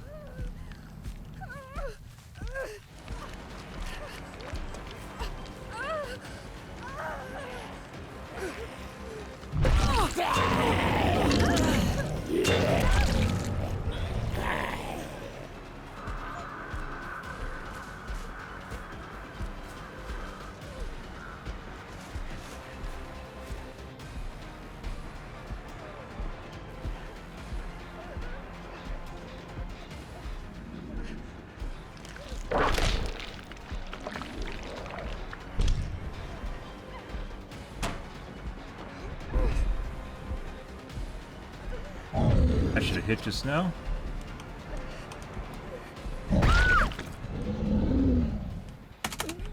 Alright. DS if she has it. No. Oh, she does have DS. Weird. W key.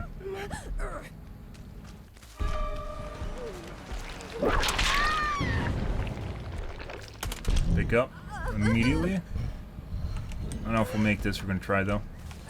No, we didn't make it. Okay.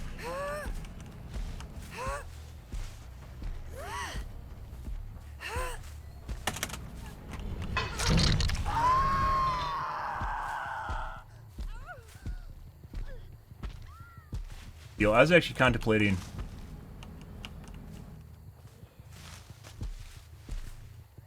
both of them are. There's a guy going over the corner for some reason.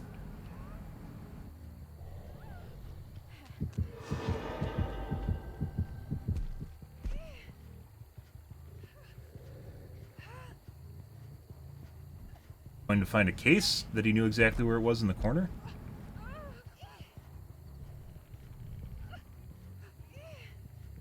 Radioed in earlier.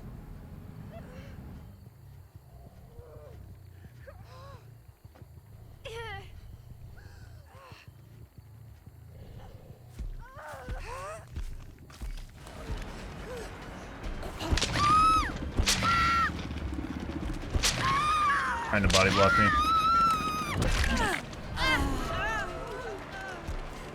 Escort.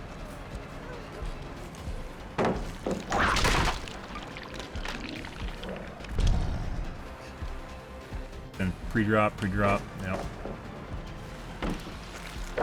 You're outside. That works for me.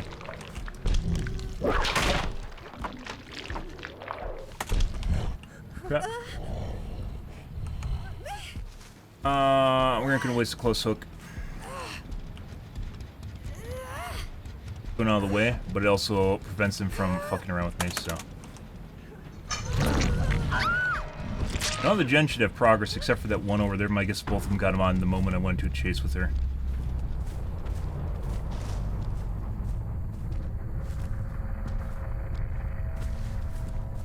Yep.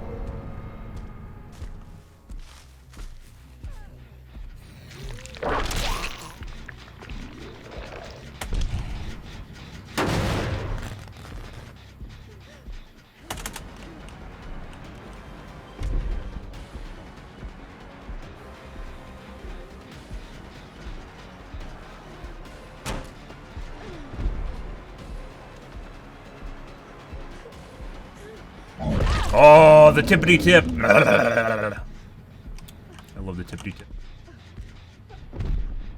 Split gens?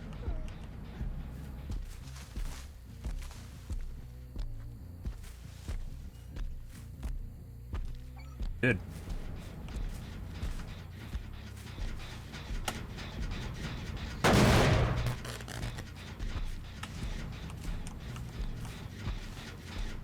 We'll be here too. Going for pickup. And zombie got broken exactly the same spot again. Good.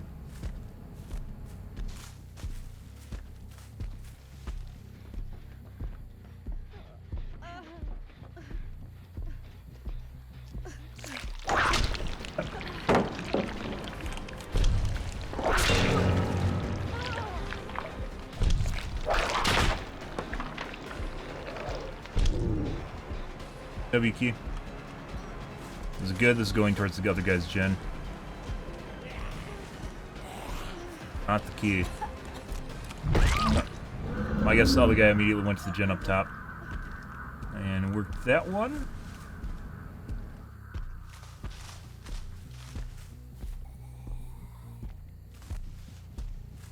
Yes. So maybe non-coms.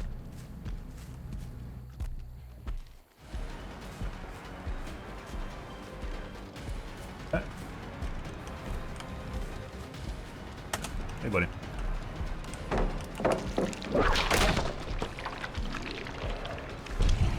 Pick up. She should have actually taken that.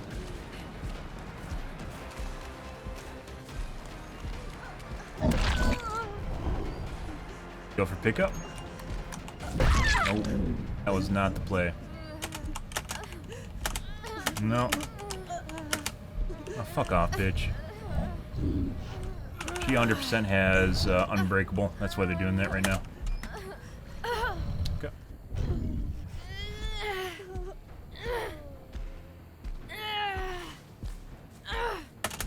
Good? Good. All the newest IPS are almost good as TN. They're better than TN for the most part. Not completely, but for the most part better. But that's also because TNs are dated. And I'm not talking about the technology being antiquated and being replaced, but rather, wait for 4% of deliverance now. They just haven't updated models. AOU model coming out this fall is updated.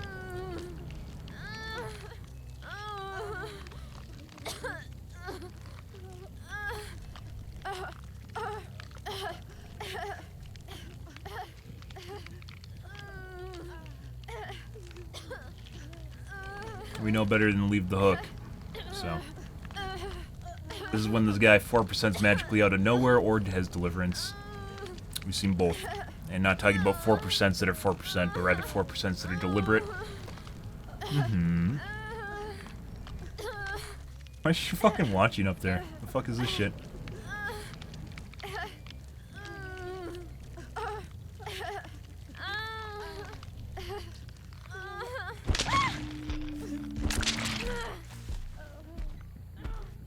Think she has Unbreakable?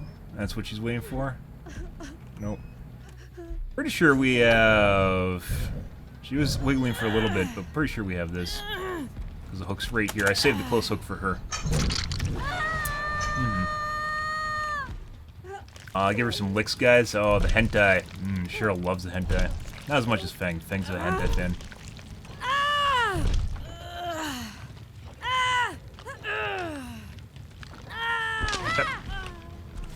Bye-bye, Cheryl. Bye-bye.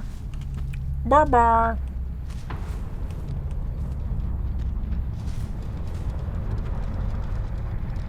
Good. Yeah. That can be different, obviously. AU has a new panel coming out this fall.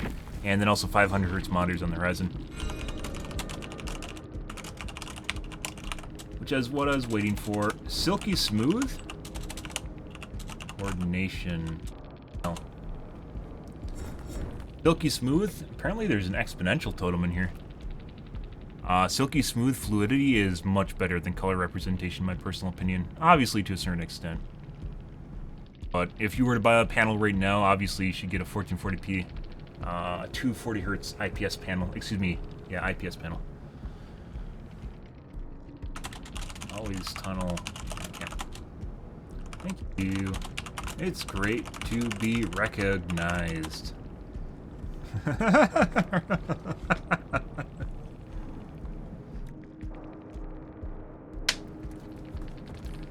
I think the 4K does a pretty good job of that, but some survivors tell me otherwise.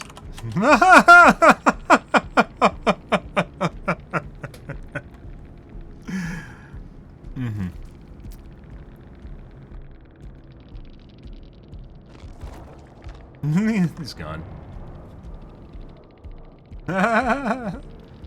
22,000 points. Solo, by the way. They've been in here for a while. Solo, by the way, though. Solo, by the way. Always solo.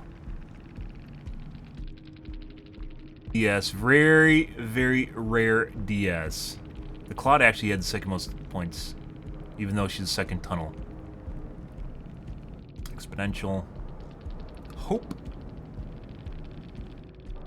Life miserable.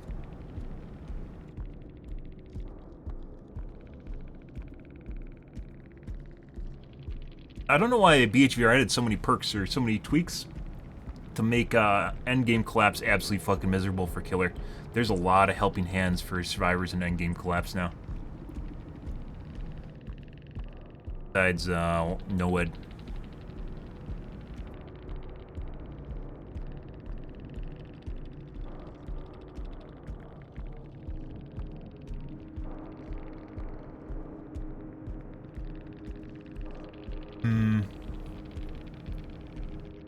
Stuff. Okay.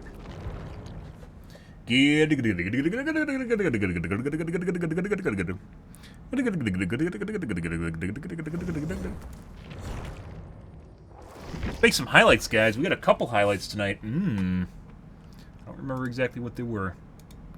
Not feeling very,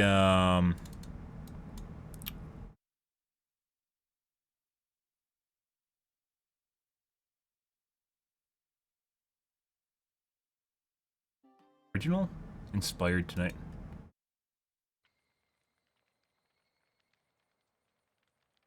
Daylight. Oh, this is the 4-man DC where they completely fucked the pooch. I remember this one. This is pretty good. Like, they're actually...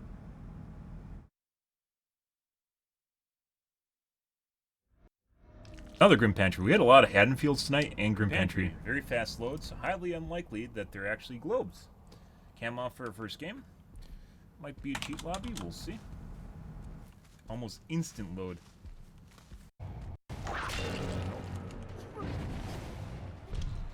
Drop. Should have dropped.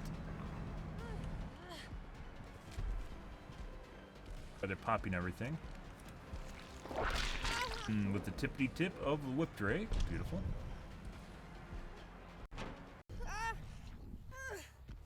Hey, let me tap this for you.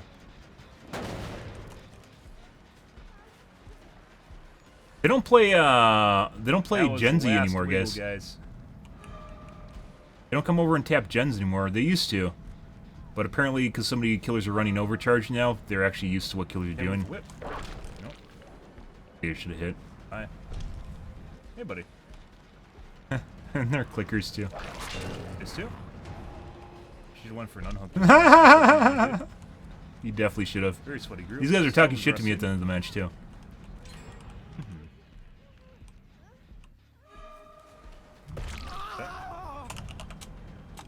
Cocky, coordinated squad. Who's the Monopoly board? Oh. Looks like she's gonna commit.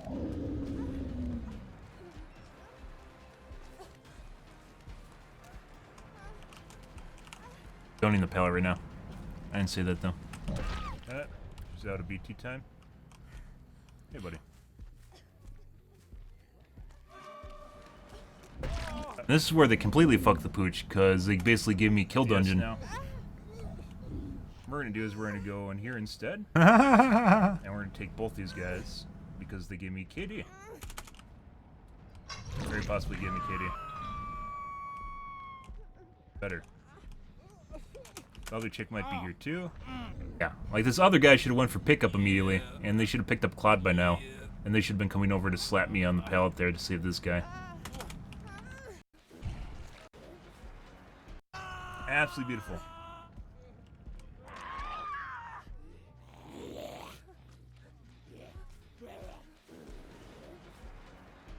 Then they all start DCing once they realize they're in a strategically horrible position.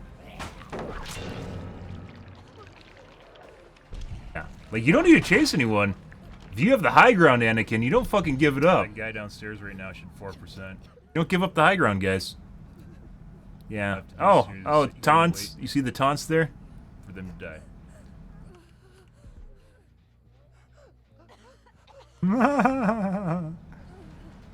I got in a chase with her through that crack. Yep, there goes one. Good one.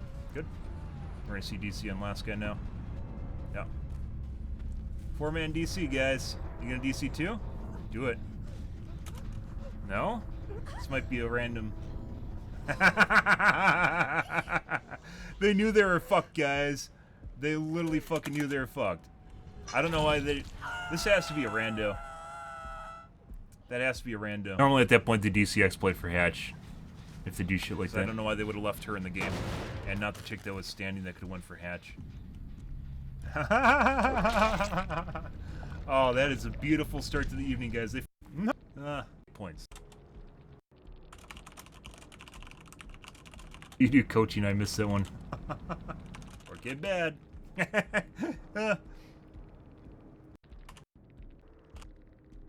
Aggressive. Being sarcastic doesn't change. Perfect. Yeah, it's definitely more than likely a chick. Also, perfect grammar and sentences. Who the fuck does this shit? Oh, look at that. Haha. Forgot an exclamation point that time.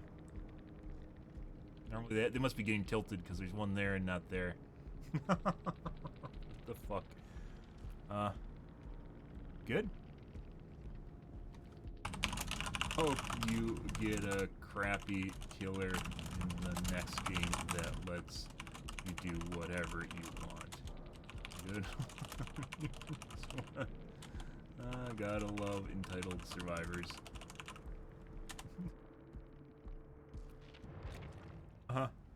Okay, that's fairly interesting.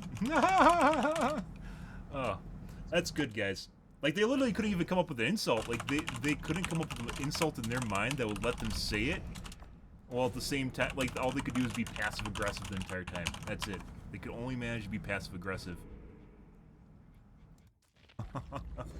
4K bad, guys. Nah. Nah.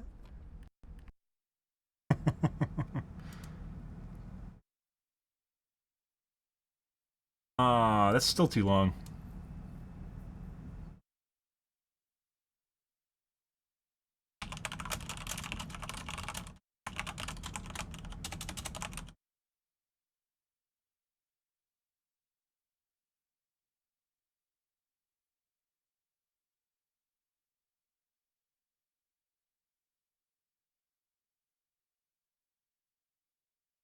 Yeah, the person kept sitting there passively aggressively insulting me the entire time, but not in a way that actually made any meaningful insult. Like, there was no meaningful insult in there. It's just, you know, instead of saying you're bad, they went, I wish I was as good as you.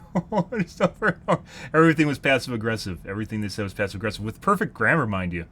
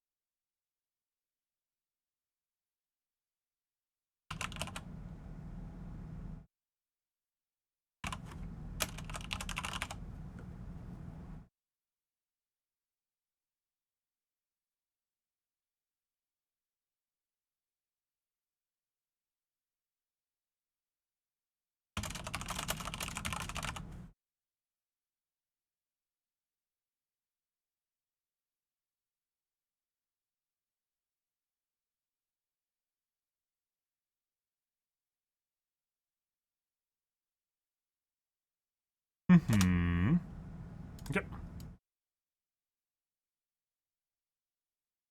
We got one more here too. Which one was this? And it might just involve us switching killers.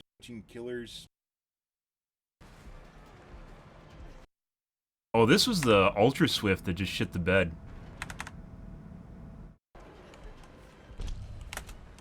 Hey, buddy. Your escort fucked up. These two. WS on top of it. Super Swift. Up to bed.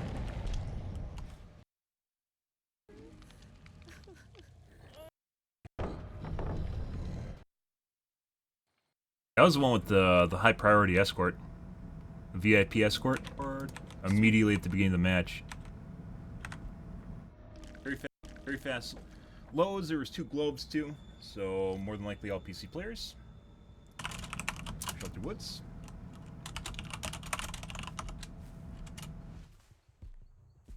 Intentional. I don't think it was.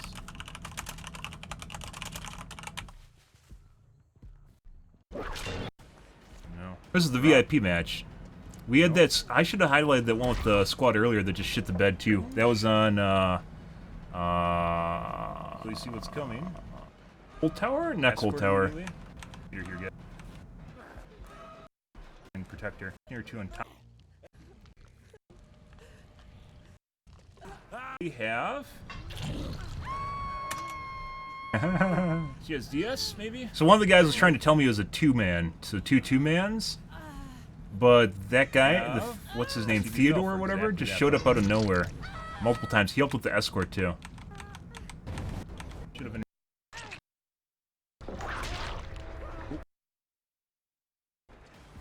His name. And just either. Yeah, apparently these are randoms, but chase. And maybe that'd be tough though.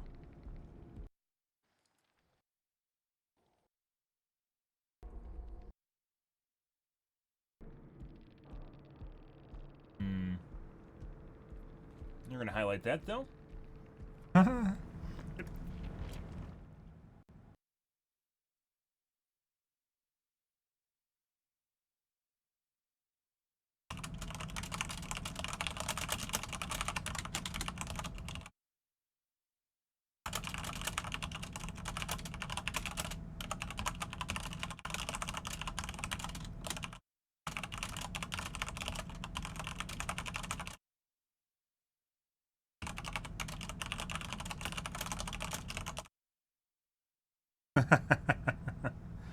Okay. I think we're gonna make a highlight out of that that Ultra Swift that shit the bed. I thought about that, yeah. Where was that? It's like right here. Yeah. Another Haddonfield too. Wrapping up a season. We can't see the animation. Are.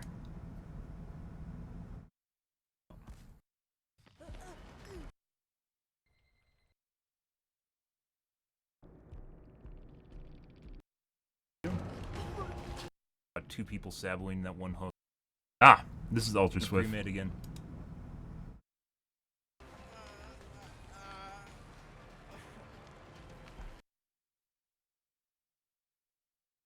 Okay.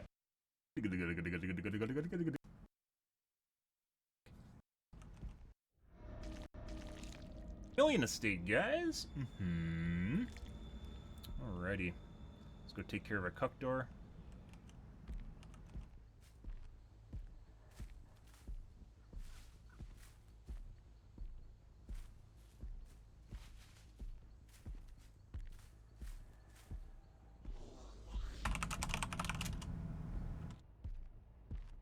Unfortunately, no easy way to do this. But needs to be done.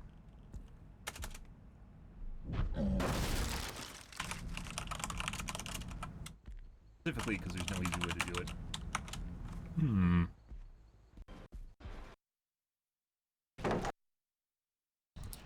Reports too? I don't know if we reported these guys.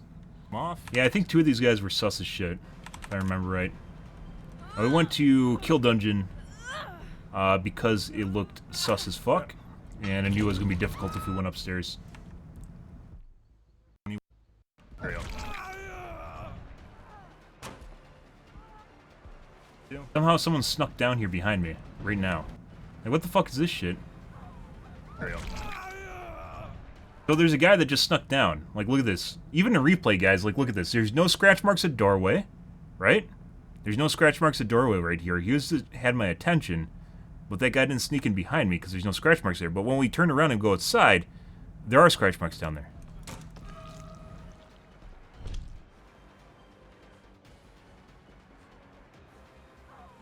There we go.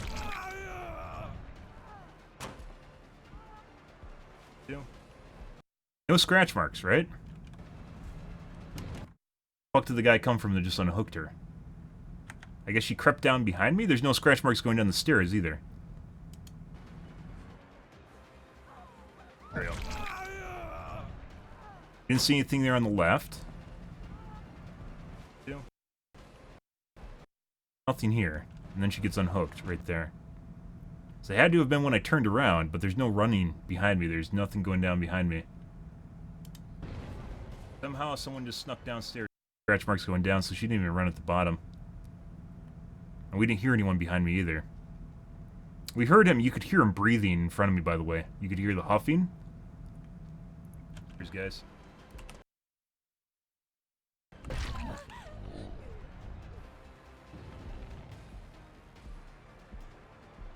Head on. No. Around with.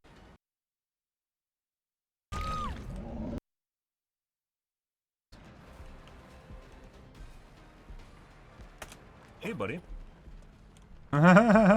Escort? Nope. Going. Even if they have a wall hack, it doesn't matter, because if you play that properly and time it exactly right, they won't be capable of getting there in time. Like, they won't be able to cutting you off in time. Dead. Get the fuck out of here.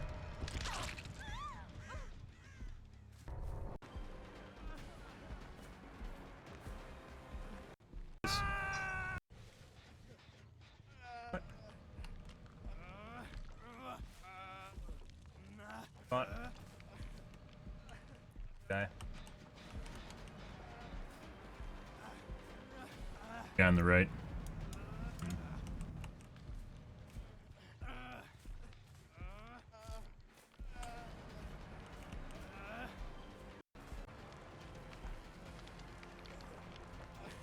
Oh, fuck the pooch, dude.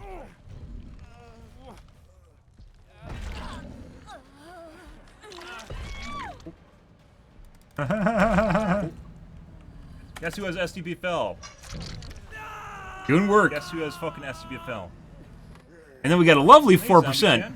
Out of these sus guys, we got a lovely 4% here. We might have an unbreakable. We're gonna wait though.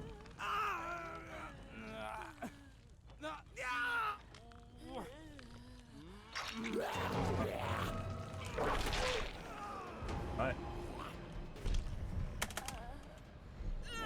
Usually really garbage play, like nothing. And he just fucking ran into his. Watch this. Alright.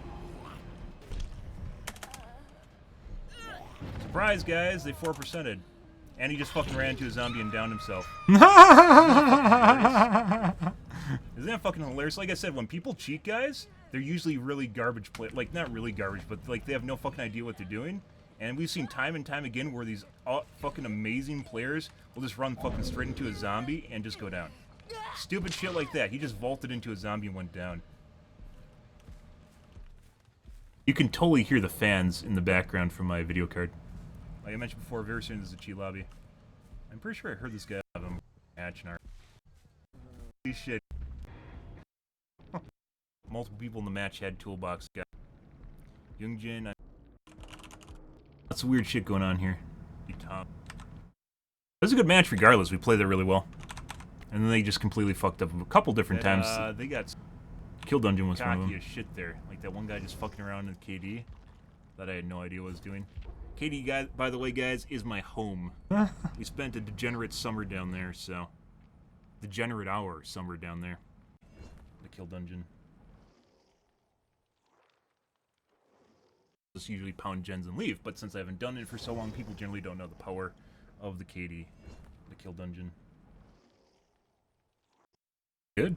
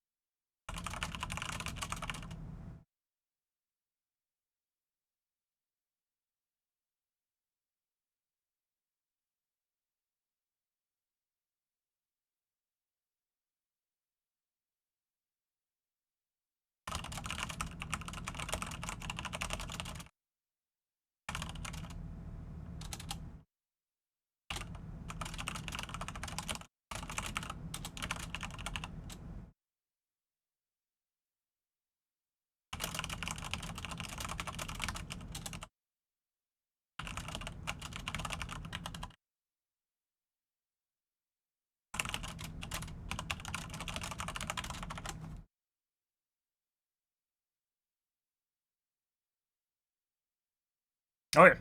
Wonderful. Alrighty, guys. We had some pretty good games tonight, guys. We had some sweat lobbies. We had some cheatish looking games. That was probably the most cheaterish game tonight. We had a lot of weird shit going on in that game, which I obviously didn't cover because we didn't go through the whole clip. But I'm out here for this evening, guys. Tomorrow will be more Dead by Daylight. If you're new to the stream, you enjoyed the bullshit, you enjoyed the fun, you enjoyed the sus, subtle cheaters, make sure to follow button in the top right-hand corner. I usually stream every day from evening to late night, GMT -6, so 8 to 9 p.m. Central Standard Time to 1 to 2 a.m. Give or take, depends what's going on in my life, what's happening, etc., etc. Tomorrow, guys, will be more of the dibs. We are going to be on that for now, so we're going to try to getting back into other killers as well, but Nemesis is a lot of fun for me, so we will continue to play. Also going to continue working on figuring out a way to deal with reassurance, which hopefully does not amount to me round robining 8 hooks, because there's no way you can do that at high MMR and actually kill people. There's absolutely no fucking way you can play high MMR like that. So we'll have to figure out an in-between. Worst case scenario is we'll just end up playing Shape and Tombstone people, so. Worst case scenario with Reassurance, if that becomes meta and everyone's running, is we're just going to Tombstone people. And that'll be the end of them, so. And then they're going to nerf Shape. So. We'll figure it out, guys. I have a couple ideas. We went over them earlier in the beginning of the stream. But we'll see how it goes and go from there. But alrighty, guys, I'm out here for this evening, guys. Thanks for watching my stream as always, and I hope you guys have a wonderful Saturday night and Sunday morning. Have a good day, guys.